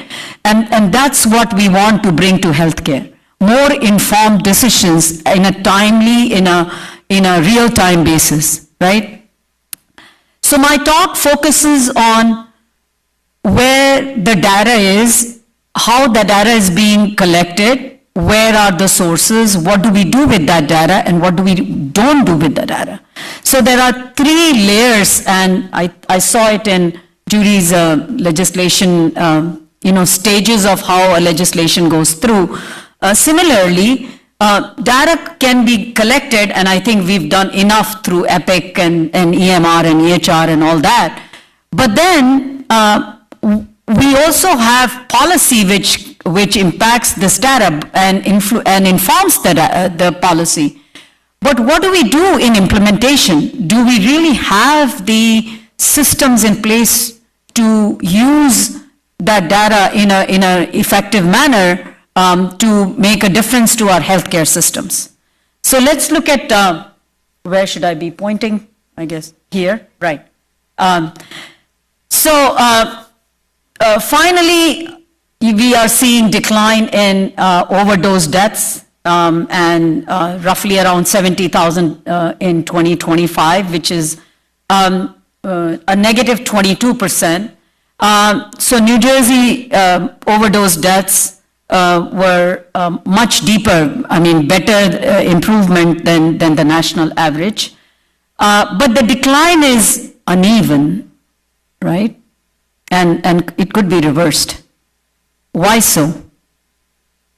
Because we looked at the average numbers of decline and we are very happy clapping and,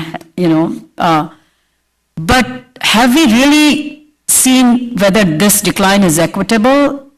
Because we see that Western states are really surging Black, Hispanic, and older adults in disparities. There is settlement money sitting around but not being used. Have we really taken into account the representations of all the diverse populations, or we are just looking at the national averages? And what happens if we really ignore the most needy group, right? I mean, you see an immediate spike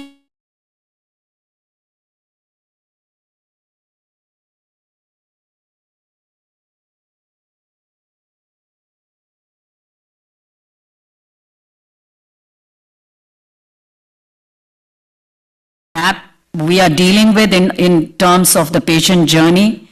Do we have the measures that matter to us beyond just the beds filled and the admissions counted and maybe readmission data, right? Because I see in IPHT so many of the researchers are focusing on readmission, right? Equity bias and stigma loop as we deal with AI. Right? So artificial intelligence, it's just like any other technology, garbage in, garbage out. If you create models that are already prejudiced and biased, the outcomes are going to be prejudiced and biased, right? And then closing the translation gap between data and evidence to policy. What kind of AI predictions and ethical guardrails do we need to have in place? I don't know. Has anyone looked at use of AI in providing care for opioids or SUDs or any of that stuff? You'll be surprised the percentage of error. 92% error rate, right, in diagnosing by using AI models. And do you think that you can convince your hospital management not to use AI? Forget it. For them, every extra dollar means that the management can have a better bonus, right? Yeah, I mean, I talk from a business perspective, so I'm very much aware of it. And then, $57 billion on the table for settlement for caring for the opioid disorders patients, right? So let's start with diagnosing. And here are the numbers, right? So I already talked about overdose deaths declined by minus 27%. Suspected New Jersey overdose deaths, 1,546, and there's actually a very stark information point, data point hidden in that 1546, and we'll come to that. 7 states which saw an increase, and if you looked at the heat map, I don't know if you know what a heat map is, like where you show colors on a map, right? It's right there in the middle, right? You have New Mexico, Arizona, Colorado, North Dakota, Arkansas, and Minnesota, and some of these right there, right? So here's the trajectory of New Jersey, what's driving the drop, and why we cannot just sit and be happy about the laurels. So we have done a considerable amount of effort, and it has worked out well. The naloxone distribution, expanded medications for MODs, MOUDs, shifting fentanyl supply and disrupted trafficking routes, and harm reduction normalization in clinical settings. We'll talk about the politics of harm reduction policies and why it doesn't go well, especially in the rural areas, right? So Brenda, I'm not very conversant with, and I apologize that I've not gone through the curriculum for the nursing graduate students, but is this something that they can relate to? Okay, very good, thanks. So what is the infrastructure? I heard both the speakers before me talk about infrastructure, right? And if I got it right, I think nursing as a profession was considered as an important component of the infrastructure. Now, as systems engineering and systems architecting researcher, for me, infrastructure means any components of a complete comprehensive system, and data being an important aspect of that, right? So why do we need a unified view of the patient journey through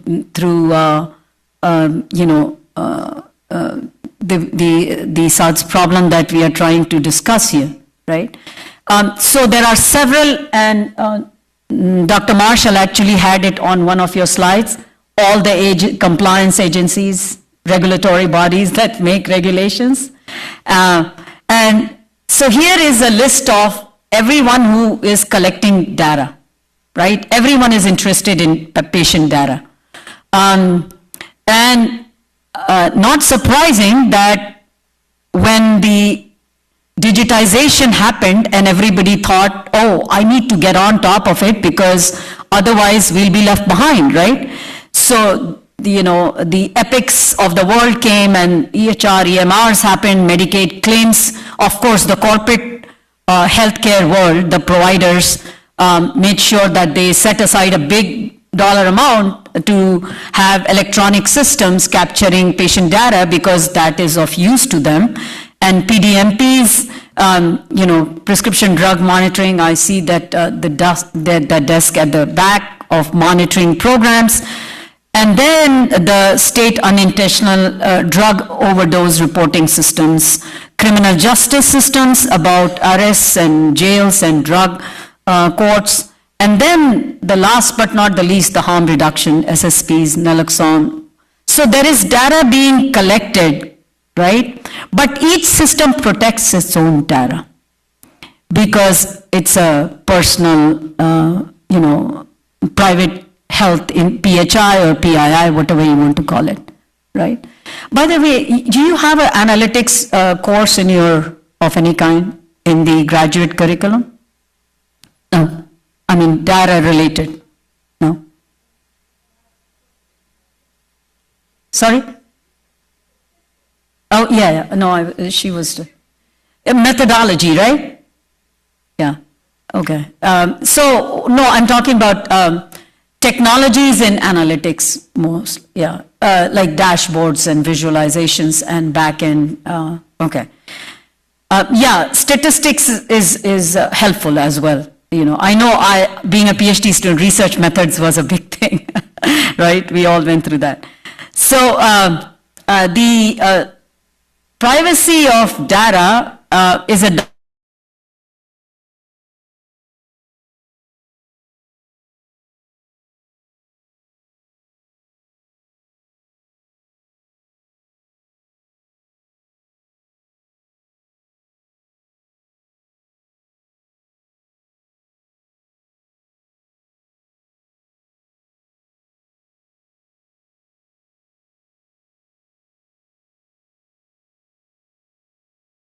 now, of course, it covers future TPO uses as well, any breach notification.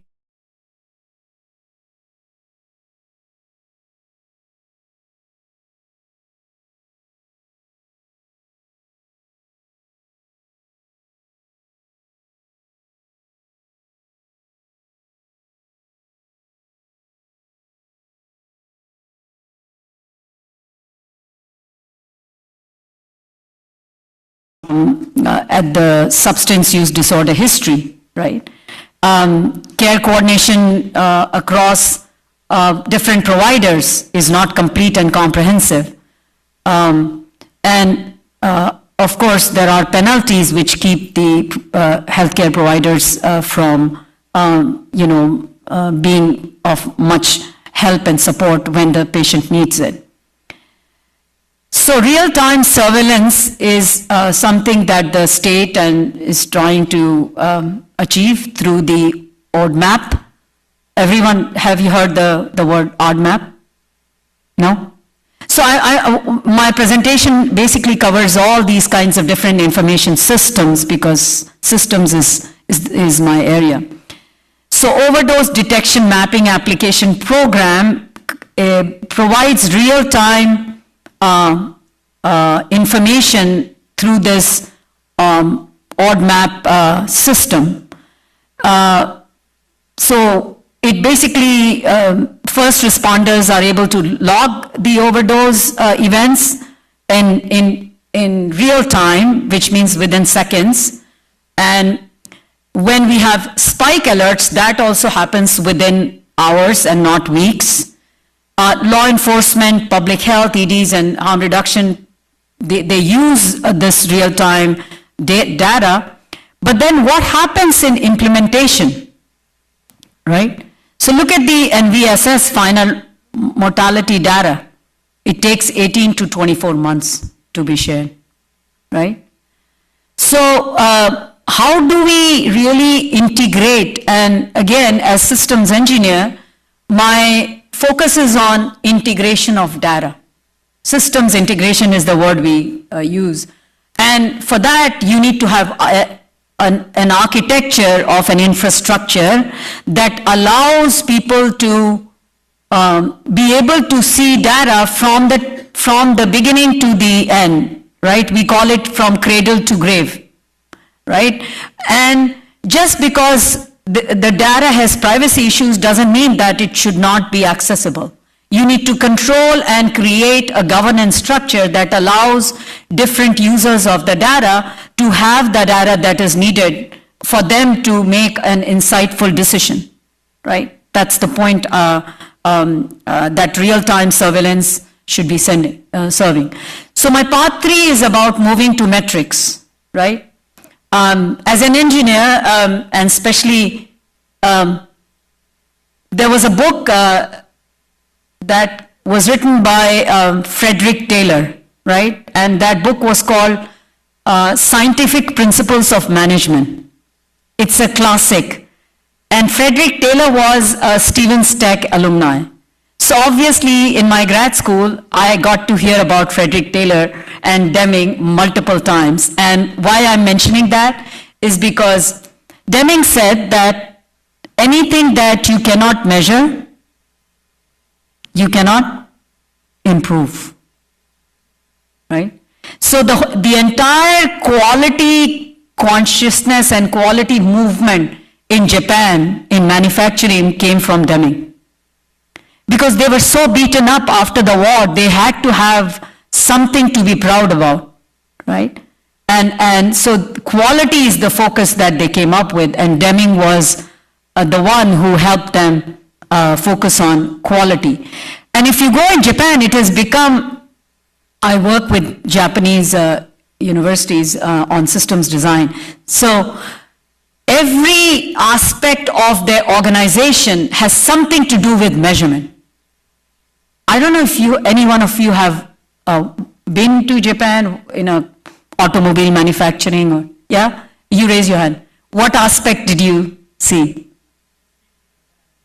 Yeah, but you see how everywhere there are these lists and digital, dashboards, and because they're constantly measuring everything, right? And because it's now embedded in their culture that measurement is an important aspect of monitoring, tracking, and improving, right? And so that's why I talk about measurement, right?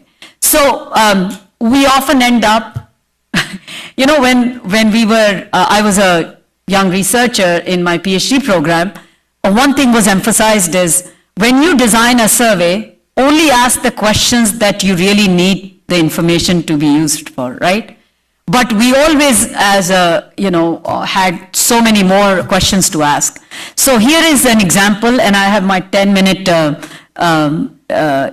reminder. I'm not going to read through all the slides, but, and you will have these slides available, right? So process metrics is what we count, and outcome metrics is what we need to look at. For example, I'll just take one or two examples. Treatment admissions, beds filled, utilization rates, yes, all very good for hospital management. But what is the sustained recovery of people coming back? Stable housing and employment, family reunification. when we talk about socio-economic aspects, and I think if you read these opioid disorders treatment plans, there are penalties of, a second diagnosis, and you don't get housing until you show that you have really gotten off. Whereas some of the socio-economic support system would probably encourage some of these, patients to be doing better than what they are doing, right? So how do we move from just process for the sake of process, showing off that, oh, we are doing well, to something which is really going to make a difference to the patient care, right? The clinical reality is that recovery is non-linear, but our metrics are always thought to be as linear, right?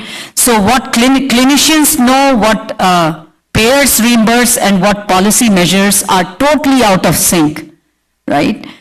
So we know that SUD is a chronic relapsing condition, and yet reimbursement policy are still focused on looking at relapse as a program failure, right? Just for the performance, for the heck of it, rather than really making a difference that this patient should not be, going through the pain again, and how to support that. Here is the worst part of our national averages. And we find this as part of IPHT research findings, that the proposals we are funding through IPHT, and there have always been almost 100 plus proposals that have been funded, that this is happening everywhere. So Black Americans, fastest rising overdose deaths, Hispanic, persistent gaps in MOUDs, and this last one, older adults, 65 plus, I was really shocked to see that.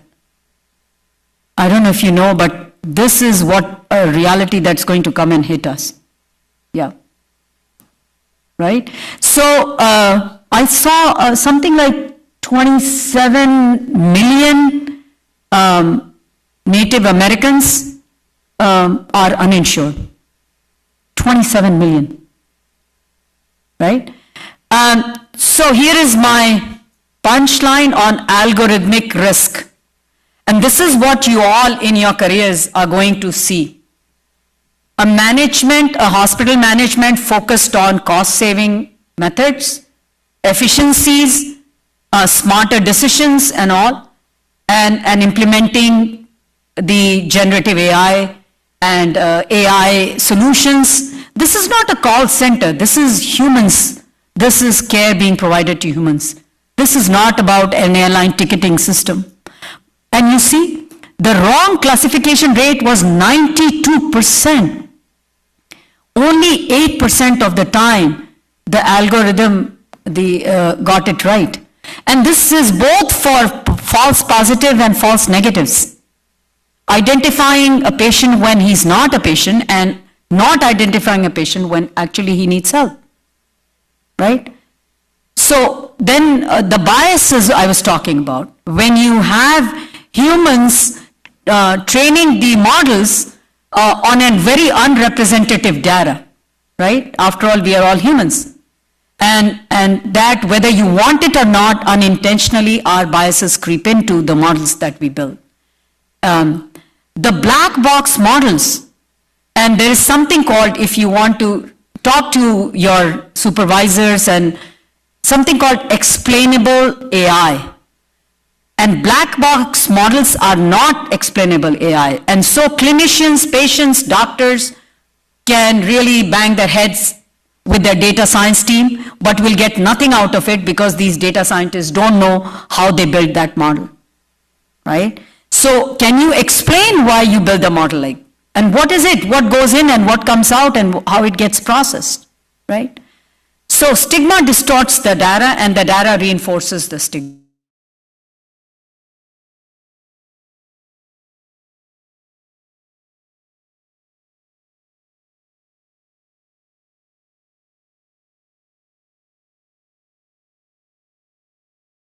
When the model is revised, right? So how do we translate this into policy?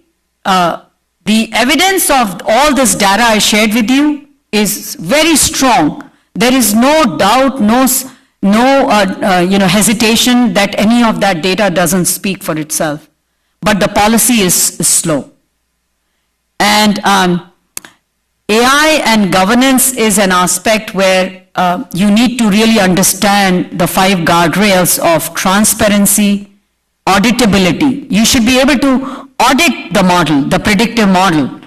There has to be a human in the loop. You can't just let this machine go crazy and wild and diagnosing and giving treatments, dishing out treatments to patients without really a human first checking for it. Patients' governance representation, I heard it in both Dr. Marshall and Judy's presentation. The patient needs to have a seat, and their personal stories is what brings the reality to our policies. There is always the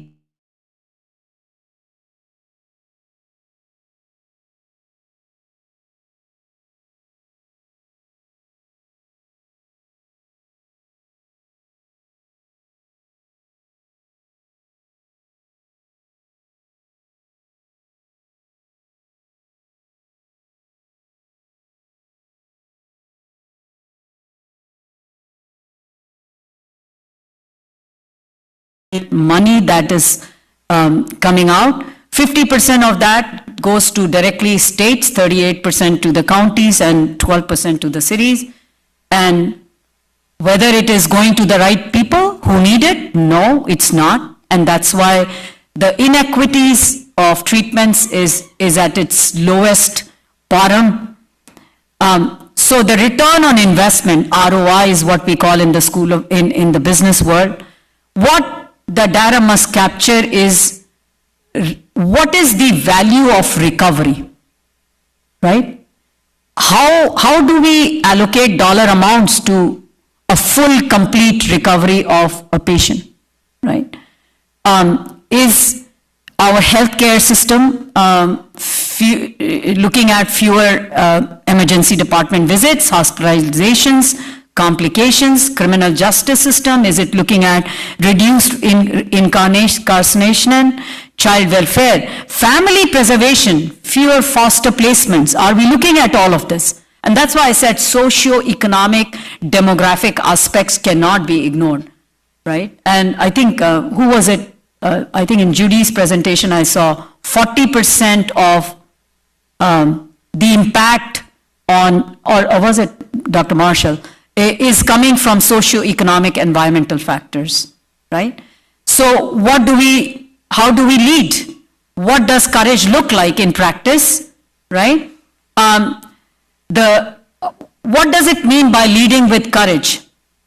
And what courage looks like? Publishing uncomfortable truths, defending evidence over politics, demanding outcome metrics. Show me, how did you make this change in the way we take care of our patients?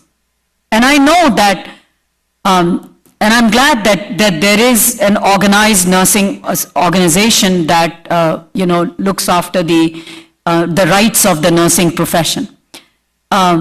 Translating in a timely manner in terms of plain language, closing the policy window before it shuts, and of course, bridging the public health, justice, housing, employment, child welfare, gaps.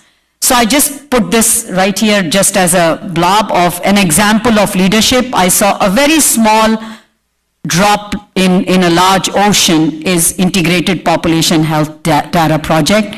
And the 5 research priorities right now that we are funding are opioid epidemic, maternal and infant health, social determinants of health, and high value care, COVID-19 and other public health care emergencies. So social determinants of health is a very major aspect that we look in the proposals that we review. So I will close by thanking for this opportunity, and I would say that data without courage is just plain decoration, but courage without data is recklessness. So we need to lead with both. Thank you for listening, and I'll take any questions at this point.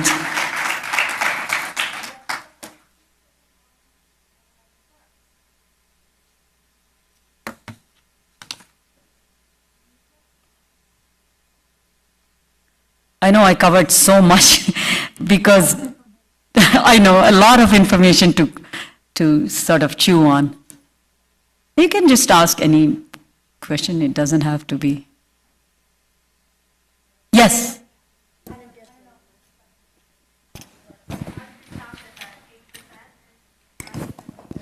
I'm just going to get the microphone to Mary Beth.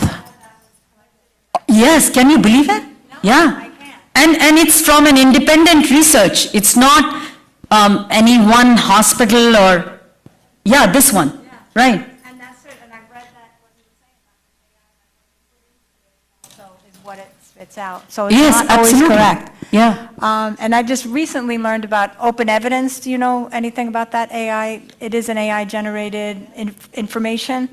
And I loved it. I use it in the clinic. But then as you were talking, I just looked it up. Is it really reliable? But it does hallucinate as well. Yes, Which absolutely. I wasn't aware of. I was thinking that it was almost like a journal, like a reference. But Yeah, it's absolutely, not. yeah. It can give. Actually, I have the link there as well, and you all can go and read that report. In an independent testing of major AI opioid risk screening tools such as Epic's opioid risk score system, there is a whole system, 92.2%, were false. Yes. Thank you very much for a great presentation, both of you. And this question is collectively for both of you. It takes about 6 months for a physician to get their license in New Jersey. It takes about a year to get onto some healthcare panels. This delays the provision of services to the general public. How can policymakers be held accountable to speed up the licensure process, to get providers onto insurance panels so that patients can be treated? And should those healthcare providers, should the policymakers be held accountable? And how can data or AI help in speed up this process? I think that's So an the excellent first question. part should go to Dr. Marshall, and the second part should go to Dr. Jane. Sure, but I think Dr. Marshall can address the entire question. So, I don't know about that, but it's a problem everywhere. It's not just in New Jersey. It's in every state. That takes a long time for providers to get licensed and then credentialed with insurance companies, not to mention trying to get credentialed within a health system. So I think from a policy-making perspective, kind of like what Assemblywoman Munoz mentioned, creating policy or legislation that requires something, right? So like she talked about requiring an ambulance, especially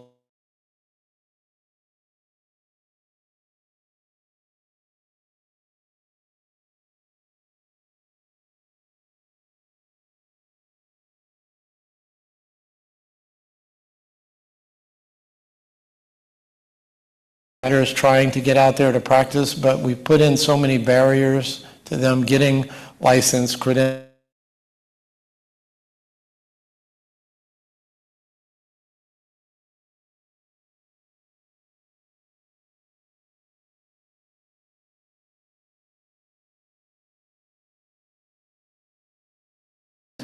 To get that through. So I think that's one of the things I think. yeah, I mean, from a data perspective, I think how to use AI and analytics, I'm not aware of what kinds of process and information is needed, what happens during the 6-month period that they're waiting for. So whatever is that information, I think that information can be developed as part of attributes to building a model that can immediately identify people who are ready for a license as opposed to not ready for a license. So. I think also, let me see that one. I think also a lot of the things that are required for us as providers to submit, and then every organization that we're trying to get into has to do primary verification. So if we had a system that somebody could go into and get all of your information, all of your licenses, I mean, that would streamline it tremendously. But every system is disjointed and everything, they want to check your board certification, they have to go here. If they want to check your license, they go here. I think data integration probably is needed.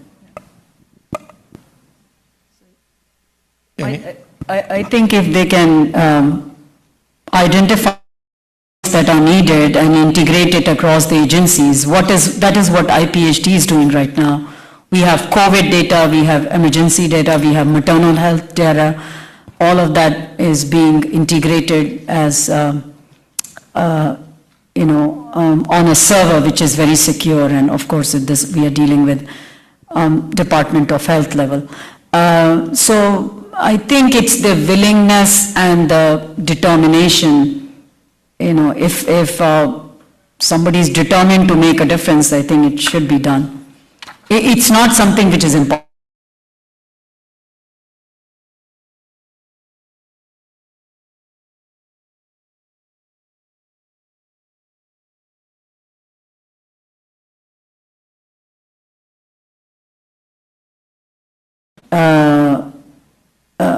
The professionals who actually provide treatment of radiation through accelerator machines to cancer patients. And the question was about, are they licensed as healthcare professionals or are they licensed as physicists? And there was a whole New York Times supplement on horror stories of how some of them got licensed by taking advantage of that gap of, and how patients suffered because of their lack of training and lack of knowledge. So there is that flip side to it. So it cannot be done in a rush. I mean, we have to look at what is the due diligence required to get somebody licensed. So if we could just have a round of applause for Dr. Jane and Dr. Marshall. Thank you so much. We are going to move into our next segment. And Tonya Ahern is here. She is the CEO of NCAAR, which promotes recovery and wellness through advocacy, education, and progressive policy initiatives that identify substance use as a public health concern, that reduces stigma and its related harms, and also fosters macro and micro levels of change. And because she is going to be actually teaching you something to work together as groups, I would like to see if those of you who are sitting alone, if you can move into a table that has other people so that your tables are more full. She has an amazing story to share with you, and she and Nicole both have done a podcast for us, so you'd be able to hear their podcast in our recovery room on www.diagnosis2recovery.com. So please give a warm welcome to Tonya Ahern. Or do you want to walk? I might walk. There you go. Yeah. I had a feeling. Hi, everyone. So Nikki is walking through the parking lot coming in, so she's always, it's just Nikki. I'm just going to tell you that. So I'm going to start off, I'll just tell you a little bit about me and how I got into advocacy. I'm with an organization called the National Center for Advocacy and Recovery. I'm also part-time with the Mental Health Association in New Jersey. Both organizations are advocacy organizations. I got involved in advocacy back in 2011. My son was struggling with substances, and I had no help. I didn't know what to do, and so I reached out, so we started doing a friend of mine and I started doing some research. We found some organizations that talked about recovery, never knew a thing about recovery, I was one of these people that was not, did not have families involved with recovery, substance use, mental health, or anything, so I really knew nothing. Found an organization of families, four mothers started this organization, and I called them. 3 of the mothers had lost their children, and they helped other families and helped individuals to get into treatment. So I got involved with them. They got me involved in advocacy. I started learning about how to get, I actually got involved, if you're aware of the Overdose Prevention Act, which is the Good Samaritan Act in New Jersey. That was the first legislation that I worked on, and after that I was hooked.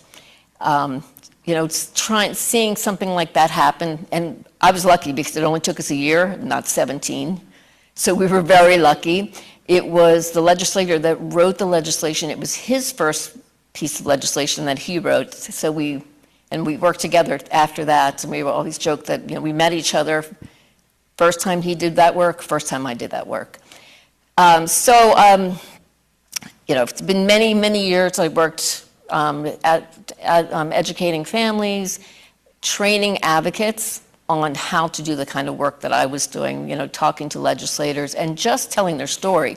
Because as you've heard over and over again, stories are the most important part of trying to reach someone. I mean, that's what they remember. We can give them, and I mean, the data's important. I'm going to say the data's not important after this last thing, but I'm like, wow. But the stories make a difference. People do remember the stories. And so I train people how to tell their stories, and then how to take those stories and make a difference with policies and legislation. So unfortunately, I lost my son 5 years ago after a long battle with substance use. And he was my, I say this all the time, he was my greatest teacher. I learned a lot from him. And so I do what I do to just help others and get that message out to them and try to change the system, because I think we all know the system has a lot, we need a lot of changes. A lot of things are not working. Hopefully Nikki will be up here in a minute, because she was in the parking lot 10 minutes ago. And Nikki wrote this presentation too, so that just makes it even better. Yay, she made it. Perfect timing. So Nikki and I met, and Nikki will tell her story really quickly because I want to put her up here, but I wrote an op-ed, and Nikki read the op-ed, and she contacted me through social media, and we met each other. And then I went to my boss and said, you need to hire her. And so we just gave her more work from what she already does. I'm going to pass it on to you. Hi, I am so sorry I'm running behind. I got lost on campus. And so we're here today to talk about effective policy, brief writing, and advocacy. And I think more than anything else, I'd just like to begin by saying thank you. Because the number one thing of being effective advocates is caring. So if you're all here, you clearly care. And as Tanya mentioned, and I'll explain in further detail, my road to this stage would seem like nothing but horrible events. The death of Rory. I reached out to Tanya because I was in relatively early remission from opioid use disorder. I had been prescribed opioids when I was 14, related to a complex gastroenterology, kind of surgery, and we weren't given the information. And I always share that right before the surgery, I had horrible anxiety, I was afraid of death, I was afraid of nuclear war. But before the surgery, I wasn't afraid. I was at peace. Closest to death, and I wasn't afraid. But it wasn't a near-death experience, it was because morphine was flowing through my veins through anesthesia. Right? And the next day I woke up, cut from here to here, and my father says, you have to walk, or you can, you'll get this and that. I said, I can't walk. Doctor, nurse, can you give her some more morphine? Got up and walked. You need to use the spirometer so you don't get pneumonia. I can't breathe in, because when I breathe in, it would be so painful. Can we give her more morphine? more morphine, right? And as all of you know, that changed the neural pathways in my brain.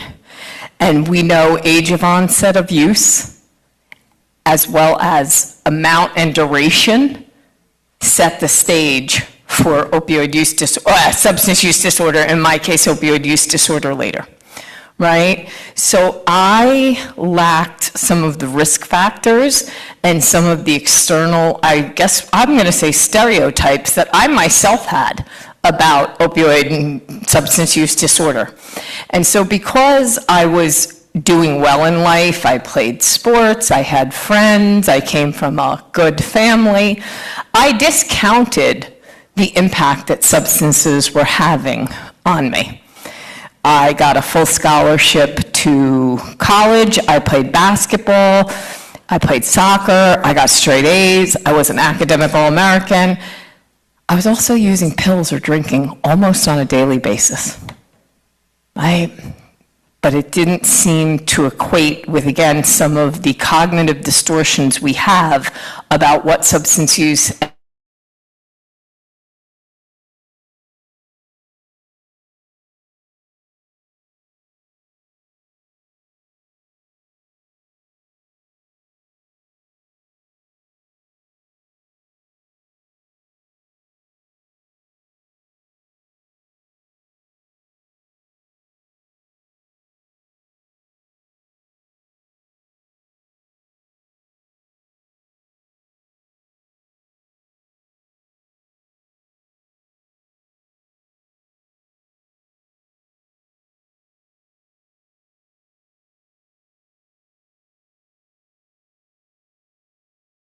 postgraduate scholarship to grad school, $15,000. And I didn't know what I wanted to do. I had no direction in life. So I figured I'd go to law school.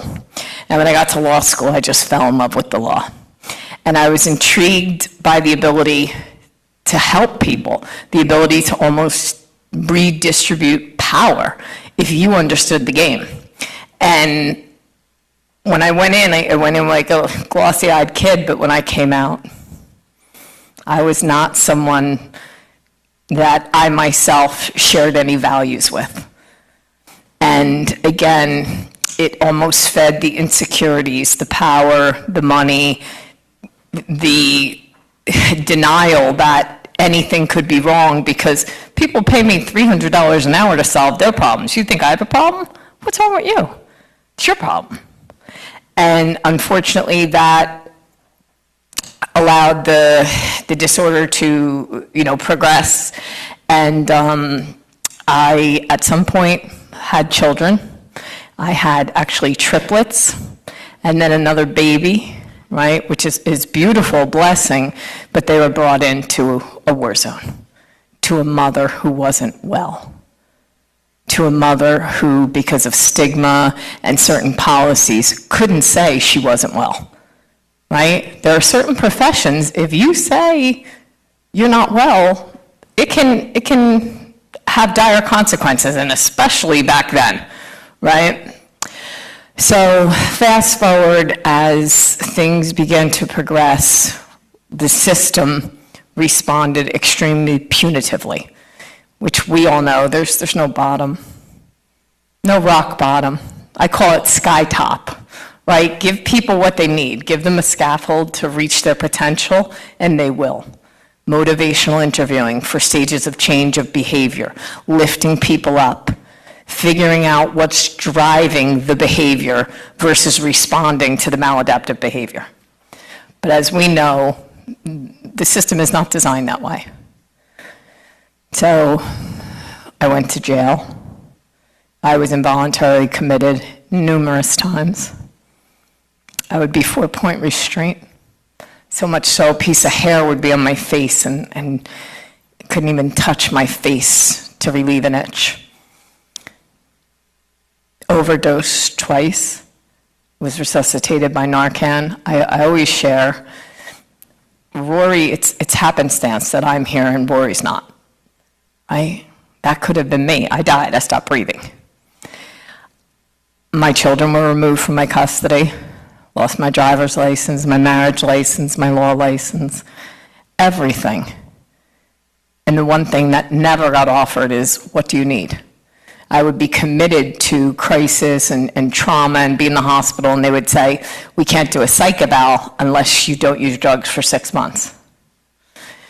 If I could not use drugs for 6 months, I wouldn't be in the psych ward, right? Like, are you kidding me? So I had never gotten psychiatric treatment ever this entire time. And in the beginning, you know, as attorney, I went to high-profile rehabs. I can't even call them treatment centers. And then later on, with nothing, I went to, I think at the time it was called Bergen Pines, but there was no evidence-based care. There was no medication for opioid use disorder. There was no kind of insight on co-occurring. There was just, we're going to humiliate you and break you. And November 19th of 2007, excuse me. And sorry, let me go back 1 second. I started having seizures from the drug use. One, I fell and cracked my skull. Needed a life-saving craniotomy. Deaf in my left ear. I have no sense of smell. I had Bell's palsy. This happened in front of my poor children. Kids were 5. The baby was just 2.5. Right? Rock bottom. No.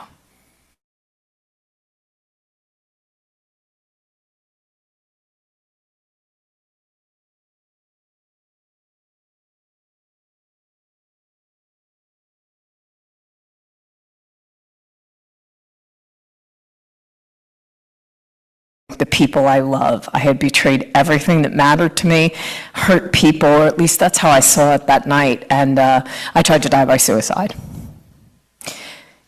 And when I thought I was going to be buried, I was being planted.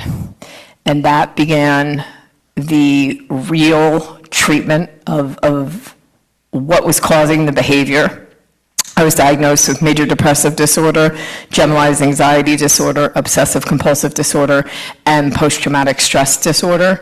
The symptoms of post-traumatic stress disorder have subsided, but I live with multiple other diagnoses, and life is okay. I'm always running late, but other than that, no.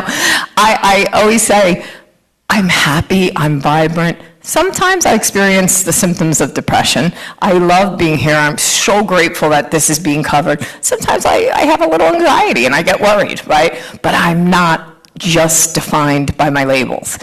However, in the system, I am, right? I should add that I was writing my own prescriptions, and at a supervised visitation, I was intoxicated, and I went in the water and couldn't swim, and I was arrested multiple times, had a jacket that was very long. So now I hate the word, but I'm a felon. I'm a disbarred attorney. I lost custody of my kids, and I'm trying to begin again with the most unforgiving system. As soon as I got on my feet a little bit, the state sent me a bill for the money they gave my parents who took care of my children when I wasn't well.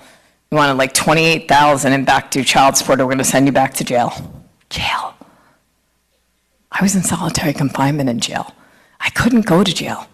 I didn't have $28,000, right? Since then, we've worked for an equity in child support law that says if a parent's custodial rights were removed due to substance use disorder, the state cannot come back and seek past due child support. Not just for the parent, but for the child. You're condemning them to deep poverty, right? How could a parent get back on their feet? So that's one example of a law. And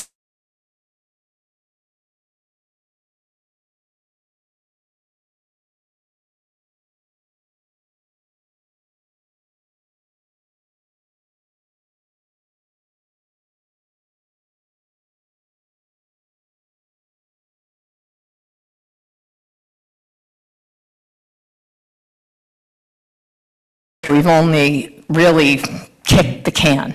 We can work and do better with that. We can have true parity. I understand that the desire to keep people safe, but locking people away, there's not a single study or evidence to show that it's going to help. And so we're slowly working on that. And I'll kind of get into this one at our next one. The expungement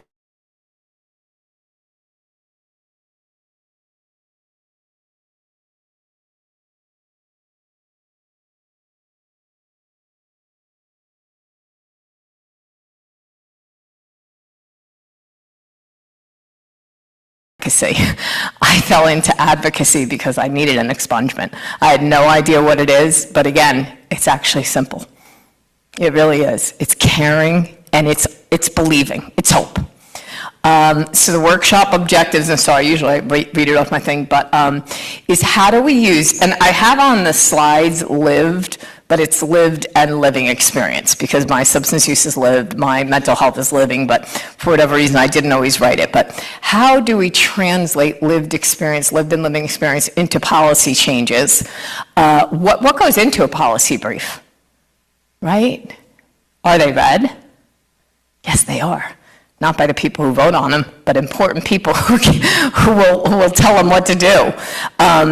Actionable recommendations, right? What is it? I have a problem for every solution. So whatever we want to say we want to change, we want to give a roadmap to how we can change it. And then finally, thinking of, we'll kind of do some workshops together or some individual activities, group activities. What experiences have you had? And again, everybody who's alive has lived and living experience.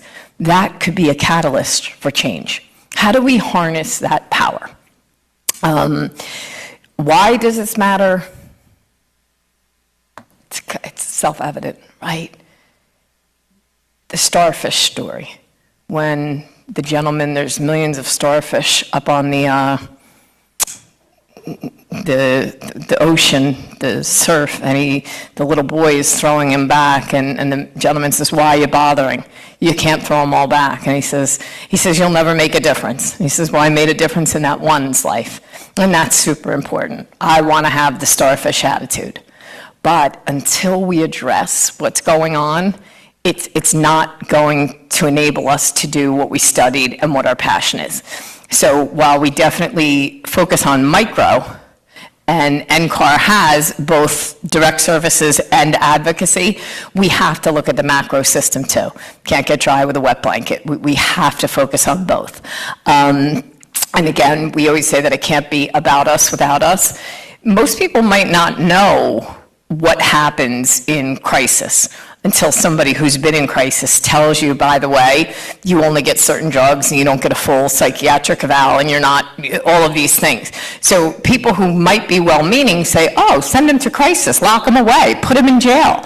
Well, you don't realize certain things about jail if you haven't been to jail, right? And so the people who are closest have the best insight, not only to what isn't working, but what would work. So we talk about lived and living experience is expertise. And I know before my information was up there, and I am a JD and MS and LPC, all these different things. The most valuable thing I ever say to people is I have sat right where you are. I'm in sustained remission from opioid use disorder. I live with mental health disorders, right? I've changed laws. I've been branded a felon. It is invaluable. Nobody's like, where'd you go to school? What was your GPA? What's your theoretical orientation? Nobody cares. Not the people that we serve, right? And so whatever lived experience, it doesn't mean that every professional needs to obviously disclose or have a mental health diagnosis, but there are ways that everyone, each person can tap into their lived experience to be an agent of change. Yeah. I don't know if that works. And I think she missed all this, right?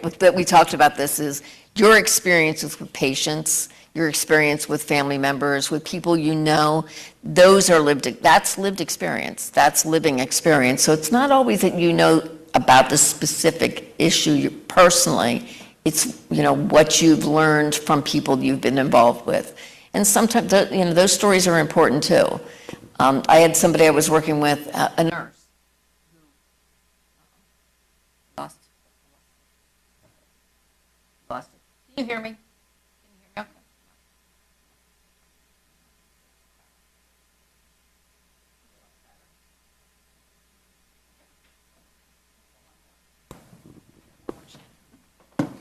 Thanks. Okay. All right. So I talked to a nurse and who was saying to me, I mean, she had this great story with this patient that she helped. It was a patient that had some serious pain issues. She had very serious surgery. She had surgeries 3 times a week for infections.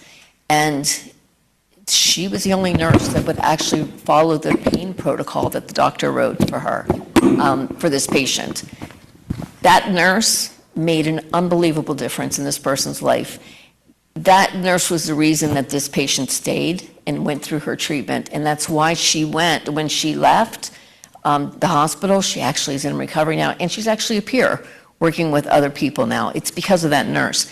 But the interesting thing is when I talked to that nurse and I said, let's write your story. I mean, that's a great story about how you supported this patient. Her concern was HIPAA. And so, you know, there are stories we can tell of our patients that don't break HIPAA. And so I think that we need, and especially this patient, because this patient wanted to tell a story with her, so that definitely wasn't breaking HIPAA.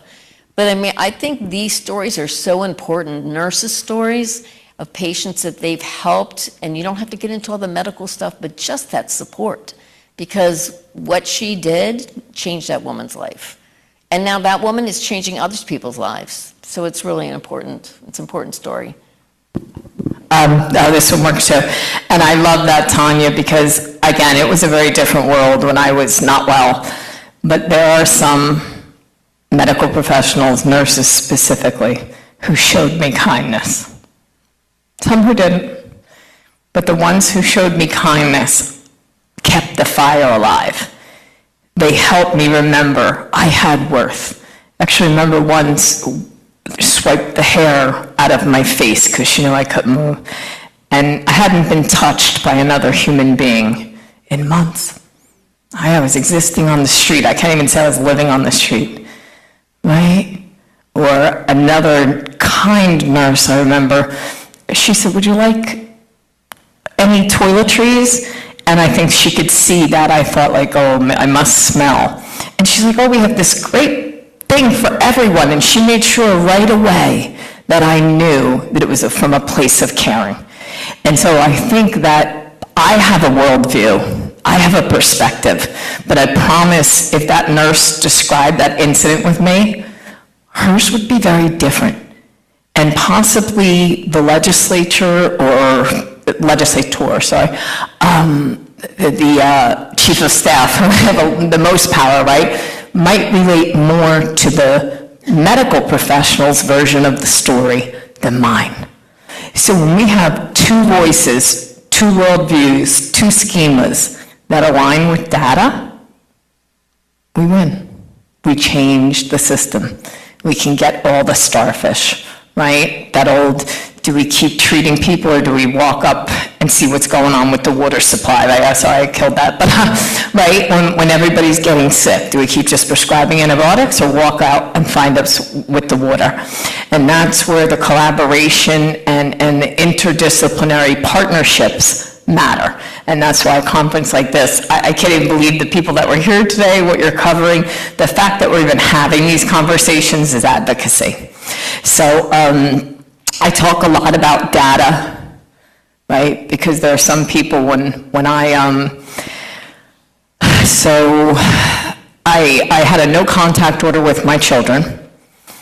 I had lost my law license. I was going to recovery court. At the time, they called it drug court, and I had nowhere to go, right? And I have a serious criminal history and a lot of different things. Thankfully, I had parents who helped me and allowed me to live at their house. But when we look at how a person like that stays well, Maslow's hierarchy, right? We can't even meet our basic needs. If it wasn't for me and quite frankly, some advantages and privileges that were inherent in what I was born into, I would not be standing here today. So when I began to move forward, tried to seek to reunite with my children, tried to begin to establish independence, guess what? You can't get a job, you can't rent, you can't do anything with a criminal background. Nothing. I don't think that most people may even pay attention.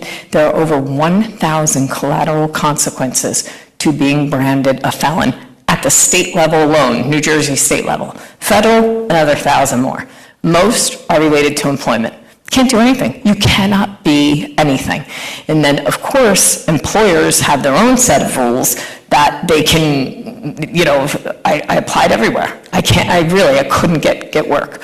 So that is when I had kind of two things happened at once. I read an article that if you graduated from drug court, you get an automatic expungement. And I had graduated from drug court in 2011, and it was maybe 2015 or 16, and I was like,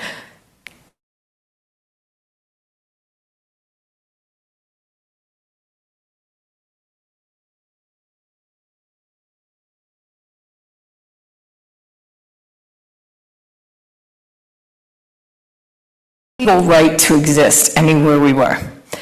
And so I made a motion to get my expungement, and because I had an endangering the welfare of a child, it's on a list of crimes that can never be expunged. You can wait 100 years.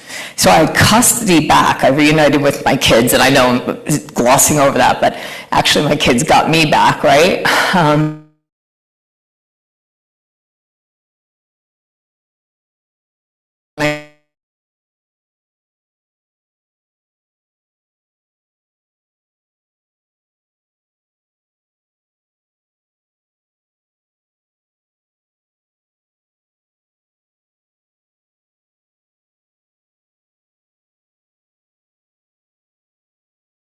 That's when I began to advocate for change. And this is what I hear with the data.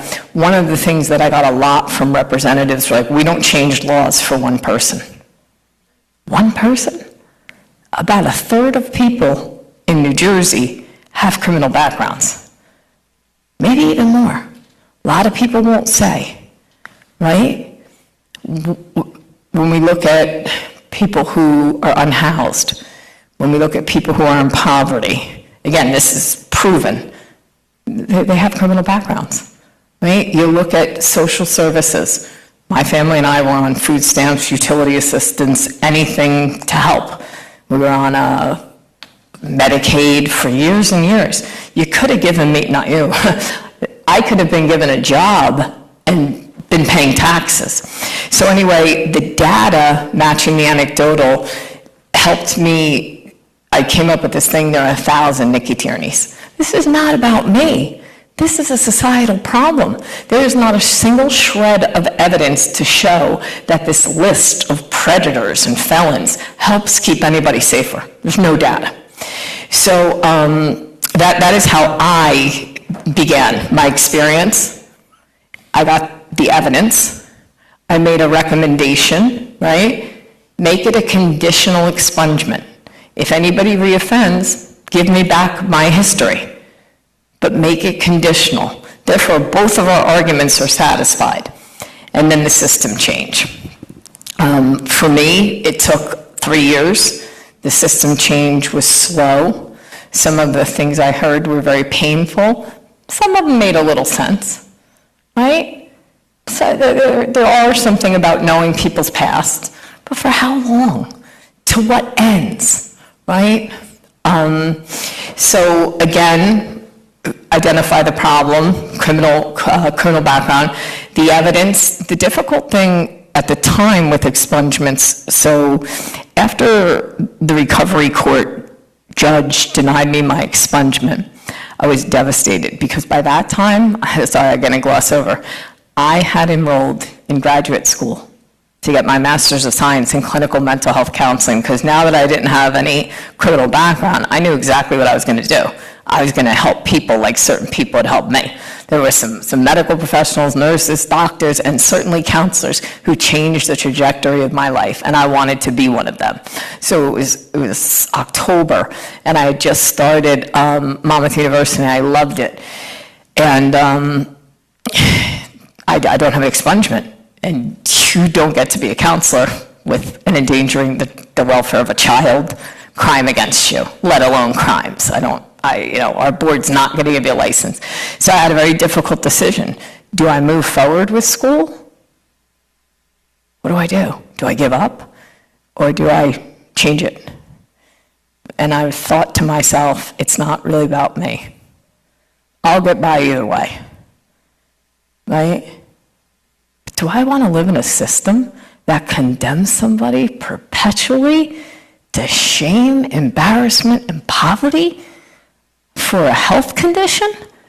Accountability, I paid it, I took it. I went to jail, served my time, paid my fines, did all of that. Rode a bike for 3 years, did it. When does it change? And then the other thing that drove me is my kids. I had to show them, you can't accept it. So, and again, we'll kind of do this in the groups thing, but I'm sure you already have them. Think of some, okay, and we're going to get to the workshop. Think of things that, barriers, if you will, that prevent you from doing your job and achieving what you want to achieve frequently, that hamper you. And if anyone wants to share, feel free, or we can break into groups, whatever anyone wants. Break into groups? Yeah, you want to. So we'll do these? Okay. All right, so I guess what we'll do, should we just walk around without the mic? Or just, okay, so, all right, so you want to start with, we're going to go to each of the tables, and we're going to just talk amongst yourselves about a problem, something that you would like to address as far as, what would you like to change in the system?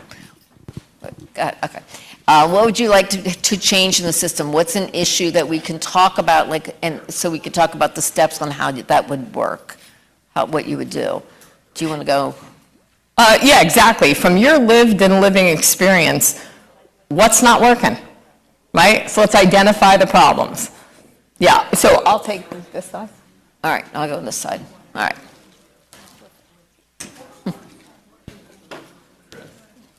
I'll give you a few minutes to talk.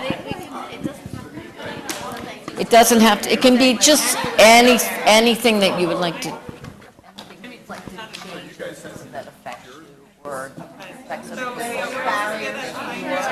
I was going to say, sorry.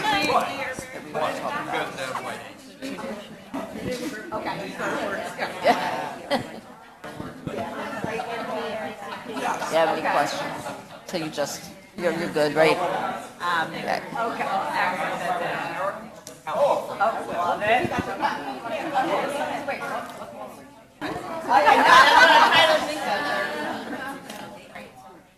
Hi. Nina, what do you want us to focus on? So anything that you would like to see change, something that's an issue, whether it's in work, it doesn't even have to be work, anything, right? Because we're just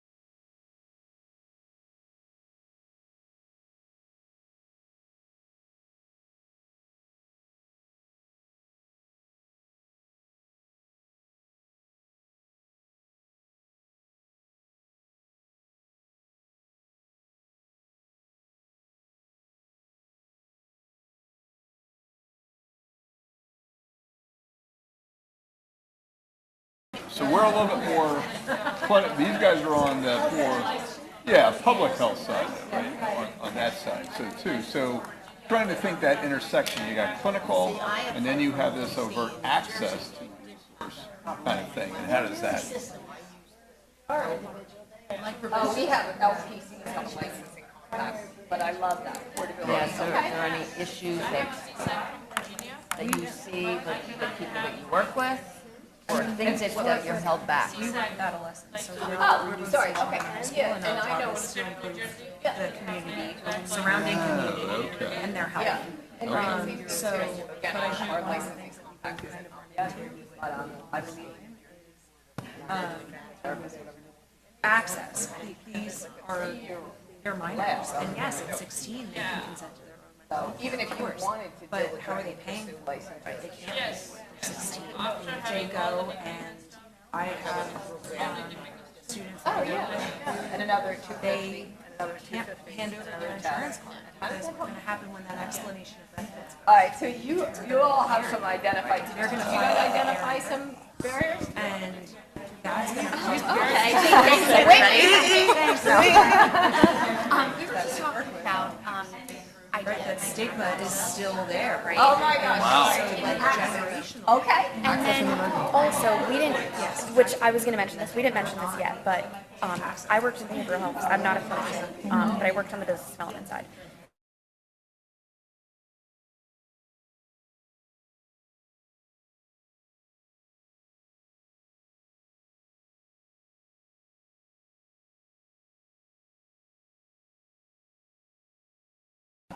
Big barrier, right? Yeah, very rare. And only for curiosity, what are everyone's backgrounds? Well, I'm a physician by training, but in practice, I work with communicable diseases. Well, go back over here. Okay, so you would be the one approving the treatment that people want. No, I love this because again, different perspectives. How about you? So I'm a nurse practitioner, and most of I've been in cardiology. Come up with any ideas? I got my psych NP degree, but. And yet,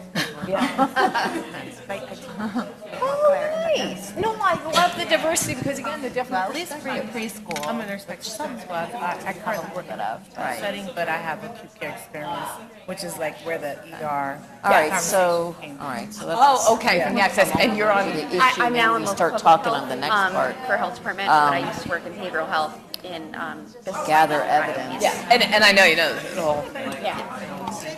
Many of our health problems are. Yeah.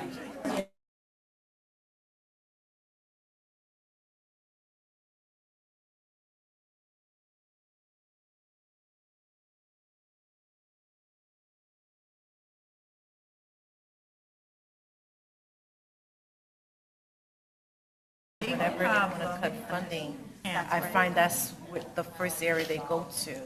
And with mental health, it's also pertinent with our. It's just it's a combination, and They have a we're the health totally a lot of different, times, they have a totally where we different were, there's only but so system much than we do.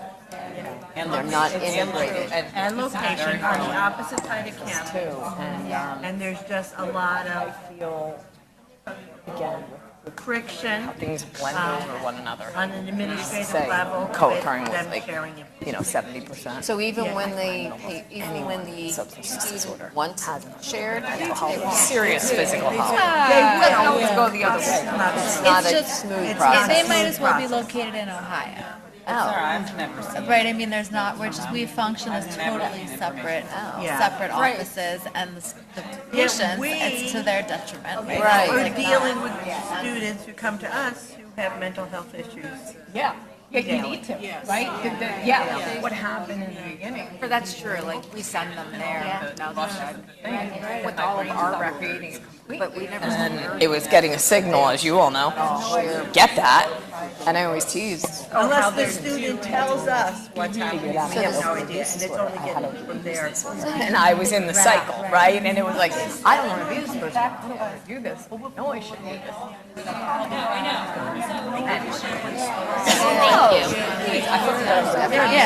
I know, this is amazing. I'm so glad that, again, we have these interdisciplinary discussions because Yeah, we're nurses, we understand. Working with sensitive information. nobody's Basic. Why is it like you're both medical. But admissions are the same. People they dealing with sign away behavioral health may even be increasing. That's probably like, you would think that'd be an easy fix, right? You would think. That paper should just be Mortality increase. That's what I think. Yeah. Because in a regular rough. Yeah, it is, you check off. Well, the first step, I don't know if the first step would be the blanket consent, if the first step would be a charity. Charity MR. Different age. And you're going to see everybody pounding their chest. So is there a way to collect information to say, this is how it's affecting our patients, right? Yeah. Right, because you know what I mean? Yeah, we need to come. There's no Okay. referral. All right, so we have Reality access. is not part of the same electronic monitoring. And they get access to, and then ER. So There's no way to see that. do any of you? And then if we start collecting data, then it might get like use settlement, the settlement funds? a little bit. Well, if you say, we refer this many patients and we never. Oh, okay. Yeah, right? So if you refer a patient, you should get some kind of feedback, right? Supposed to be making the award. Or if they can't get into the health. The Governor Murphy. Student came back. Can you pull that? Well, I can pull from opioid settlement fund. And respectfully, they don't really work with people with opioids other than when they got brought in when they're arrested. They have a car accident. How exactly is this helping the people that need it most? But then that's. So who would, if we wrote this out, right? Better healthcare providers. Yes, all a group of us. Because to your point, what they did at the hospitals, they pulled the funding. Director of the health. That's you. What, this should be easy. We need the other director, Yeah, who's above you? Like, so now, you make those decisions. Well, I think the thing is, well, yeah, one of them is leaving. I think the administration I'm so bad. is now on board with this one. Probably. They are on Hackensack best practice. And then there's another interesting thing. But they can't, I think that what we're thinking about as next steps is actually My local health Right. department.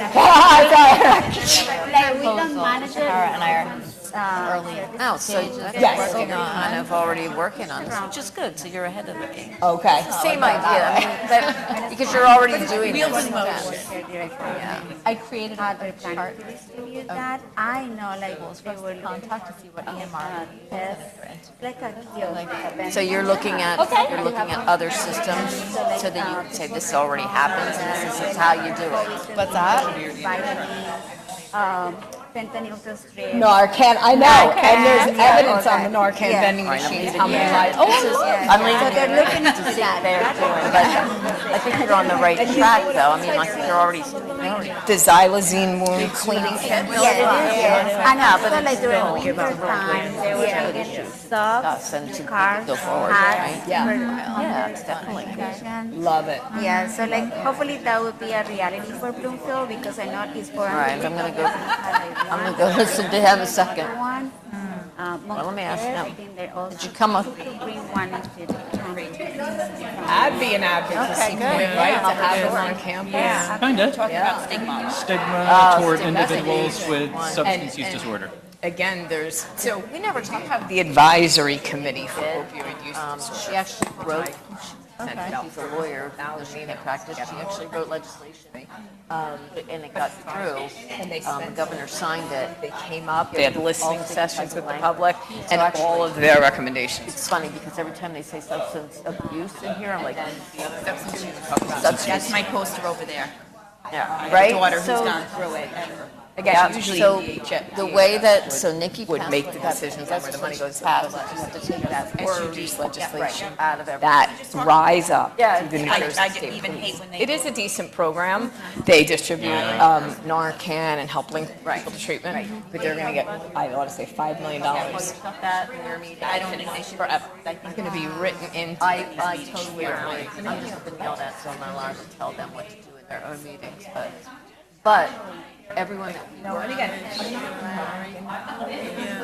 it's okay. But when you say something like give it to state police, But like, what kind of training are they, what kind of training are they giving them to kind of recognize somebody in crisis and not, like, in your situation, I'm sorry, we'll put you in jail, like. 1,000%. Like, you know, 1,000%. or bring them to the hospital and have them in handcuffs, that's not helpful. no, or You know? say, go to jail or go to treatment. Yeah, like go to treatment in our people, they wouldn't get anything out of it, and if anything, it'd be less likely to go. Right. And then you mentioned the municipalities. Some are just not spending because they're worried, which to me is malfeasance. That's every bit as criminal as misspending. Irvington had concerts and all of this stuff, and then you have notable ones who are buying drugs, sucking dogs. They're buying.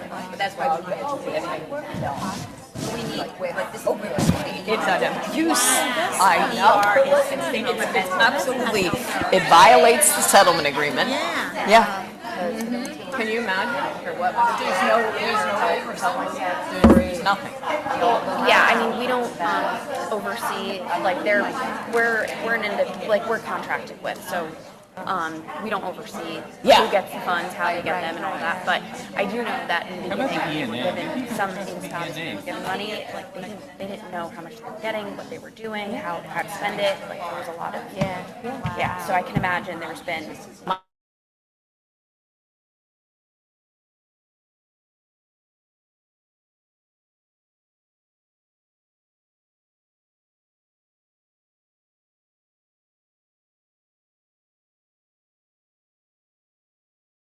And they're not.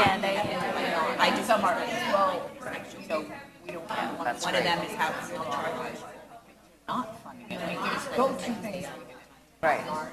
For the charging education and vending machines again. Like there's a lot of science brought in with this mother high ambulance. Right. Proud of the Nurses Professional Association. That's great. And how do you treat the family? Well, the family's white paper. That's a whole other thing too. The stigma towards the family and able to treat it terrible. So I think that's a really good topic. And I think there's it was enough. There's articles about it. Imagine what happens with it's basically discrimination. They get that also. And they have like a local health department, right? Yeah. Yes. They don't close. He's been there for 63 years. He has no training. Yeah. So and it's like, and again, it was clear you're supposed to do a needs assessment. So there's no protocol. Who decides it? Is it the health department? I mean, I think they probably can work together. I think it works by town. And it needs to. So. Al-Anon, I think that Al-Anon is for the family, right? Yeah, municipalities Al-Anon. So like you would think, right, it's really easy, but sometimes a lot of the programs, at least in my experience, that we've done, it's very reactive. Okay. So I think it just depends. It's not really. But I find that but it should a be lot of the places. Right. I mean, again, everybody working together. There's a health department. Yeah, meeting at the hospital. Some of that is. Look what we've done in what, 20 minutes? Like really, it's not that. Like you say, wise hearing is the main thing. And if you don't persist, exactly. There's a lot of different types of support groups. There's a lot of peers now working with family peers working. Every county in the state has a family support group. Okay. I didn't like. I went to. They wanted. Well, yeah, and my problem too was that I wanted a group, and when I went to a group, I wanted it to be a group that I was able to talk about, not just me. I know like a lot of them want to just talk about you, but I need my son was at risk of dying, and I needed to be able to have somebody who was compassionate about him too. And when I found that, that was good for me. Yes. So I think that you have to find what's good for you. You have to find what works for you, definitely. And she said. And, none of the tough love stuff, because that doesn't work. How many people aren't? Well, we're in the process. Nikki, you can have. Well, it depends on what tough love is. I mean, tough love is not in our house right now.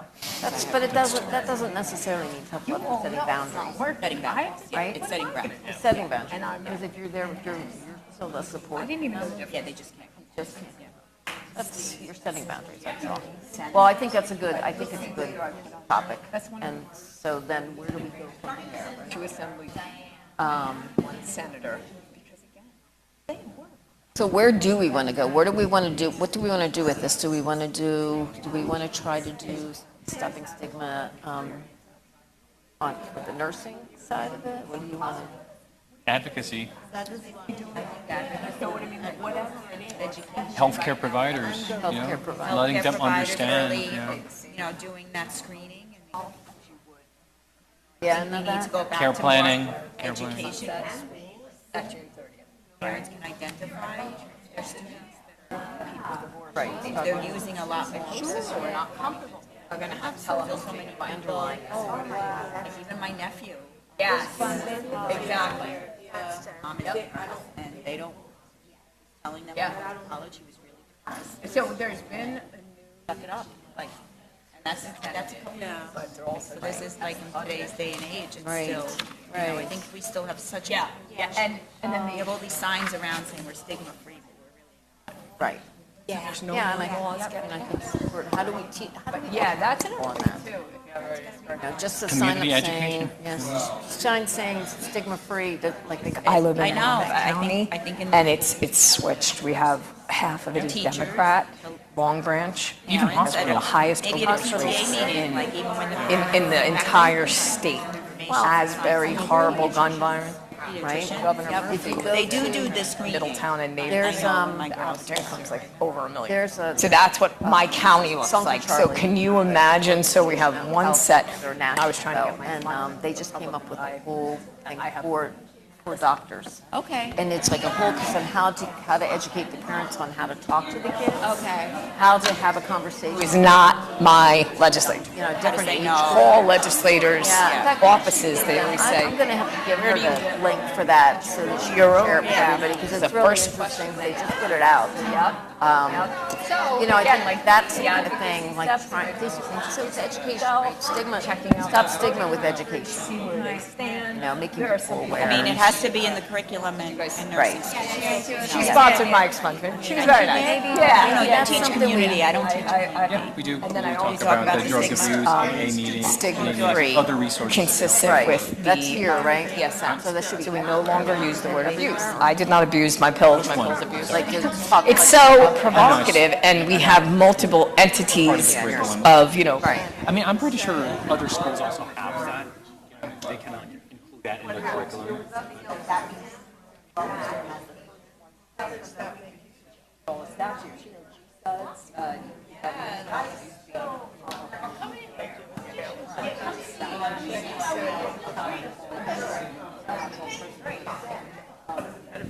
Continue drinking, and you're supposed to educate them and get them to set it on the scale of desire a bit and to get them. I think it's good, and then we role play, show them the film, role So play. that's covered in desire, that's good. And then we But reinforce it I because don't you think, have that in I here. don't think they do it anymore. I had a grant to implement. Okay. Because you teach, yeah, Chris teaches community. And they talk about it. Motivational interviewing and all, or no? Therapeutic, communication and interview. Because I know we talk about like the ACE screening. it's gonna say the ACE. That's because I teach health as a junior, so I do growth and development, but the ACE screening is in there, and the head.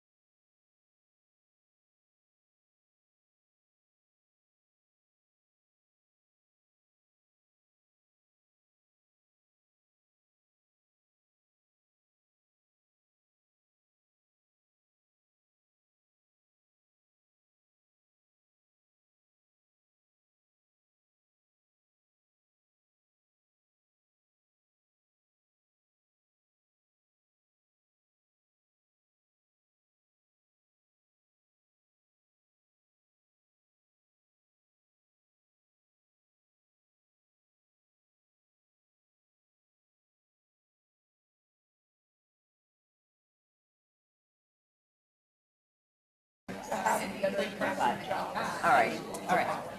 Yeah, so Exactly. It's like 420. ending the case.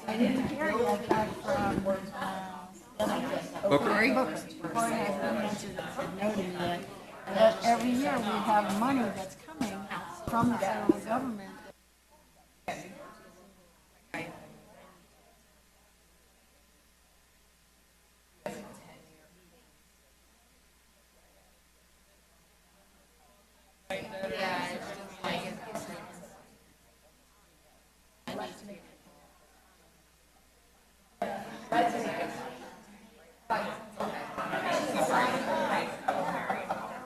Oh, she said you want to go up and just kind of tell everybody how you would write a brief.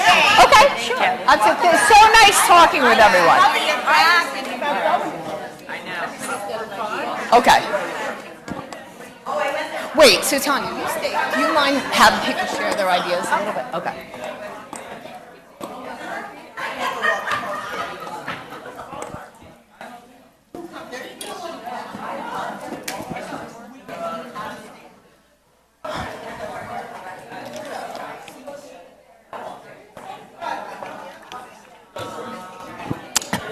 Okay, so that was the main part of our workshop. Sorry, just what time is it? How much time do we have left? Okay. No, I think what we're going to do is plan session 2, okay? Because I've already heard some amazing ideas, and I have 2 laws we're changing already now. But so maybe Tanya, you could go around to each group or whatever work group. What? Yeah, policies, laws. We'll change anything we need to.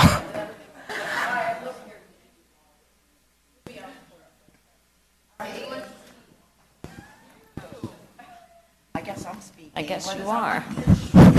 Okay. You want to hold the microphone yourself and talk? Or you want me to? No, you can hold it. Okay. So we came up with transportation, access to transportation, and improve access for mental health services due to the fact that in different areas, like I come from a rural area, there are no mental health services, only hospitals and providers, and transportation, they do not have any kind of public transportation. So I think from a city to a suburban to a rural, there would be different access to this. Love it. Okay, love it. So there's a couple problems, and again, they're almost intermingled. Transportation, there's not enough providers. The providers there are may not be reachable, and transportation is a barrier, right? Problem statement. Okay, next work group. Do you want to hold it? Oh, sure. So our group discussed access to healthcare, to mental health services in the emergency room. A lot of clinicians, right, the nature of your work, you're unable to, I guess, identify resources, and then a lot of that are out there. We also talked about lack of funding, and then on another level, especially for inpatient or patients, the step-down level of care, right? A lot of people aren't able to access services primarily due to insurance, so they don't actually end up getting any services after being inpatient or in a partial PHP program, whatever it is. Love it. And again, I worked with you guys, and we kind of, again, same similar problem statement of access. And then Tanya, sorry, we were talking about the $45 million for the hospitals. What were the 3 hospitals? What do we want to talk about with that? Oh, the $45 million to the hospitals? Yeah, I mean, that's happening. I mean, that's just going to happen, the $45 million. And I mean, here's the thing is, the $45 million, so the way that this happened with the hospitals and the opioid settlement money should not have happened the way it happened. It's done, pretty much it's done. The good part is that $45 million is being, I mean, they had to write programs for it, and they're not letting them use the $45 million until they have good programs. There's a positive. And the thing is, we can't fix that. Now, we do have an issue is that we have a new bill, 2 new bills that came out for the state police. Operation Rise. Yeah, get up to $5 million a year for the lifetime of the funding for the opioid settlement for Operation Rise, and we're pushing back on that hard, because that's another thing, that there's a way to go through the system to get that money, and it's not through legislation. So we're working on that. If anyone wants to get involved in those... Oh, yeah, we're going to give you guys... get involved. I mean, I work with the group, I put together a group, and we're getting involved in that. So if you're interested, we'll give you my email. You can call me, email me, and we'll put you on the list. So again, the problem statement would kind of be for people arriving in the emergency room, they don't have people who know how to care for people with substance use disorder, and the 45 million should be used appropriately, something similar. Okay. So we discussed addressing the gap for access to care in adolescents, because at 16 years old, they have the right to access behavioral health services. However, they need to be able to pay for it. And so if it goes through insurance, their parents get the explanation of benefits, and sometimes that has adverse effects for them at home. So Nikki is a counselor for adolescents, just so you know. Yeah, I work with mobile response too. I don't know if anyone does mobile response. Well, Nikki. Love it. And another advocacy point, he's a senator now, he was an assemblyman, Raj Mukherjee, I'm horrible with names, he wants to move it to 13, so that children who may have parents with stigma regarding, right? Okay, so... that is an issue then. How do you pay for it, right? Yeah. So, sorry, I'm going to digress, and again, we could take so much more time. Who is familiar with certified community behavioral health clinics? Right? CCBHCs? Okay? New Jersey was an original demonstration state. There are 8 or 7, it doesn't matter. 7 in the state. They take people with no insurance. Okay, they receive federal funding, so very important, and not so much for your issue with the EOB, but just so everyone knows, when we talk about access, the CCBHCs must provide care regardless of insurance, no insurance, or ability to pay. Right? CCBHC is a delivery model for behavioral health. It's integrated care model, and that's another thing we can talk about too with legislation, but 1,000%. So the problem statement would be that youth who are in a crisis aren't accessing services because they don't have adequate privacy protection, right? And again, respectfully, who wants anyone to see their EOBs for anything? Right? It's seriously, and nor do I want to see my children. My children are adult children now, but anyway. Yeah, but and again, what happens, we know that about 1 in 4, 1 in 5 have a mental health disorder, right? The average 50% onset by age 14, 75% onset by age 23.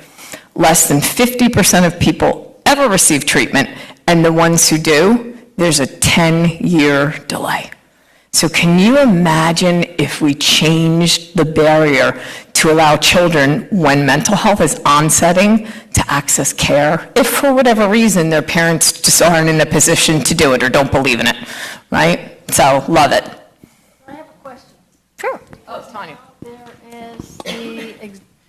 So I have a question, because now there is that executive order that just came out about 6 months ago, that parents must be told that they are the primary providers of a child's well-being.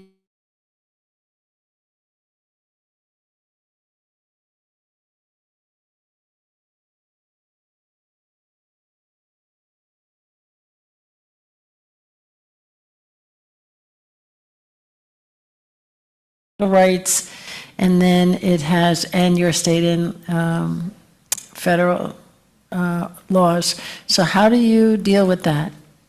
So, and I'm a mental health first aid certified trainer too, which is an amazing program, evidence-based.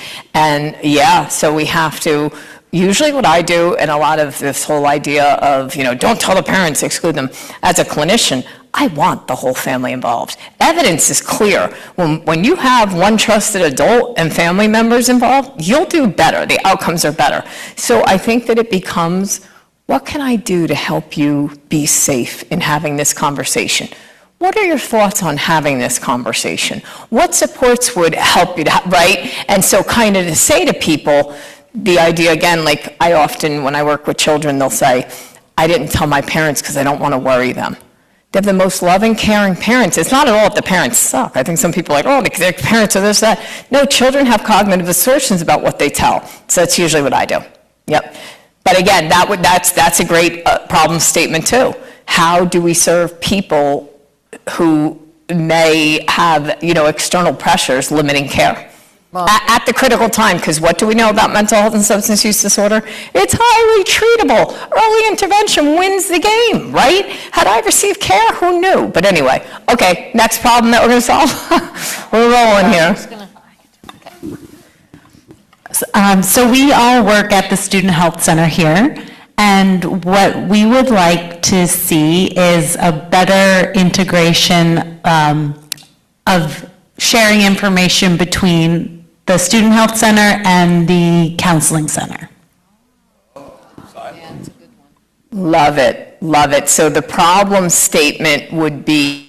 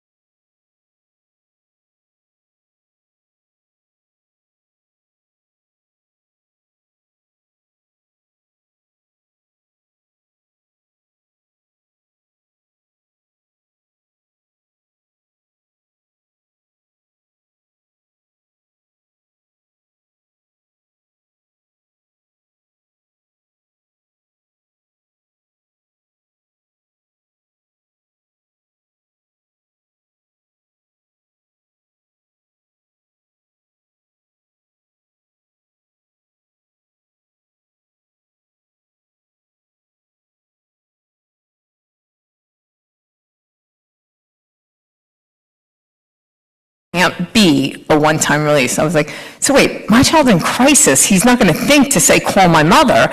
And there can't be, like, again, what's the rationale behind not making it enduring?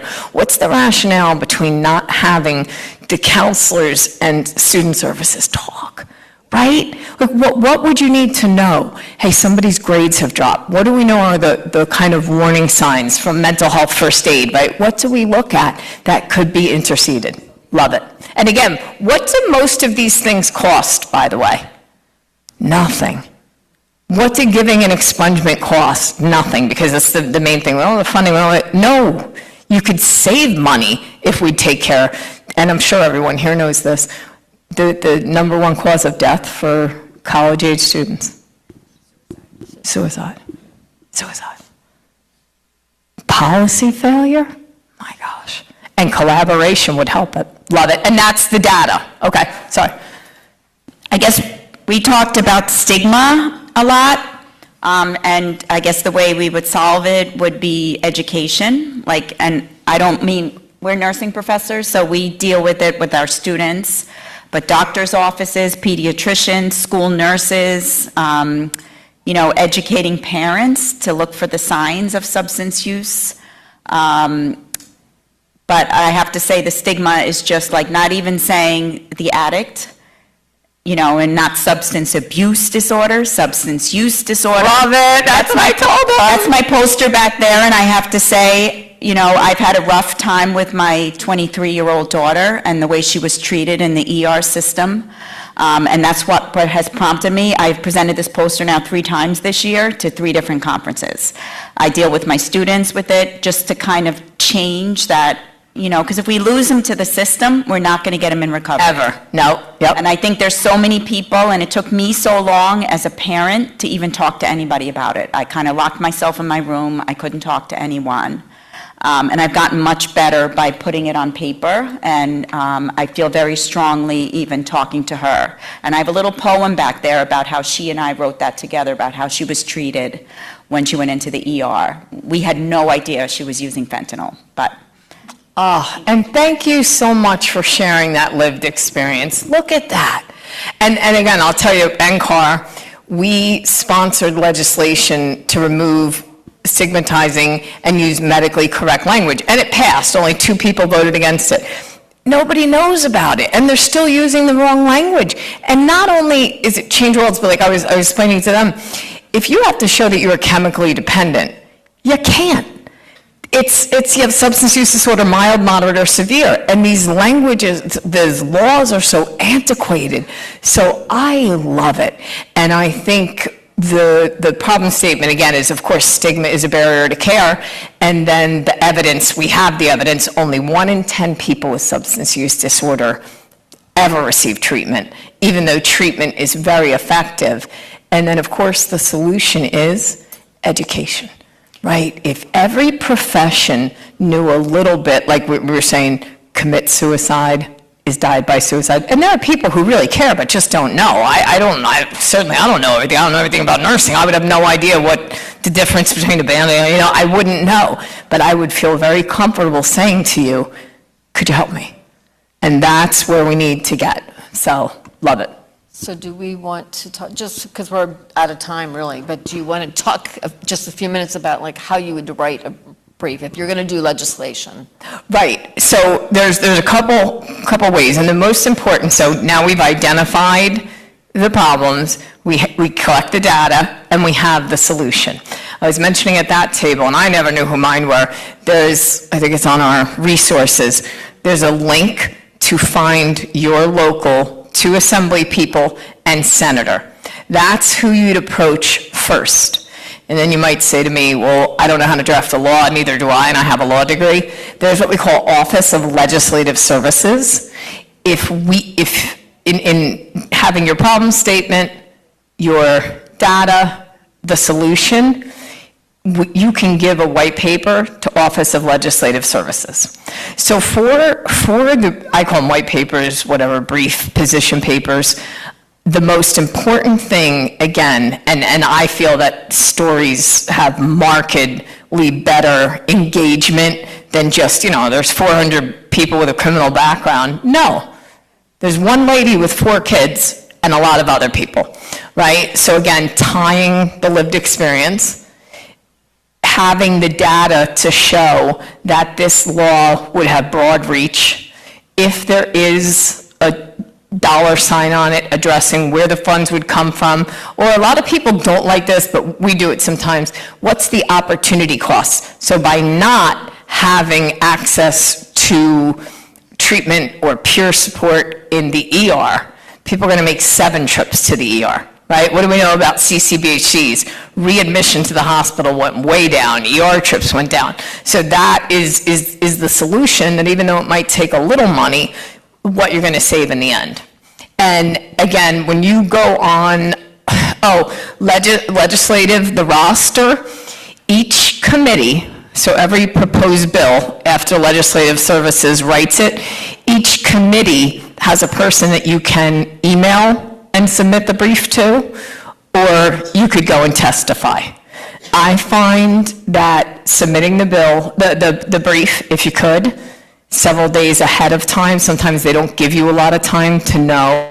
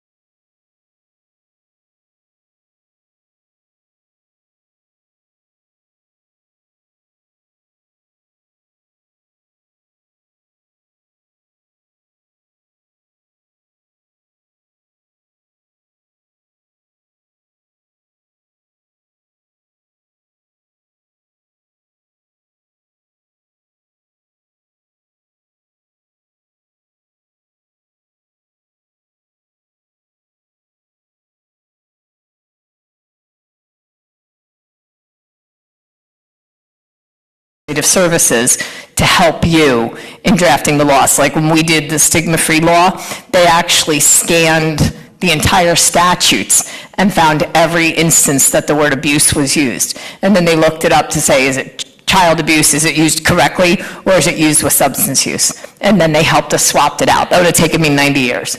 So, yeah, there's a lot of resources, and then I'm gonna let you sell NCAR. Yeah, well, I was just gonna, I think it works. It I have works. some use. Just so you know, like you do, find out who your legislators are. Yeah. And that's the biggest thing. Call your legislator. We've talked about this during the day a little bit, but you're a constituent, you matter to them. Call the legislator, tell them what your story is, ask, make an appointment, or just call and tell them. If you need to, look, Brenda's coming up, I'm rushing. And, even if you don't talk to the legislator, because most likely you won't, you'll talk to their staff, and the staff is important. Make sure you talk to them as well and let them know what the issue is, and you can send something into them. So there are a couple of things that are real takeaways. One is perseverance, don't give up, keep going. Your story matters. It matters for you, but it also can be translated so that it matters for hundreds of people, and in some cases, millions of people. Talk with people, make it so that the people that you know who know your story can help you when you need them. That came through really clear with David when he went for that second job, and then they were going to take it away from him, and he was able to call Tom.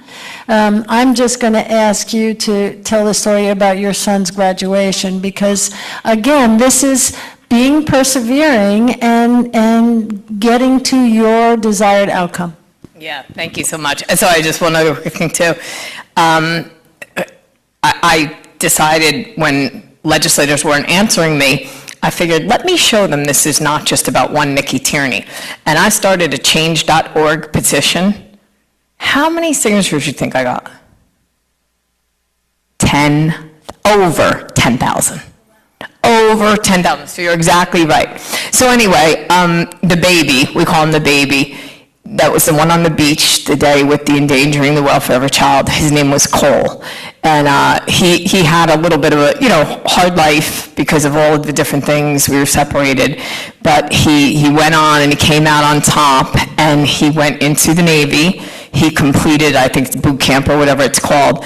And sadly, we don't have much family. And he said, Mom, my graduation is on X date, can you come? Of course, buddy. So you go on and you apply. Do you have any felonies?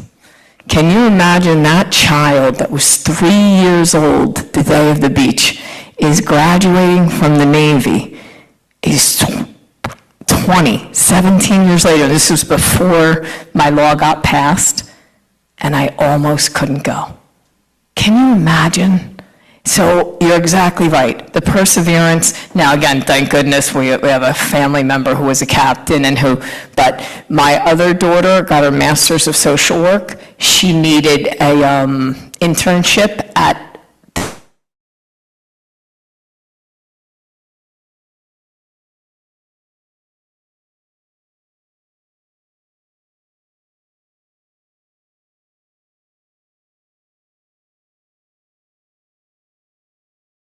and you try to co-sign, right? So I'd always share this. When I was at that graduation, I wasn't there alone. It was the nurse who wiped my face. It was the counselor who cared. It was somebody who shared their story, right? And by doing that, we realize I cannot, but we can. The strength in this room is amazing. We just have to tap into it. So again, thank you all so much.